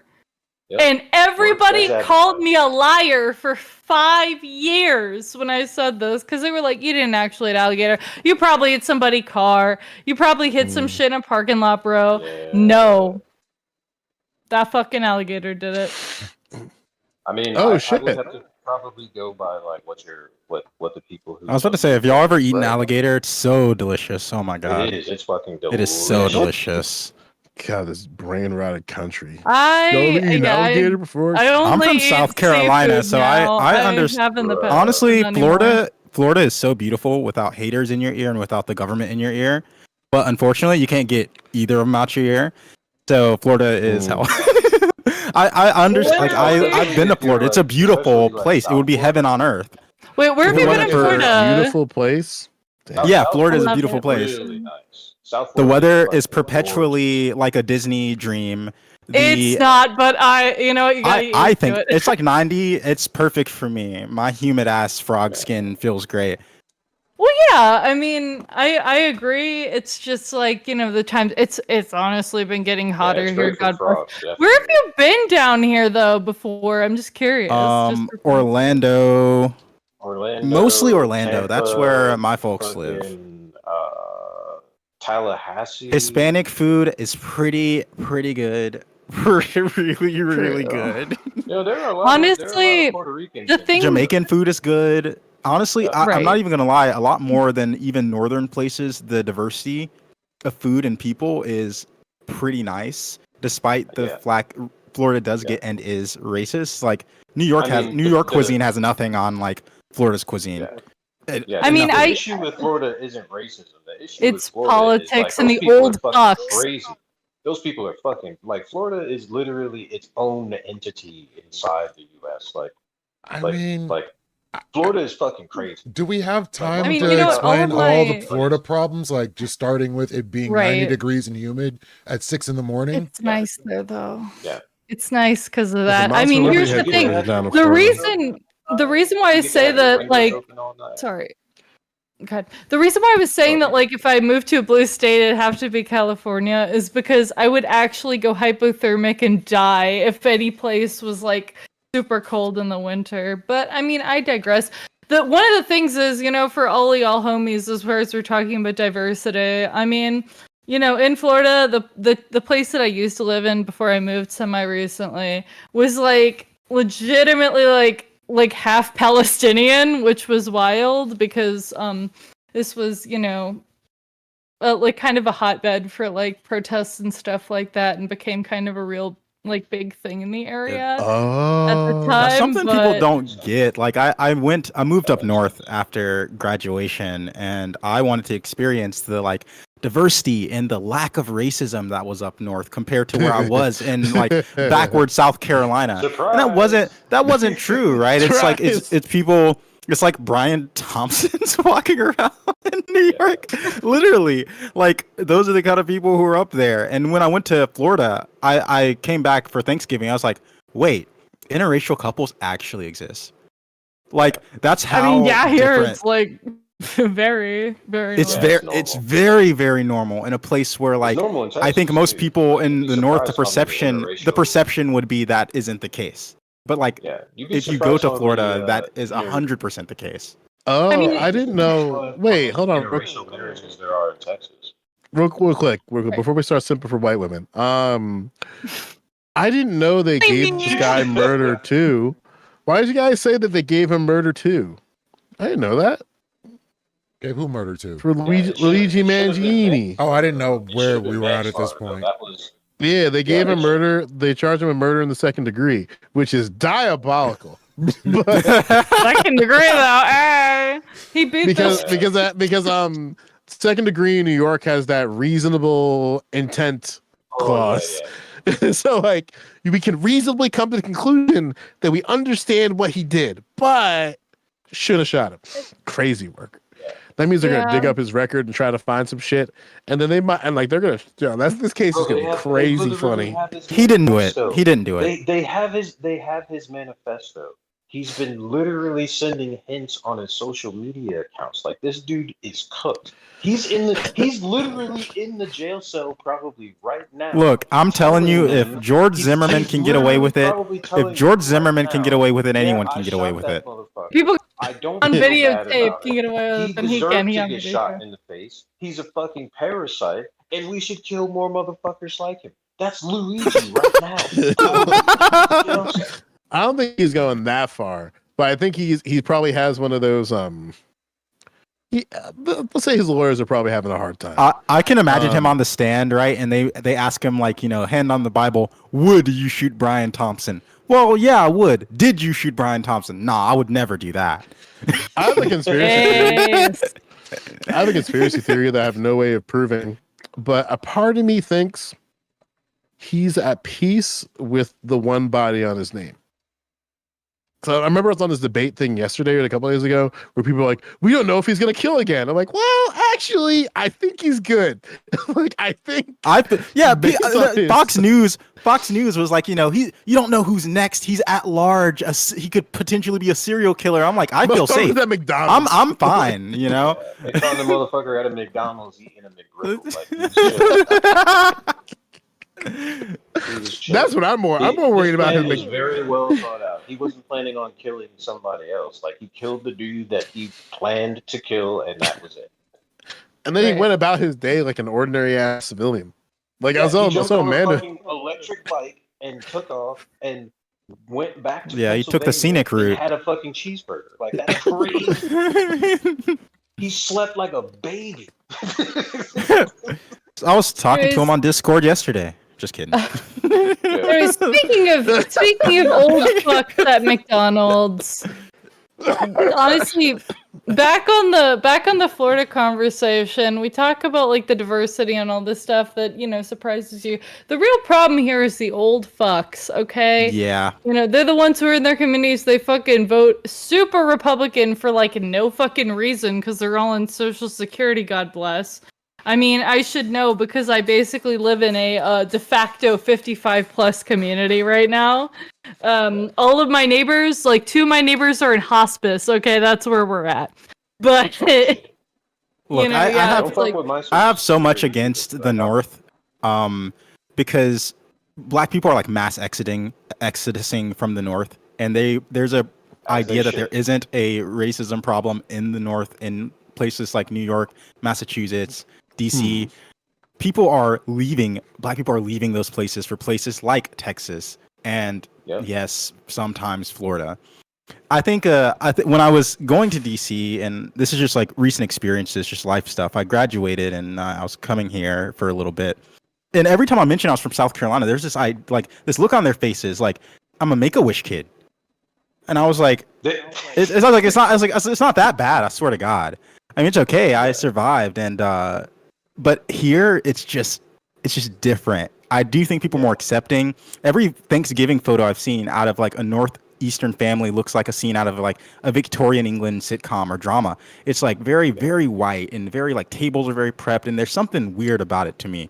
But when I was in Orlando, right, white dude across the street, like, hey, come on, you got to try these ribs. I swear to God, you never had some shit like this. And then they're arguing over which is better, vinegar or mustard-based sauce. It's just very, very down to earth. You know, maybe the racism is deep within their skull, and I have to unlock it. But other than that, it was great. It was a great. True. Like the racism, One thing about Orlando that you gotta say is Florida is more so like in really, really, really rural areas. Just like in Georgia, like in real rural areas, like yeah, it's gonna be really fucking racist as fuck. I had a But situation that's where mostly like because they don't see a lot of black people either, right? Like in certain places when I drove through Arkansas, like there was a fucking gas station that I fucking stopped at, motherfuckers were looking at me like they never saw a black dude before. I mean, one of the places I used to live in here, right? I mean, the last time that they had like an honest to God lynching was in the 2010s. And while I was living there, I legitimately saw a burning cross because that area did have the Klan there. So there are areas here that are actually like within an hour drive of like some of the most diverse places here that are absolutely like insanely racist. Okay, like we're talking like past sundown town shit. It's crazy. yeah, the Klan funded my You education lost. in South Carolina. You So like, lost. I You mean, they must were have the taken biggest a supporter of the right-hand school turn. districts. How does You that must Sorry, have work? what taken were a you saying wrong about right turn. hand turns? You must have taken a wrong turn. You're in the wrong area there. Like we Yeah, don't. no, that was unfortunately like kind of where we were living at that point. So Yeah. And that's exactly what I don't get living in California. Like in California, the cops bother you. You'll not get a loan. They maybe won't rent to you, but you won't know why. They're not just going to straight up say, hey, you don't belong here. It may be nice to get that, but I'd rather not. And at the end of the day, there's nothing I can do about it in either direction. So at least let me be ignorant to I've the never straight blatant experienced that racism. in Florida. Yeah, I've never experienced that in Florida. Never experienced that in Tennessee when I lived in Tennessee, or in Nashville, or in Kentucky when I lived there. The only place that I've really experienced actual outright upfront in your face racism was in Arkansas when I was driving through there. Like stopped at a fucking gas station, went in to get gas and like get something to munch on and Louisiana. shit like that. It's like, Louisiana, yeah, it was like, 100%. whoa, holy shit, these motherfuckers do not want me. Yeah. It's like, And and then it wasn't just the people behind the counter; it was everyone looked at me like I was not supposed to be there. Like, what the fuck are you? Like, you ever looked at someone and they gave you that? What the fuck are you doing here? Look, that's what I got. That's what I got. And then in Massachusetts, obviously, like in certain areas in Massachusetts, like fuck yeah, like yeah, is it diverse? Sure, but it's also very racist, and they're very open with it. Like, it's like I got called the N word almost every other fucking day when I grew up in hey, homies, I really gotta And not just- go. I'm and not sorry, just I have black guests people. at my house now. I gotta go. Have a good night, Kat. Thanks for coming. bye. through. Have a nice one. Later, Kat. Sorry to interrupt Later, you. Bye No, bye. you're fine. You're fine. Bye. Beware of gators. But like, yeah, I do agree with that. In places like Georgia and Florida where I went, like I've heard of racism, but I've never experienced it. But from what I was told is that it exists depends in where you're certain at. areas. Yeah, it it depends where exists you're in at. certain areas, and it's mostly the rural areas that are like For sure. really fucking racist. Because But, let's like, be honest, Georgia compromises only of Atlanta metro area. Yeah. Nobody else Yes. cares about the rest Yeah, of it. true. Or Savannah, or you know those areas. Like even across the South, even if you're talking about broadly across the South, Florida and Texas, at least the major states. You talk about very rural areas, and even in rural areas, ironically, they act black, which is funny, and they talk black. True story. True story. And then in between those states, you have Mississippi, Alabama, Louisiana, Kentucky, and all these other places. Same situation still arises there. You're still going to get but mostly like in Mississippi and places like Alabama and Mississippi, they'll tolerate you, especially if you're good at football. I gotta ask a question. because this kind of bothers me. I have a question so, too. In reality, is it wrong of me to still hold a grudge that they would rather probably have me in a field working somewhere for free? If they're saying how their way on it. You want me to be completely honest? I think. Look, I think when it comes, my point was North versus South. Who wins the racism battle, right? And I think that the types of racism are different. I think the South has a very in-your-face kind of racism, and personally, I can respect that. I can rock with that. I can rock with me walking into a store and having to tell them, "Hey, can I get a Sprite? Hold the spit." Because I'm okay with weird comments about my hair. What I'm not cool with is going to the North, right, for a job, and I have a degree, and then there's like questions about your qualifications, and then there's like, why did your mother name you Tyrone? Why is your name Tyrone? Yeah, just like, well, I don't think you're a good cultural fit. Stuff like that. That pisses with me because it's not upfront. It's not. I've been on both sides. I've been on both sides, and that's true. I mean, and then there's just like, I don't know how you in the North-South racism war. I mean, basically, you got to go like, where do the Boston Celtics play?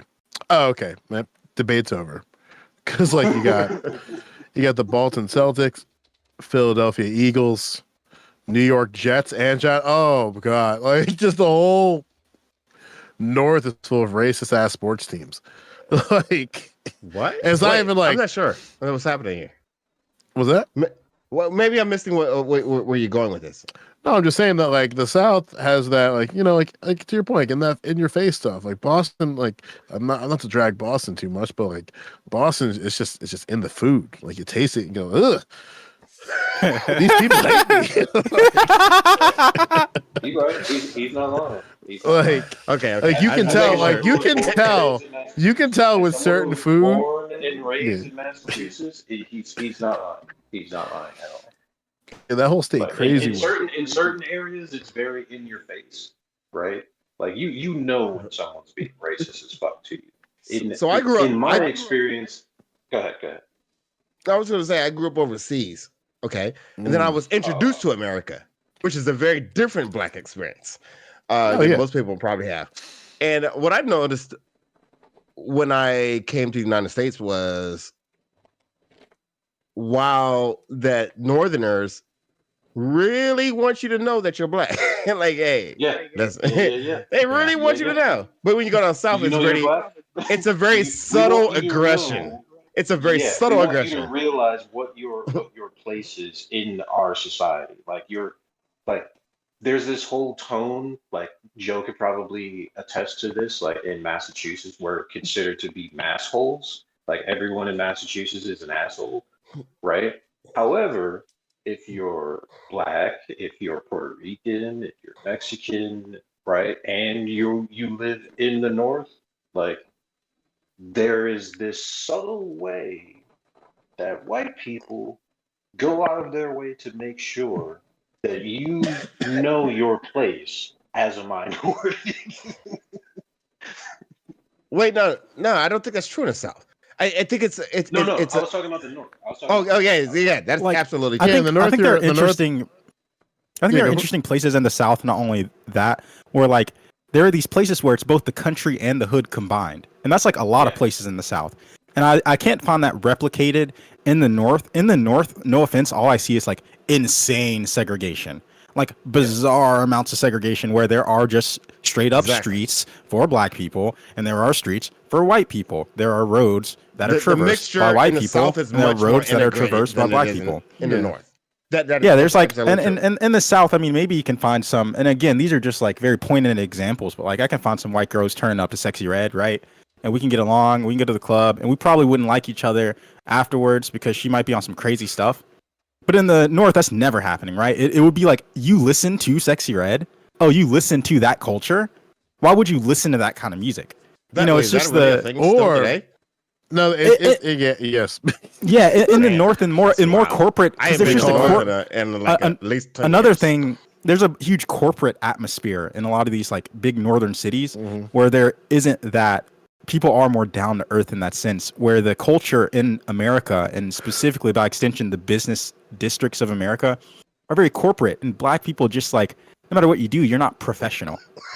You don't fit in with that culture. You don't fit. There's no way you're Which ever is going crazy to. because Well, like, a then lot of in the these South, northern states are supposed to be more progressive than the southern states, right?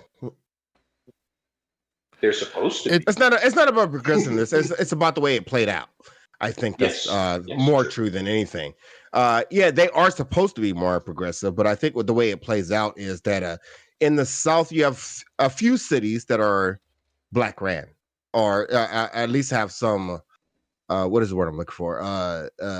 Representation or some sort. Upper class black people, It's the essentially, Mecca. like You Atlanta. could call it the Mecca. You could call it Mecca. It's totally okay. The ATL. Oh, that's is the Mecca. that's essentially Atlanta, right? That's what black people call Atlanta.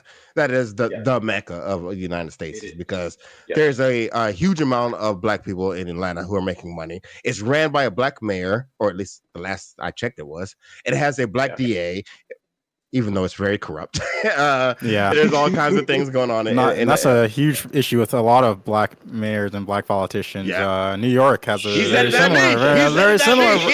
very similar problem. Chicago, check Detroit. Like, this shit's fucking getting crazy out here, bro. Check wasn't New York. Eric Adams taking he was taking direct payments from Turkey or some crazy stuff like that? Like, why would you do that? That man's a whole criminal. And you know what the crazy part is? I hope Donald Trump doesn't pardon that man. I swear to God. I hope Donald Trump does not pardon that man. Yeah, but if he does, if he does, what are you gonna say? What's anyone gonna say? Wait, what's his name? What's his name? I don't know this guy. Eric Adams? Yeah, I don't know him. He's the corrupt ass mayor of New York. I'm the mayor of New York. New York. Yeah. He's the same mayor that gave Puffy the fucking key to the city, my guy. Let's go. And New Yorkers are on my side for all my corruption charges. I can't speak New York. They don't have real accents. Yeah, I think he gets the worst press. Like the same thing. Since this is very informal, I'll just yap. But the same thing Kamala was doing, like the propaganda kind of angle to everything that Eric Adams takes, is sometimes obnoxious. I'm not saying I hate the cops. I'm not saying they're all evil. I'm saying that he just takes a very cop-centered approach to everything, including someone not buying a metro ticket. There's a story on the news where someone got shot over a 250 fare, and then 2 other people got shot by stray bullets, and he was like, the police took out a criminal. He's trying to evade the fare, and 3 people got shot. I commend the New York police for killing several people. It's like, why would you do that? Why'd you come out and say that? This is man, I have an interest in politics, obviously. And I've always and I'm in the process of potentially running, but at the same time, all these black politicians suck. They suck. It just seems like this what's the word? The lineage doesn't look good. Let's just put it that way. Have you heard Mayor Tiffany Henyard, Joe? Yeah, I know Tiffany. Yeah, that is a wild fucking case over there going on in Southland, Chicago. Yeah, it doesn't look good. So you have so many politicians that we could point at. We have Tiffany Henyard. We have the DA of Atlanta, Fannie. What's her name? Last name? Oh no. There's so many there's so many things that you could point at, but hey, you guys had a chance, and this is what you did with it. You squandered it. You made us look like fools. You're making us look bad. Yeah. I don't know. So far, Jasmine. And then she got reelected. She just recently fucking got reelected. Fannie Willis? Yeah, Williams. One of the 2. She just recently got elected. After Did she ever get evicted, by the way? For that situation with Tiffany? She was not I don't know that she was evicted. I don't think she ever lived there. That was the that was the fucked up thing. She had that address to so she could run for township. But for those who don't know, Tiffany Henyard thing that is a long thing. I don't think you could sum this up. It is a long thing. That is fucking crazy. Let me see a Chat GPT, Ken. Where's Chat GPT? How do you type that in? It's a website, right?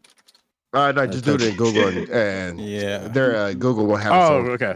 All right. Let me see what happened to Tiffany Henyard. That's too broad. That's too broad. It's not going to tell you what you want. She's the current Thornton Township supervisor. Lost her bid to remain on the ballot for the upcoming election during the Democratic caucus. Oh, yeah, too broad. It's too broad.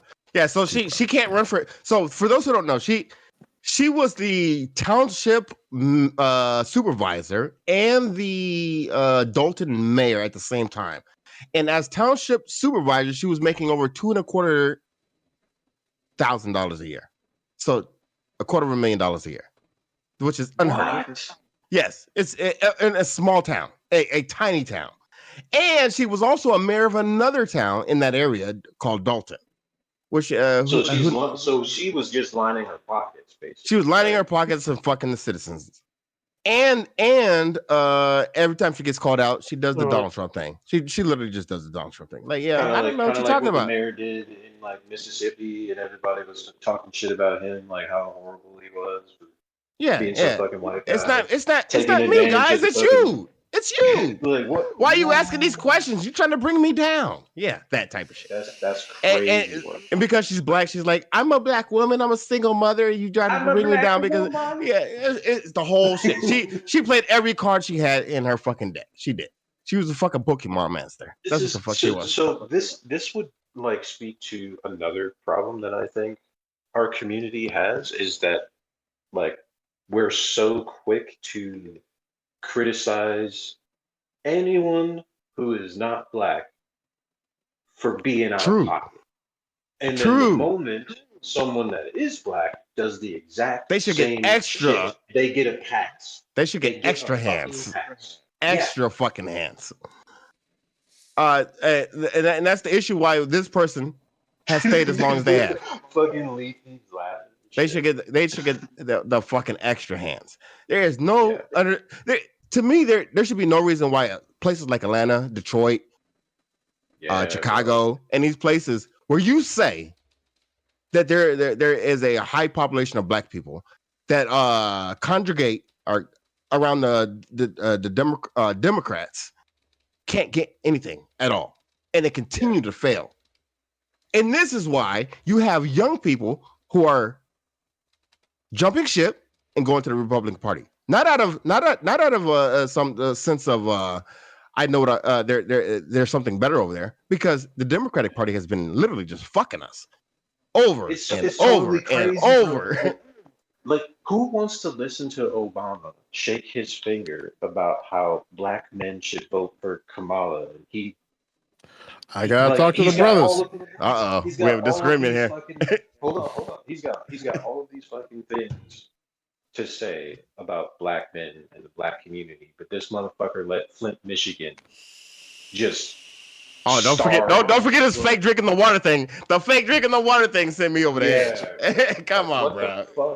You're tripping. You don't care about You're lying. Man. You're lying. You're just lying now. you obviously don't care about black people, man. Like, get the fuck out of here. I don't think that's true. I think that's my guy. Like, I don't know if that's true. It looked crazy. Doesn't have clean water in my guy. Like, come on, man. Like, that's true. That is true. If you had one job, Barack Obama, that was your one job. What the fuck have you done for the community? So why should we listen to you now? I'll narrow it down even further than that. I just don't like the misdirection. I don't like the fact that he tried to act like he was drinking the water. He was not drinking the water. Come on, bro. That was evil. Speaking of drinking the water, I have a question. I have a toxic question. You see that shit in the news earlier today? Was it today or yesterday? That prisoner being freed from CNN from Clarissa Ward? I know what I'm talking about. No, apparently in the face of all the deep Syrian prisons, apparently they found a prisoner that wasn't told that the motherfucker left. I am made of questions. Wait, what? Wait, what? I don't even know what's happening here. Yeah. So basically, Clarissa Ward. There was an underground prison in Syria where the rebels and the militia, once they took over the area, they started breaking out prisoners and shit like that. Apparently, there was a lot of dead motherfuckers down there too. So. Yeah, and apparently, Clarissa Ward and her team were working with a guy to break open one of the jail cells. And they found the guy that, like, he didn't even know that Assad dipped. And there's like, unironic. And listen, that man probably has the worst day. One, like, political leader who like surrendered to the militia. He was like one of the last dudes there. He didn't even know that Assad left. And he just surrendered to the fucking militia. Like, it's okay. I will comply. Don't kill me. I'll comply. You need me. Trust me. You need me. And I guess like I don't know, like a part of me, because it's CNN, just I have questions, but at the same time, like Why are what? they reporting? Yeah, Why are they reporting? like That's that's my crazy. like. Why are they reporting on this? Like this specifically? Like I want to Assad, go. like it's kind of like the same thing that happened in Afghanistan when the president like fled the country after telling the fucking Afghanistan people like, yeah, don't worry, we're gonna fight the fucking Taliban, we're gonna fight Al Qaeda, we're gonna fight for Afghanistan. We don't need the Americans. Get the fuck out of here, Americans. We can do it ourselves. Then we leave, and he gets his shit pushed in. And the moment he realizes that shit is going off the rails, he leaves the country. Yeah, I don't know, man. Like a part of me wants to believe that that was real, but another part of me is like, Yeah, it's more like, does it sound believable, especially if it's coming from CNN? yeah, Like, and does they it have, sound and believable? and it's like, ugh. And then a part of me just thinks from like a journalistic integrity standpoint, like they could have been looking at a body at multiple times, at multiple points, but ugh, I don't know.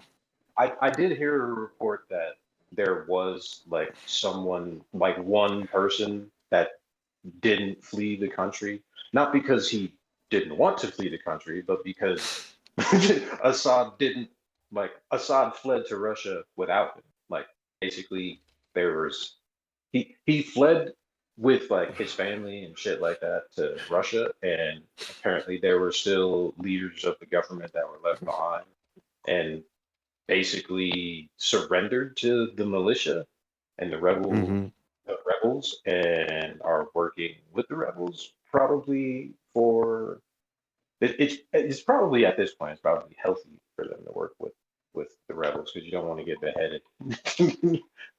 You don't want to get beheaded. Like you're not that guy. You're not built for that. Like you don't have a fucking personal jet that you could jump on. Otherwise you wouldn't be here. So, you know, do this for us, right? Do this for us. You're a part of this fucking government, right? We should kill you, but we won't. But the reason that we're not going to is because you're going to do things to help us gain a foothold politically and help us establish a government that we control. And you're going to help us do that. Show us the books, show us where the money is. Like literally, like did you see the huge ass garage full of fucking foreign cars underneath Assad's house while his fucking country is starving and dealing with poverty? This motherfucker has like hundreds of foreign fucking cars, like Ferrari, like millions and millions of dollars of cars in a fucking garage underneath. Say, he doesn't even his have house. roads to drive it on. Yeah, like what are you doing? You just some fucking collector? You out here collecting cars like Pokemon, bro? Like billions of dollars underneath his fucking palace in the form of cars that he collects while his people are starving and dealing with poverty. His fucking government and country is falling apart, but this motherfucker just bought a new car. Sweet. It's so crazy, bro. Is it okay? Oh my bad. What do you want to say? Is it okay if we go back to the Kamala thing? Because I remember she had a pop the balloon ad that was based off of, that was very obviously like marketed towards black men, where she was using. All right, yeah, she was using the pop the balloon ad to say like, if you don't vote for me, then you won't get any pussy, which is like a weird. It's a weird thing to say. It's a weird tactic, advert marketing tactic. That was like the worst thing I've ever seen as a black man. Isn't it kind of funny? My years in America. Isn't it kind of funny how it worked out? Trump got elected, and all of a sudden we got a semi 4B movement going on in America where women are shaving their heads and saying they're going to get sterilized. So like literally, it happened on his Oh my god! Yeah. Did you see the meme? Did you see the meme that has like Robert De Niro with his head shaved bald, and it's basically making fun of him? Like I heard like all the liberal women were shaving their fucking head because Trump won, and then it shows a picture of Robert De Niro with a bald head. Ooh, that is filthy work. All right, y'all. I'm gonna raid out. I must get up for work tomorrow, and yeah, it's been fun. Like I've had a good time. I hope y'all had a good time. Thank you for inviting me. Yeah, thank you. Appreciate it. This was fun. Always a time. Definitely, yeah. And thank I you love for these sort of not putting conversations. hands on Chip too hard. I mean, Chip is okay, right? Chip is okay. The CEO. I can be reasonable. I don't think like at any point I dealt with Chip in an unreasonable way. I try and like just match the energy that he's giving off. His issue is he's not paying attention to how he comes off because he's too busy like trying to tell you how he's coming off instead of just listening to what someone is telling him. Does that make sense? Oh no, it is Like, absolutely he's the not- case. He's looking to get his point. Makes perfect sense. Yeah. So, yep, rating out right now. Appreciate y'all. Hey, good to see you, Para. Raiden Drazi. Oh shit. Who are you? Y'all have a good night, Elder Drazi. He's good people. Elder Drazi. All right, okay. see ya. Have a good one. All right. Yep. Later, Lethe. Have a good night. I'm not going to bed just yet. I need some chill time.